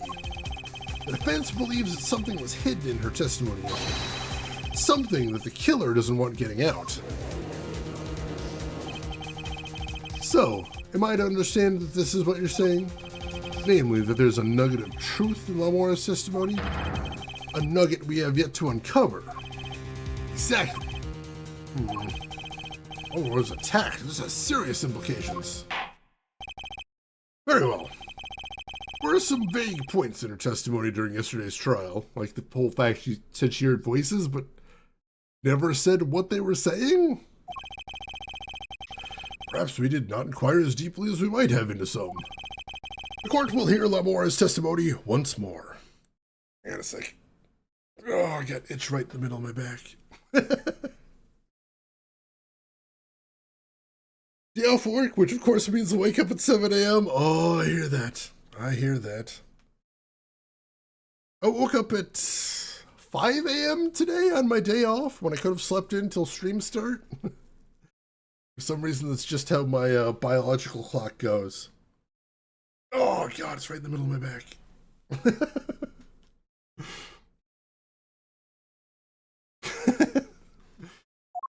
All right. Lamoire, I must apologize. I must ask you to stand again and speak. Oh, jeez. That's kind of a brutal schedule, Kissa. You need not apologize. I know that Machi is innocent, and I will do all I can until the court realizes this. Let's review your testimony for yesterday, with a recap. You told us you heard 2 gunshots and the shooter's voice through the window. And that the voice belonged to Darian Crescend, yes? That is correct. At which point I proved she could not be correct. She couldn't have heard any of those things. The small window at the scene was closed and was found to be quite soundproof. Alright, so that's the first time we've heard that proof positive. You have nothing to say to that, Mr. Joseph? I don't know exactly what yet, but I do know there's something there. There is, it seems, much you do not know. Yet, it is my duty to hear him out. Perhaps the witness would be so kind as to testify once more to the court. Of course, Your Honor. You can do it later, but he's trying to stick to the schedule. I know with meds, a good schedule is usually a good thing to do. Ooh, woke up because your blood sugar was too low. I'm sorry. Not a great way to start the day. I was on my way from the stage to the backstage exit. That's when I heard them, Mr. Latouche and the detective. I heard the faint sound of a gunshot and stopped. Then I heard another gunshot. There's the smell of gunpowder. I knew I must tell someone, but I was in a hurry, so I kept moving past the small window. It's the same as yesterday's testimony. I'm sorry. I'm not used to speaking much in this language. Perhaps my descriptions are lacking in some way. Yet everything I've said here is the truth. And it's my distinct displeasure to say this. What you have said to have happened is impossible. Do I have to repeat myself? Amawara was attacked because of this testimony. What, Trucy? Hello. You know, for a moment there, you were pretty cool. I do better when I don't try to think ahead. Hello, Mr. Justice. You can coolly cross-examine the witness. Hey, Folos! I do love the Undertaker sit-up. Good morning, how are you doing today? How's everything going with you? When it's mandatory, it's never fun. It's true, it's true. Nothing is possible when you believe in yourself. Another 100% Ace Attorney thing to say, maybe I shouldn't plan my defenses after all.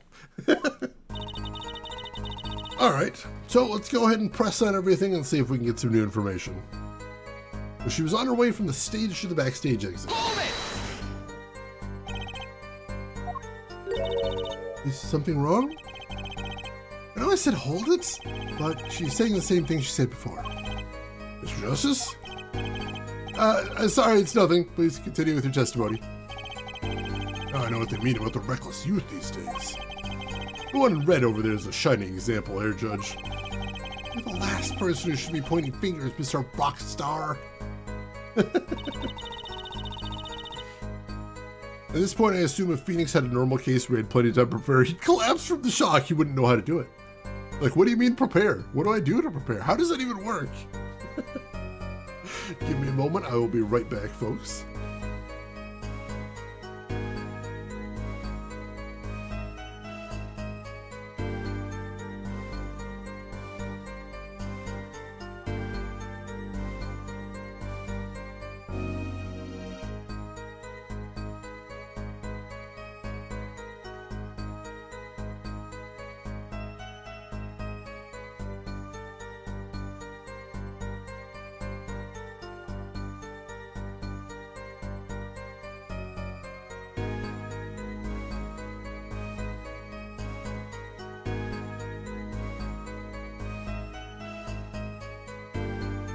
Kuma, I'm really hoping that's where this case goes next. Your Honor, if Apollo once again is incorrect in his assertions, perhaps there should be a double penalty. And I say if Mr. Gavin is wrong again, he should be banished to the Shadow Realm. The what now? Sorry? Can we do that? That's when she heard them, Mr. Toulouse and the detective. Hold it! Darian Crescend? I did not know his name at the time, but yes, it was him, the one who took the stand yesterday. How many times do I need to remind you that's impossible? There is no way you could have heard him, because the window at the scene was closed. Is that why? Of course. Apollo, we keep asking the same questions yesterday, we won't get anywhere. Right, maybe there's a different angle I can try.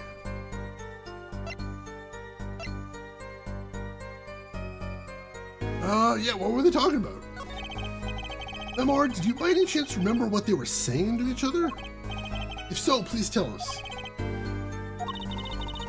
I've given it much reflection, but... Oh, I was afraid of this. She doesn't remember. I only heard one phrase clearly. Whole phrase? Remember something that was said? Why didn't you say anything yesterday? Oh, my memory is clear. I was afraid to speak. See, I do not understand what was said. This could be it. That's what we've been waiting for. Well, what did he say? It was the other man speaking, not Mr. Toulouse. Shooter then, Darren Crescent. Well, what did he say? It's over. Press the switch. Now. Switch? And the shooter said this to the victim, Mr. Toulouse? thought it quite strange myself afterwards. Is a mystery. What could that possibly mean? Mr. Justice, care to shed some light on this? I mean, sure, it's very vital. Maybe we can add that to the testimony. Maybe, Apollo? All right, that's interesting. The rules don't apply, Kevin. He has money and crazy hair. Oh, God, Sim Dust! I really want to hear her say that on the stand. Put that in the court record. Hold it! And it was Detective Darian Crescen's voice. Yes, I am sure of it. It's over. Press the switch. How would he say that to Mr. Latouche? Apollo! The murder weapon, the revolver, was Mr. Latouche's, right? Yeah, what of it? Well, maybe when he said press the switch, he really meant to say pull the trigger. Because English isn't so good. Darian Crescen is a native speaker. Oh, right. Sorry, I kind of forgot who that was. Press the switch. It's not something a killer usually says to their victim, is it? Is there no one else in the room? I do not know. All I heard was Mr. Latouche and the detective. All right. Not sure what else we can do with that for right now. We'll come back to it if need be. But we'll go ahead and press on the other statements first. She heard the faint sound of a gunshot and stopped, then she heard another gunshot. Hold it! There were 2 gunshots. Yes, I heard 2, one after the other. It's with the bullet holes at the scene. Really new here to pick up. There was the smell of gunpowder. She knew she must tell someone. Hold it! Why didn't you tell someone immediately? Well, for me, I would have gone to the police right away. It's our duty as citizens. This may be beside the point, but Lamoire isn't a citizen. Though one would hope such common sense prevails in Bourgogne as well. Lamoire seems awfully quiet all of a sudden. It's strange. Should she be hiding something? It is, as you say, yet at the time. She was in a hurry, so she kept moving past the small window. Hold it! You were in a hurry. To go where? I was on my way to the backstage exit, as I've said. Why were you in such a hurry, then? Well, I don't think that has anything to do with this case. It very well might. Please answer the question. Objection! Are you all right, Lamoire? Yes. Yes, I'm just tired. Recall what I told you yesterday, Hair Forehead. Lamoire suffers from serious amnesia.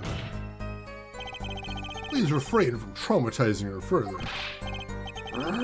What, so we can just dismiss questions he thinks are too traumatizing? Why don't you prove her reason has a connection to the case before asking about it, yeah? Prosecution's objection is sustained. Current question is moot. Justice, please continue with your cross-examination. Lamoire was attacked because of this testimony. I know she was. Something's got to be hidden here. Maybe there's some detail we're missing. Just have to get her to fill in the blanks. Right. Alright, so if we can't use the bracelets, which apparently the bracelet's not doing anything right now. Yeah, no, the bracelet's not doing anything right now. So, we have to prove that what happened is somehow connected. So, we might try presenting something. I think we have something to present. If that's what we need to do next.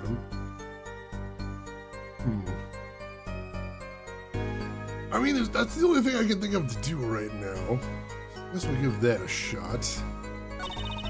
Oops. Get back there. Now, she mentions a switch, right? And we do have a switch. Maybe we could bring that up, see if we start attacking it from that angle? Objection! Press the switch. There's only one key that can unlock the mystery of those words. You've got a switch too? You're way ahead of her then. Oh. Yet there was nothing at the scene that could be called a switch. Save the lights. True, there wasn't a switch at the scene. But it just so happens I have a switch right here. It certainly does look like a switch, doesn't it? The problem is, this was found not at the scene of the crime, but on the stage. Stage? Where the concert was held, yes. This was found hidden there. On the stage. Are you claiming that the voice Lamar heard? Was it someone commanding another to press the switch? Possibility. Objection! Oh, Hair Forehead, I'd call that an impossibility. Why? Hardly necessary for me to remind the court of the layout of the concert forum. The stage is quite far from Lamora's dressing room. Not to mention that the Gaviners were in the middle of a concert on said stage. We aren't known for being a quiet band. You could shout all you wanted and not be heard. The detective's voice was loud, but certainly not a shout. So too have Hair Forehead's cries of possibility fallen far short of being heard. Sorry, but he wouldn't have needed to shout. Excuse me? You heard what I said, or do you need me to shout it out for you? It would have been quite simple to be heard on the stage from that dressing room. Oh wait, you like evidence, don't you? How about this? Using this, it would have been easy to get a message to someone on stage from the dressing room. Well, we know what that one is. Take that!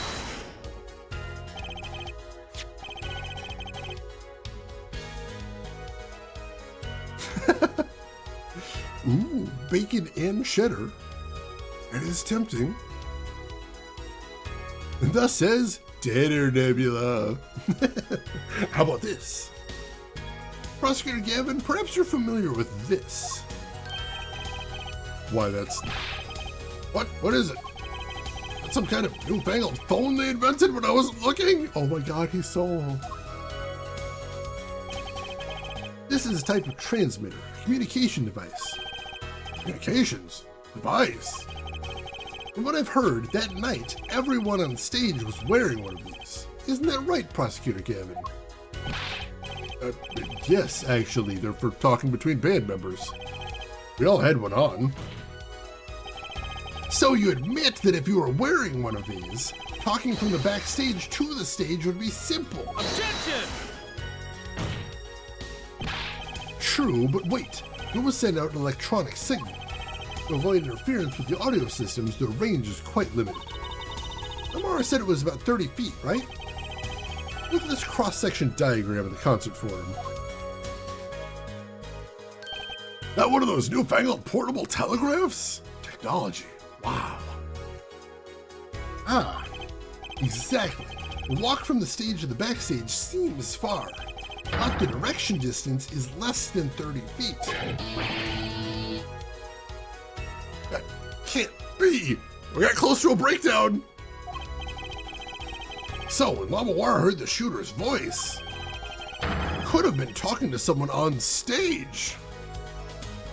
The dissonance! Objection! Ha! You're claiming this is the switch in question? Why did it have to be on the stage at the time? Could be placed in a pocket and carried anywhere. Someone could have hit it on the stage after the fact. Hey, he's got a point. How do we know where it was when she heard the voice? When the shooter said press the switch? Well, I guess we don't. Unfortunate situation. Right, until we know where the switch was, there's little point in debating it. Sure, this was the way to go with this. What is this switch anyway? We don't even know that basic fact. Wait a second. I do know what this switch is. Follow that train of logic to its incredible conclusion. ends up being proof that completely changes this case. What's up, Apollo? Apollo? We know about this switch, right? We know what it is. Yeah? Well, think of when it was used that day. Think of what happened. Well, Mr. Justice, we have no further information to share concerning the switch. I just figured out where he's going with that, and yeah, that's a big deal. That is a very big deal. And Punisher, enjoy your cheeseburger. That sounds amazing. Go for that right now. We need to see the animation again! Use that giant 5-head. Your Honor? Yes, Mr. Justice? I've been remiss in not telling the court this before. I know what this switch is. Well, seems the defense is set upon linking the switch to the case. Let's see your evidence of the link. What evidence do you have to explain what this switch is? That would be the igniter, I assume. Take that! Prosecutor Gavin, you remember this? Oh, that's it. That what? Is it another one of those newfangled phones? This is an igniter. What phone looks like this? Igniter? I mean, it's like a lighter? Yes, actually. You aren't saying switches are remote. I am. This is a remote trigger for igniter. What? It's a Kindle Fire phone! Oh god, that's too perfect. Look, I'll show you. Yo! Mr. Justice, you will cease and desist from burning down this courtroom. Sorry, that was a bit more fire than I expected. If my whiskers had caught on fire. Prosecutor Gavin, let me repeat myself. This switch is a remote igniter trigger. Doesn't that suggest something to you? You're talking about what happened to me, aren't you? Ah! Exactly. That night at the concert, there was one unusual burst of flame. When your guitar caught fire in the middle of your performance. Wasn't that part of the stage show, though? Prosecutor Gavin was entirely unaware such a thing had been planned. We caught up on chat here. He's a fire starter? A twisted fire starter, would you say? Look, it was a prank. It went too far. I'm sorry. And the guitar that burned was a valuable keepsake. Right. Got it in Virginia from Lamoire. He said the sound was amazing. Before it burned, of course. Now it just kind of smokes. The better the guitar, the brighter it burns. Your forehead. Yes? Don't tell me you're trying to tie these two things together. Those being the shooter's voice heard by Lamoire, and the guitar suddenly catching on fire. I am. It's really simple when you think about it. Mr. Latouche and the shooter were at the crime scene. The shooter was wearing a headset. He ordered someone on stage to press the switch. The switch was pressed and the guitar caught fire. Well, that seemed to make sense. Something about it's bugging me. Can't quite put my finger on it. Really? Seems pretty simple to me. Objection! Here, forehead, don't destroy what little respect I have for you. I was expecting something a little more sensible. Guess I was wrong. What's this all about, Prosecutor Gavin? This simple story simply makes no sense. Think, that night my guitar caught fire, yes. Cause may have been this, indeed. However, the guitar caught fire during the second set. Ah, that's right, of course! The guitar caught fire during the stage. I missed that part. Indeed, yet the shooting happened during the third set. The two are utterly unrelated. Yes, that must have been what was bugging me. The whole premise for this is faulty. See, his story makes no sense. Objection! Are you sure about that? What exactly do you mean, Mr. Justice? Maybe it's not the premise for my explanation of the switch that's at fault. Maybe it's our premise for the entire case so far. You're all out of order. What premise is this specifically? And glad you asked. I'm saying that maybe the killing didn't take place in the third act. Objection! Oh, we got the old school chase music now. It's awesome. What's this? But Detective Emma Skye heard shots and found the body. All of this happened in the third act. Objection! Gunshots rang out. And according to his testimony, Machi was in that dressing room at the time. Where are you going with this, Mr. Justice? Stay with me, Your Honor. He also told us this in his testimony. Namely, that the victim had already been shot. We all heard gunshots, but no one saw the shooting. This is insane. Just before the shooting took place, the shooter was heard on his headset, telling someone to press the switch. The next moment, Prosecutor Gavin's guitar burst into flame. We know that a remote-triggered igniter was inside the guitar. From all these facts, we can draw only one conclusion. The crime did not take place during the third act, but during the ballad performance, the second act. What? Order! Order! Order! But that goes against the evidence. What does, Your Honor?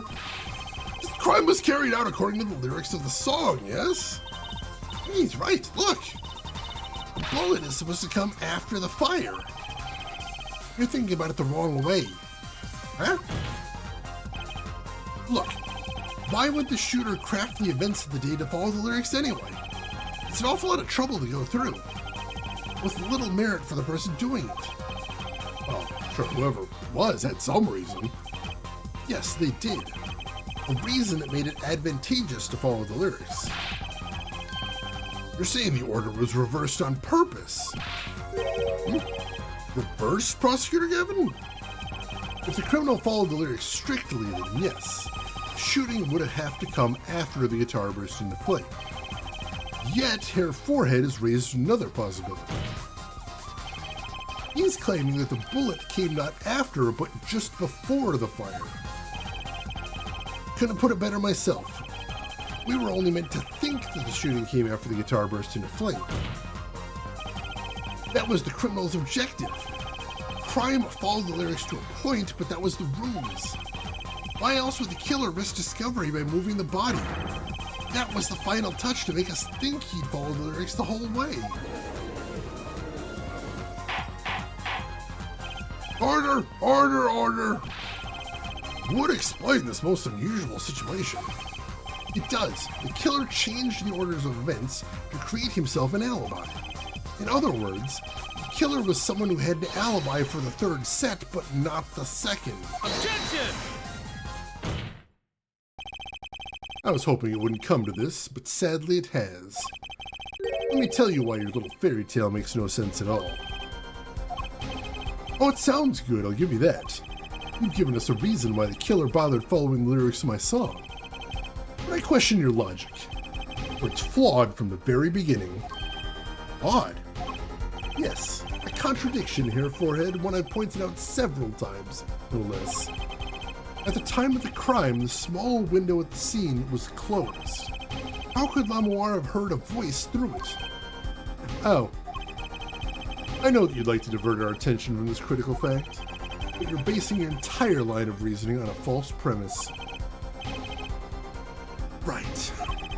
Lamoure's testimony is my entire case. The voice she heard, the shooter's voice. What if she couldn't hear it, Apollo? Look, what do we have? A man saying press the switch. And near the crime scene, we have a switch. Acts the remote trigger for an igniter. And last but not least, Prosecutor Gavin's flaming guitar. Can't all be a coincidence, but how do we make it work? I see a more direct line of questioning is required. And the crime scene was investigated immediately after the crime.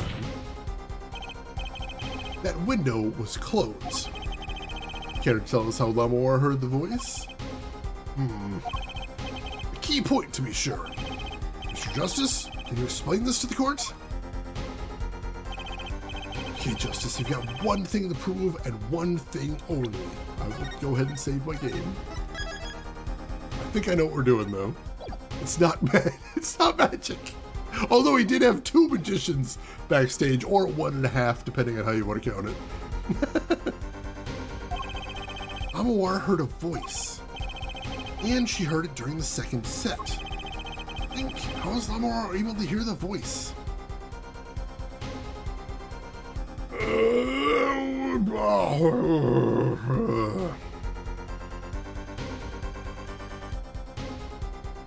These are my options? This is what we got? This is what we got. Oh, cool. This is what we got. This is what we got. The window was open. Obviously, the window was open. Had to be for her to hear that voice. Objection! News bulletin here, forehead. That horse is dead. Stop beating it, for all our sakes. That window was closed. This is a hard fact, reported by the investigation team. But...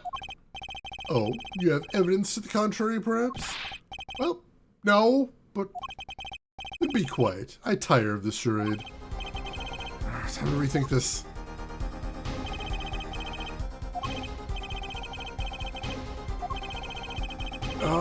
Alright, I do... I mean, obviously it's not that she has divine hearing, although she does have good hearing. Safety saves are useful. This is true. This is true. That's what I keep thinking. It was open and someone closed it, but apparently that's not a thing. Once a window's closed, it's closed forever. When we investigated the scene, the window was closed. The shooter had no reason to close it had it been open either, meaning it was impossible to hear the voice through that window. It's good to hear you making sense again. For a moment, I was afraid you might be a Borginian too. As I was saying, Lamorar could not hear the voice through the window. So there can be only one explanation. Heard the voice from another location entirely. What's this? Ha! You do amuse me so. And here I thought you and Good Sense were back on speaking terms. Now, I'm afraid you and Good Sense speak two entirely different languages. Shall I interpret for you here, forehead? Lamoir clearly stated she heard the voice through that small window.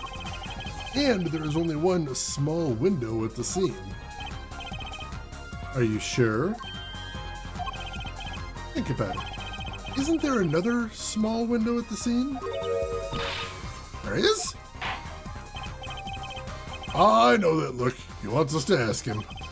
Very well. You claim Lamoir heard the voice from another location. I have to say it again.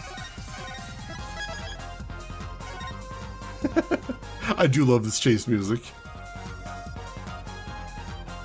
Window states are permanent, unchanging, set in stone. Shame they're smell proof too. Are you sure, Herr Dickweed? Oh man, Ultros, there is...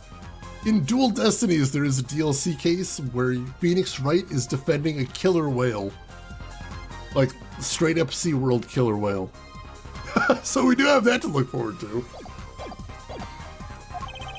Mr. Justice, show us where this location was. Lamoir heard the voice from here.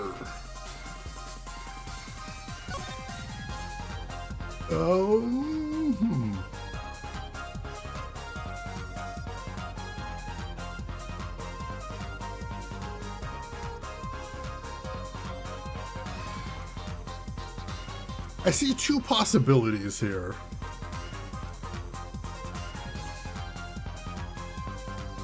I'm gonna try this. Take that! Check chat real quick. Yeah, don't tease the octopus on the stand, kid. This is where Lamoir heard that voice from. That's no small window, that's the air vent. What did she tell us? She said she's a Borginian unfamiliar with our language. It's not a stretch to imagine she called this air vent a small window. Objection! Now you've done it. You've gone beyond ridiculous and into ludicrous. Lamoir was up in the ventilation system listening to this man's voice. That's the Only logical explanation, yes. Logical? I do not think this word means what you think it means, Hair Forehead. Okay, what about it isn't logical? Ha! Hardly merits saying. Why would Lamoir be in the ventilation system? Hiding like a rat. No offense intended to her, of course. The explanation for that is simple, Prosecutor Gavin. Isn't it, Lamoir? You've been listening to our discussion here, yes? Yes. I admit I'd be quite confused since yesterday. Yes, the small window was closed. Why should that mean I could not hear through it? I feared our prosecutor might himself need interpreting. Problem here is words. Lamoir, this small window through which you heard the voice. Was it up high on the ceiling of the room, not low on a wall? Yes, it was up on the ceiling. What?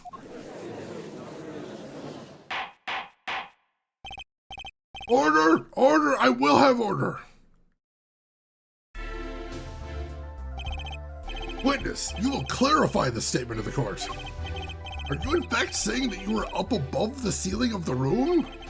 And that's where you heard the moment of the crime? Yes, in fact I was. I'm sorry, I never imagined it would become such an important point. Yes, well, why the heck were you up there? I believe it's time for another testimony. I'm not sure I can't. May I remind you, this is a murder trial? We will hear your testimony. Tell us why you witnessed the crime from above the ceiling of the room. Yeah, Apollo hasn't put it together, but I have. Hopefully some of you have as well.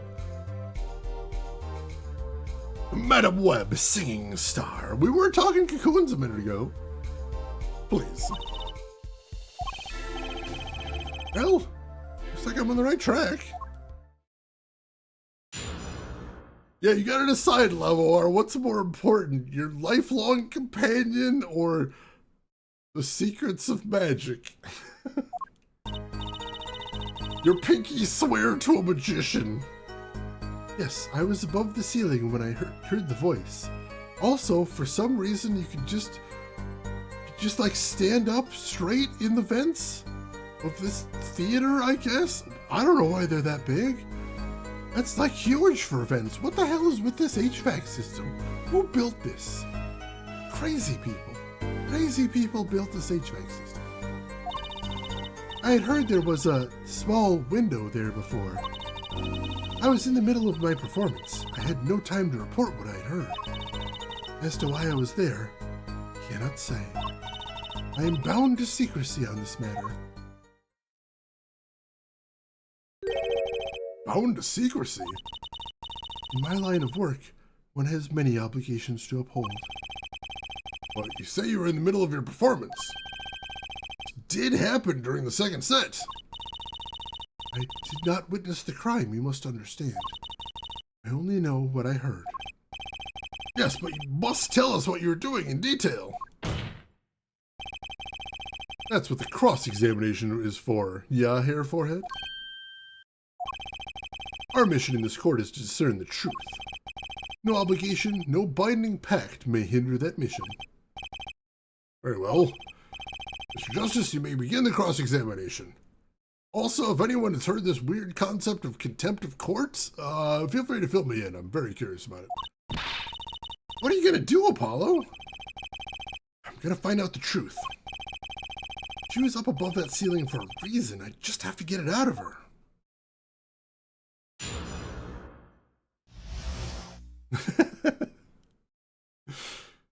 They've got really big rats. Oh, God. She did look like a babushka there. That's true. Gosh, old Machi died on the guillotine, but at least that magic trick is still secret. Alright.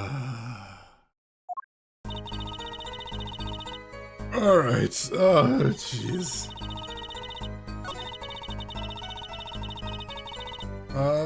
Let's press on this first. Hold it! So, without a word, you just let the third set start. After the curtain closed for the second set, there was still much to do. Could have prevented this whole misunderstanding if you'd only told us sooner. Yes, perhaps I could have. I see little point in badgering the witness. What's done is done. And the mind works differently when one's in the middle of a performance. Why, I've lost my voice in the middle of a show and kept on singing, completely unaware. Singing without a voice? I mean, all contradictions were so obvious. I think I could get Lamore to talk. Pressuring her like this doesn't seem to be getting me anywhere. Unfortunately, the bracelet's not doing anything. Bound to secrecy on this matter. Exactly who bound you to secrecy? I'm not sure I'm allowed to say who it was. No, I think perhaps that is all right. It's just a name after all. It was Valant Grammari. I've already forgot how to pronounce the name again. Grammari. Valant Grammari. Perhaps you know him. Valant Grammari? What? You mean Uncle Valant? What? Valant Grammari? Who's Valant Grammari? Grand magician. One responsible for the illusion performed during our concert. Interesting reaction, Prosecutor Gavin. Lamore was bound to secrecy. It takes some hard-hitting proof to make her talk. I think I know why she was up there, but how do I prove it?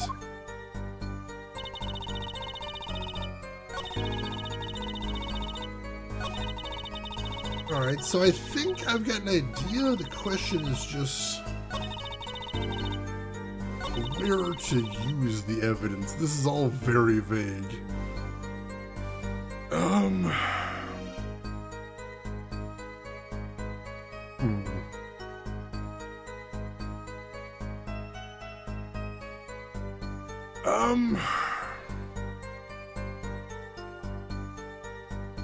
I think this is the one. Because we're trying to prove why she was up there.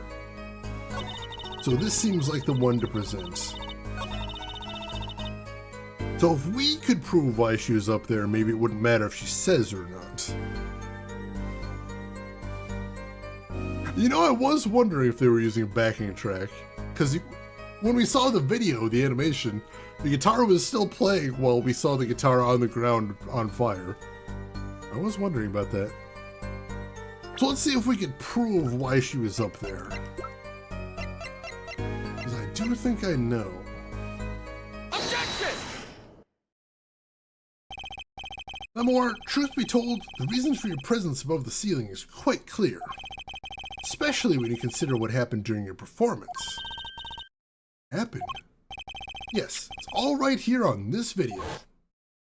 Which you can obtain for only $4.99 plus shipping and handling.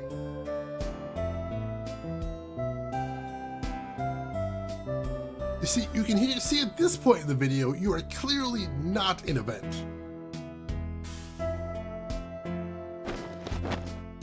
But now we can't see you. You might be an event. We can't prove that you weren't an event at this point.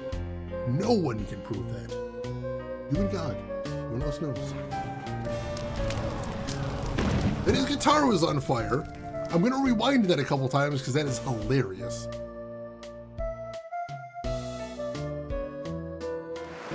Then suddenly there you are again.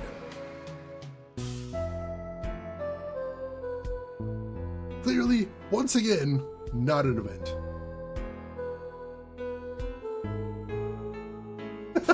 Again! More animation! They spent a lot of time on it.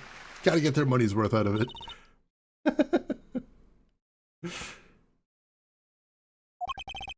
As we can see, Lamore was clearly not on stage for her entire performance.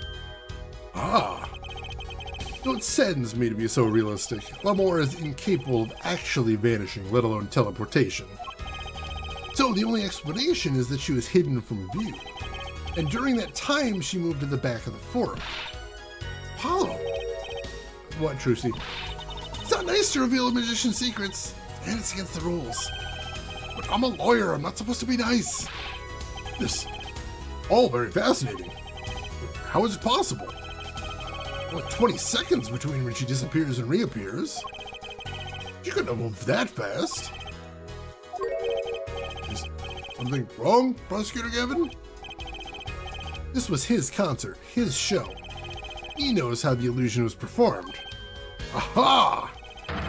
He's just realizing his own oversight. Let's look at the cross-section diagram again. Here, we can trace a route through the ceiling. It goes from the stage, through the backstage to the rear of the forum.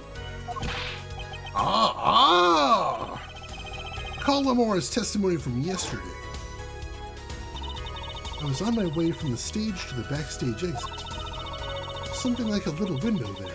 That's how I saw it. She went from the stage to the backstage exit.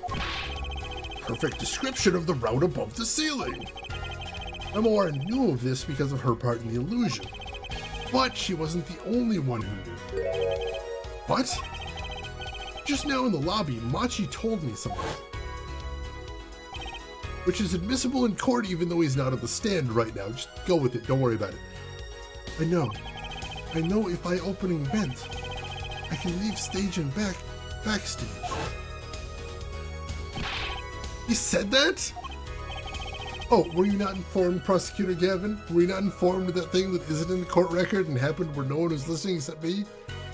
It's crazy, man. It's crazy.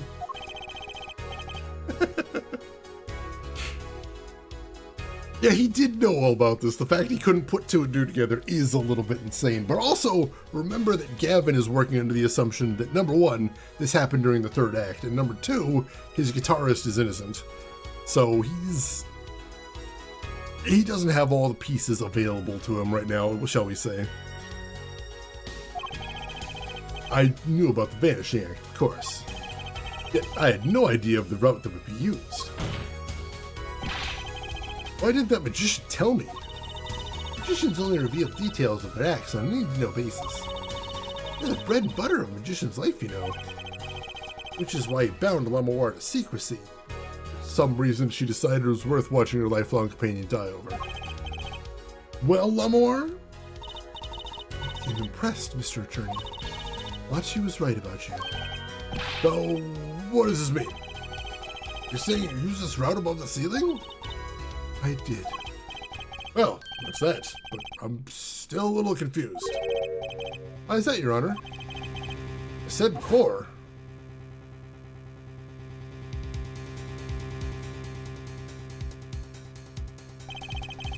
There was very little time between when she disappeared and when she reappeared. 20 seconds, tops. How could she do it so fast? Especially if she stopped to hear the shooter's voice. That's a good question. Can the witness explain this to the court? I cannot. Very well, Mr. Justice. Yes? Well, up to you. Do your thing. What thing, Your Honor?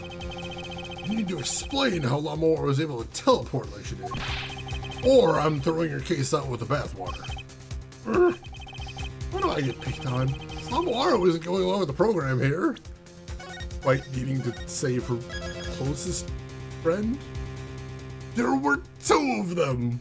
Of course, twinsies! That explains everything. As I have stated before, I am not at liberty to speak of the illusion that night in detail. And you'll just have to tell us what you can. We'll hear your testimony on this. Mr. Justice, it will be your job to wring the truth out of her. Yes, if you would, please. Right. Like a student before finals. Good luck, Apollo!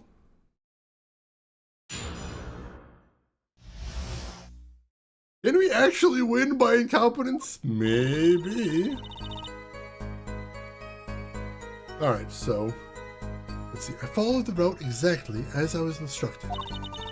There's an emergency exit in the backstage where a stagehand waited. From there, one can enter the forum on the opposite side from the stage. The plan was for me to move there in 2 minutes. I was on my way when I heard the voice. 2 minutes? 2 minutes, you say? Mystery deepens. As it was too much to hope the judge would come up with something. As does my curiosity.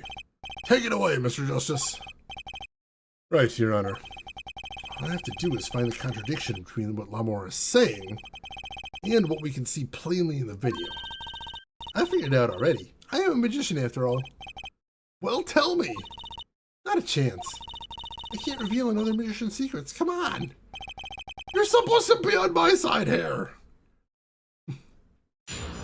Everyone desperately wants this kid to die. I should just let him. Honestly, should just let him. They do this in like every case where the witness has some exculpatory piece of evidence and they're just like, no, I can't say it. I can't. Sorry, I can't. You're just gonna have to put me to death. It's fine. Whatever.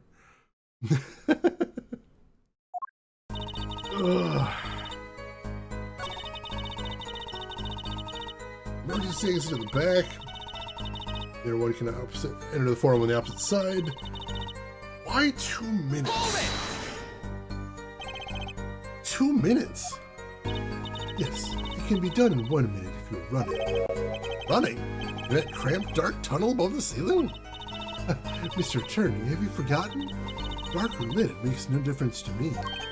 Ah, that's true, but... So you're saying that on the night of the concert, you made the trip in 2 minutes? Yes. Well, I nearly didn't make it in time. See, I stopped halfway. Laura disappears in the video for 20 seconds. She says she made the trip in 2 minutes. How? Want my professional opinion? How about the answers right there in the video? Well, Mr. Justice, you have some evidence for us. Can you explain the discrepancy between the video and her testimony? It's explaining the discrepancy. Yeah, definitely. There's one piece of evidence that explains the discrepancy between video and testimony, as they don't let me save. Loading, time travel, holograms, oh god, mitosis, she split into two, is how, now there's two of them running around, maybe an entire army. Actual literal magic, actual arcane arts, oh god.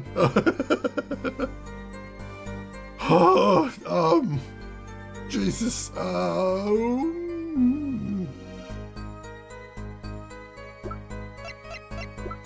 Alright, Trucy said the proof's right here in the video. We're gonna have to watch the video then. Gotta be something in here. Gotta be something. Alright, we'll watch closely. Smug bastard right there. Impassive as always.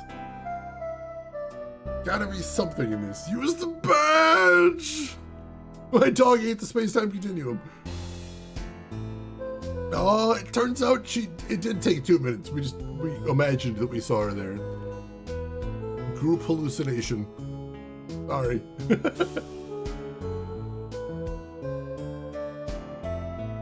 I noticed you see those flashes from inside the guitar. That is interesting. We might have to come back to that later, but we're not working on that right now.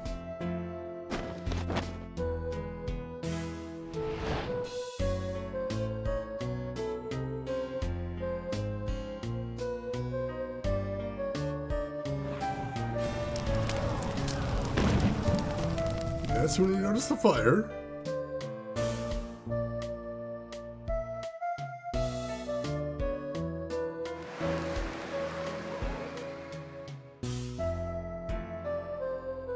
Alright.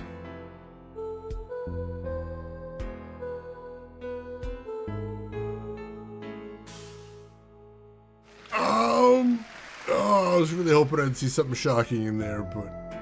Oh no, now it's playing again, dang it. No, that's fine. Once was enough, I think. Oh, jeez. Alright, Alright, so...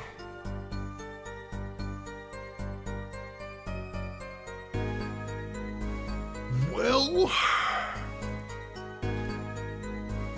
I'm not 100% sure this is the thing, but...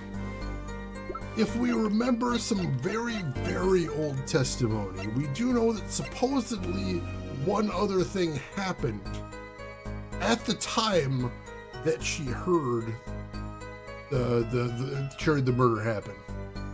And if you remember, That's that she dropped her brooch. And now that we know she didn't drop it from the door, it makes more sense about the location that it actually was in the room. So, let's see if we can get some more of that. Yeah, him desperately trying to put out the fire is hilarious. I do love that. Take that! Lamoir, do you happen to remember this brooch? Ha! The brooch! We saw that yesterday, did we not? It was found at the scene, Your Honor. You're bringing this up now. Why? Thought we'd already determined that, when that was dropped. So did I, but we hadn't. Take another look at the video.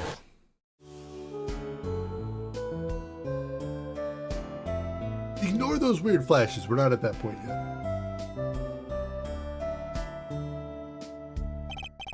Here, you can see she's wearing the brooch. So she is. Let's look a bit later.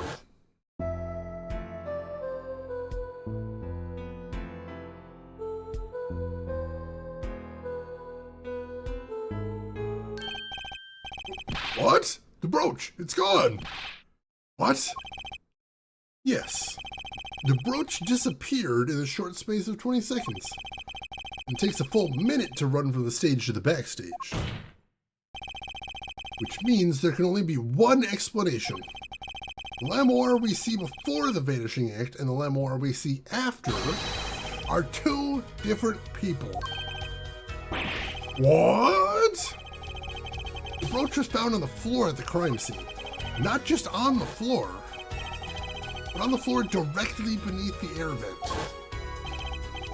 Lamoir, tell me, did you drop the brooch on your way from the stage to the backstage? At the very moment you witnessed the crime? Yes, I think I did. Order! Prosecutor Gavin! From your expression, I gather you had no idea this was the case here, Judge. I, of course, knew about it. What? Don't get me wrong, I wasn't hiding it. It occurred to me that the switch and the shooting took place at the same place. So, I was right? There was a switch? There was. Just before the stage's tower rose, Lamoir was replaced. While we're on the subject, just who was the replacement Lamoir? Why, the man behind the illusion. Valant... how do I keep forgetting? Valant Grimari. It was Grimari? Grimari, that was it. That's quite the illusion, but I still don't get one thing. Yes? The switch happened before the tower rose, correct? So you weren't on the stage. That's right. But this fake Lamoir is still singing. And she's pretty good. That's true. Come on, Apollo, that's an easy one. We were just playing recording. The Gaviners aren't some kind of air guitar band, Fräulein. Oh, you made them wrong? When we play a show live, we play live, no recordings. Perhaps you can explain, Lamoir. Very well. Yes, do tell. I'd add it to your testimony. You called it, Spice Chipmunk. That is true. There are two of them. Ignore the bizarre proportions you see in those scenes. they didn't Milli Vanilli it, apparently. Gavin does literally play air guitar, but apparently not at concerts. So she had to keep singing even while she moved. Hold it! You were singing? Yes. Mr. Gavin expressed a dislike for recordings. So I used this. Wait, so you were singing the whole time? Even when you were crawling above the ceiling towards the backstage? Why should it matter where I sing, when everywhere I go is the same darkness? I mean, acoustics for one thing. But if you were singing while you were walking, that's right. Wouldn't the shooter and victim have heard? She was singing right over their heads after all. That is right. Are you sure? It has been pretty hard of hearing to miss someone singing in the ceiling. Once again, we come back to the state of the scene of the crime. What state? Ah, I know what he means. That old speaker, Apollo. Speaker? The speaker was blaring at the time of the murder. Ah, that's for monitoring the stage from the room. Monitoring? Pipes in a real-time feed from the stage microphones. Useful for knowing when your set is coming up. Satisfied? The dressing room was fitted with a large speaker playing a direct feed from the stage. At my request, actually. The Lamar singing in the ceiling sounded just like Lamar singing over the speaker. Ingenious! Her voice was hidden by her voice! Ah. Lamar? I just remembered something. Oh, how convenient. Do tell. When I heard the noise, gunshots, yes? It startled me, so I stopped singing. What? I forgot the words I was supposed to sing. The song stopped? Thankfully, it was the very beginning of the second verse. Not many would notice. Forehead, that mixing board I lent you, where is it? Mixing? What? The machine, Apollo, the one that breaks the music into tracks. Oh, this, I'd completely forgotten about it. Just put it in my pocket and then forgot about it, as you do with mixing boards. Very common, very relatable.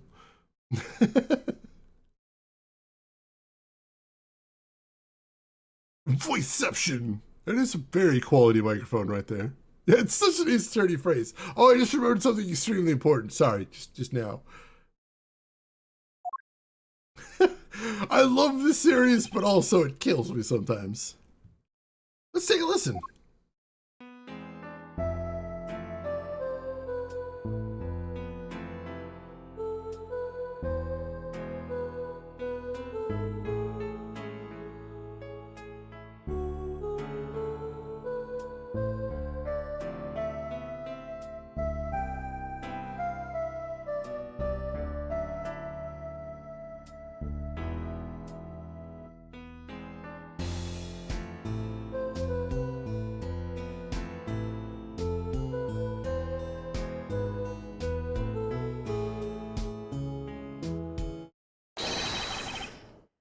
The song does stop there.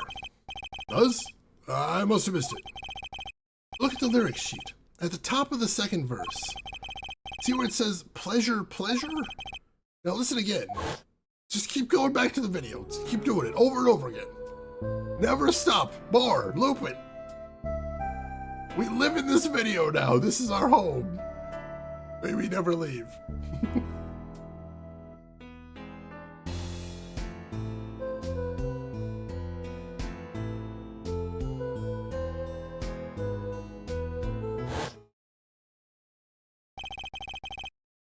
This is evidence indeed.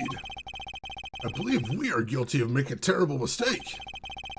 The crime didn't happen during the third set. It happened during the second, during Lamoire's ballad. And it's true. And no one on stage during the second set could have been the shooter. Which means that Darian Cashend could have done it. He wasn't on stage for the second set. Well, Prosecutor Gavin? Fascinating. I don't believe I've ever seen a trial turned around quite so thoroughly. Yet one problem remains. Is that, Prosecutor Gavin? Your forehead's theory does have a certain kind of logic to it. Yet it is entirely based upon Lamoire's testimony. Yes, is there a problem with this? Well, it's quite simple. It pains me to say it. What if she is lying to protect the defendant? But you have no proof. All I'm saying is that the truth is as yet unclear.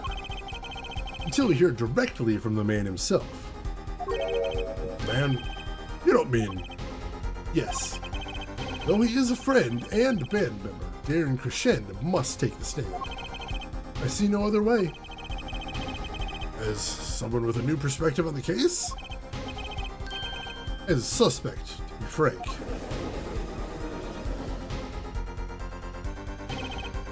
Finally, the rat's coming out of his hole. And I'm ready to catch him. Daring Crescend, get ready for justice.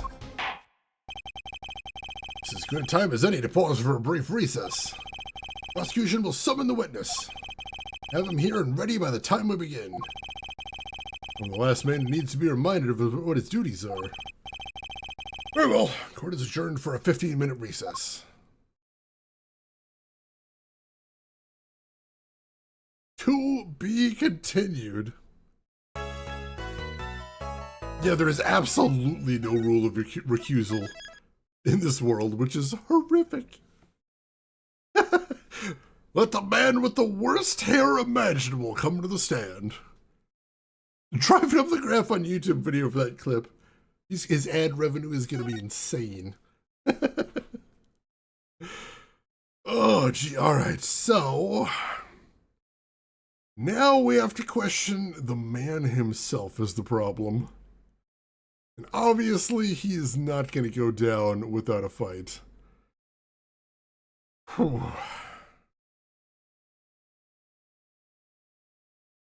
So, I know we've only got the end to do, but I imagine it's going to take a while, probably at least an hour, likely more since the last segment.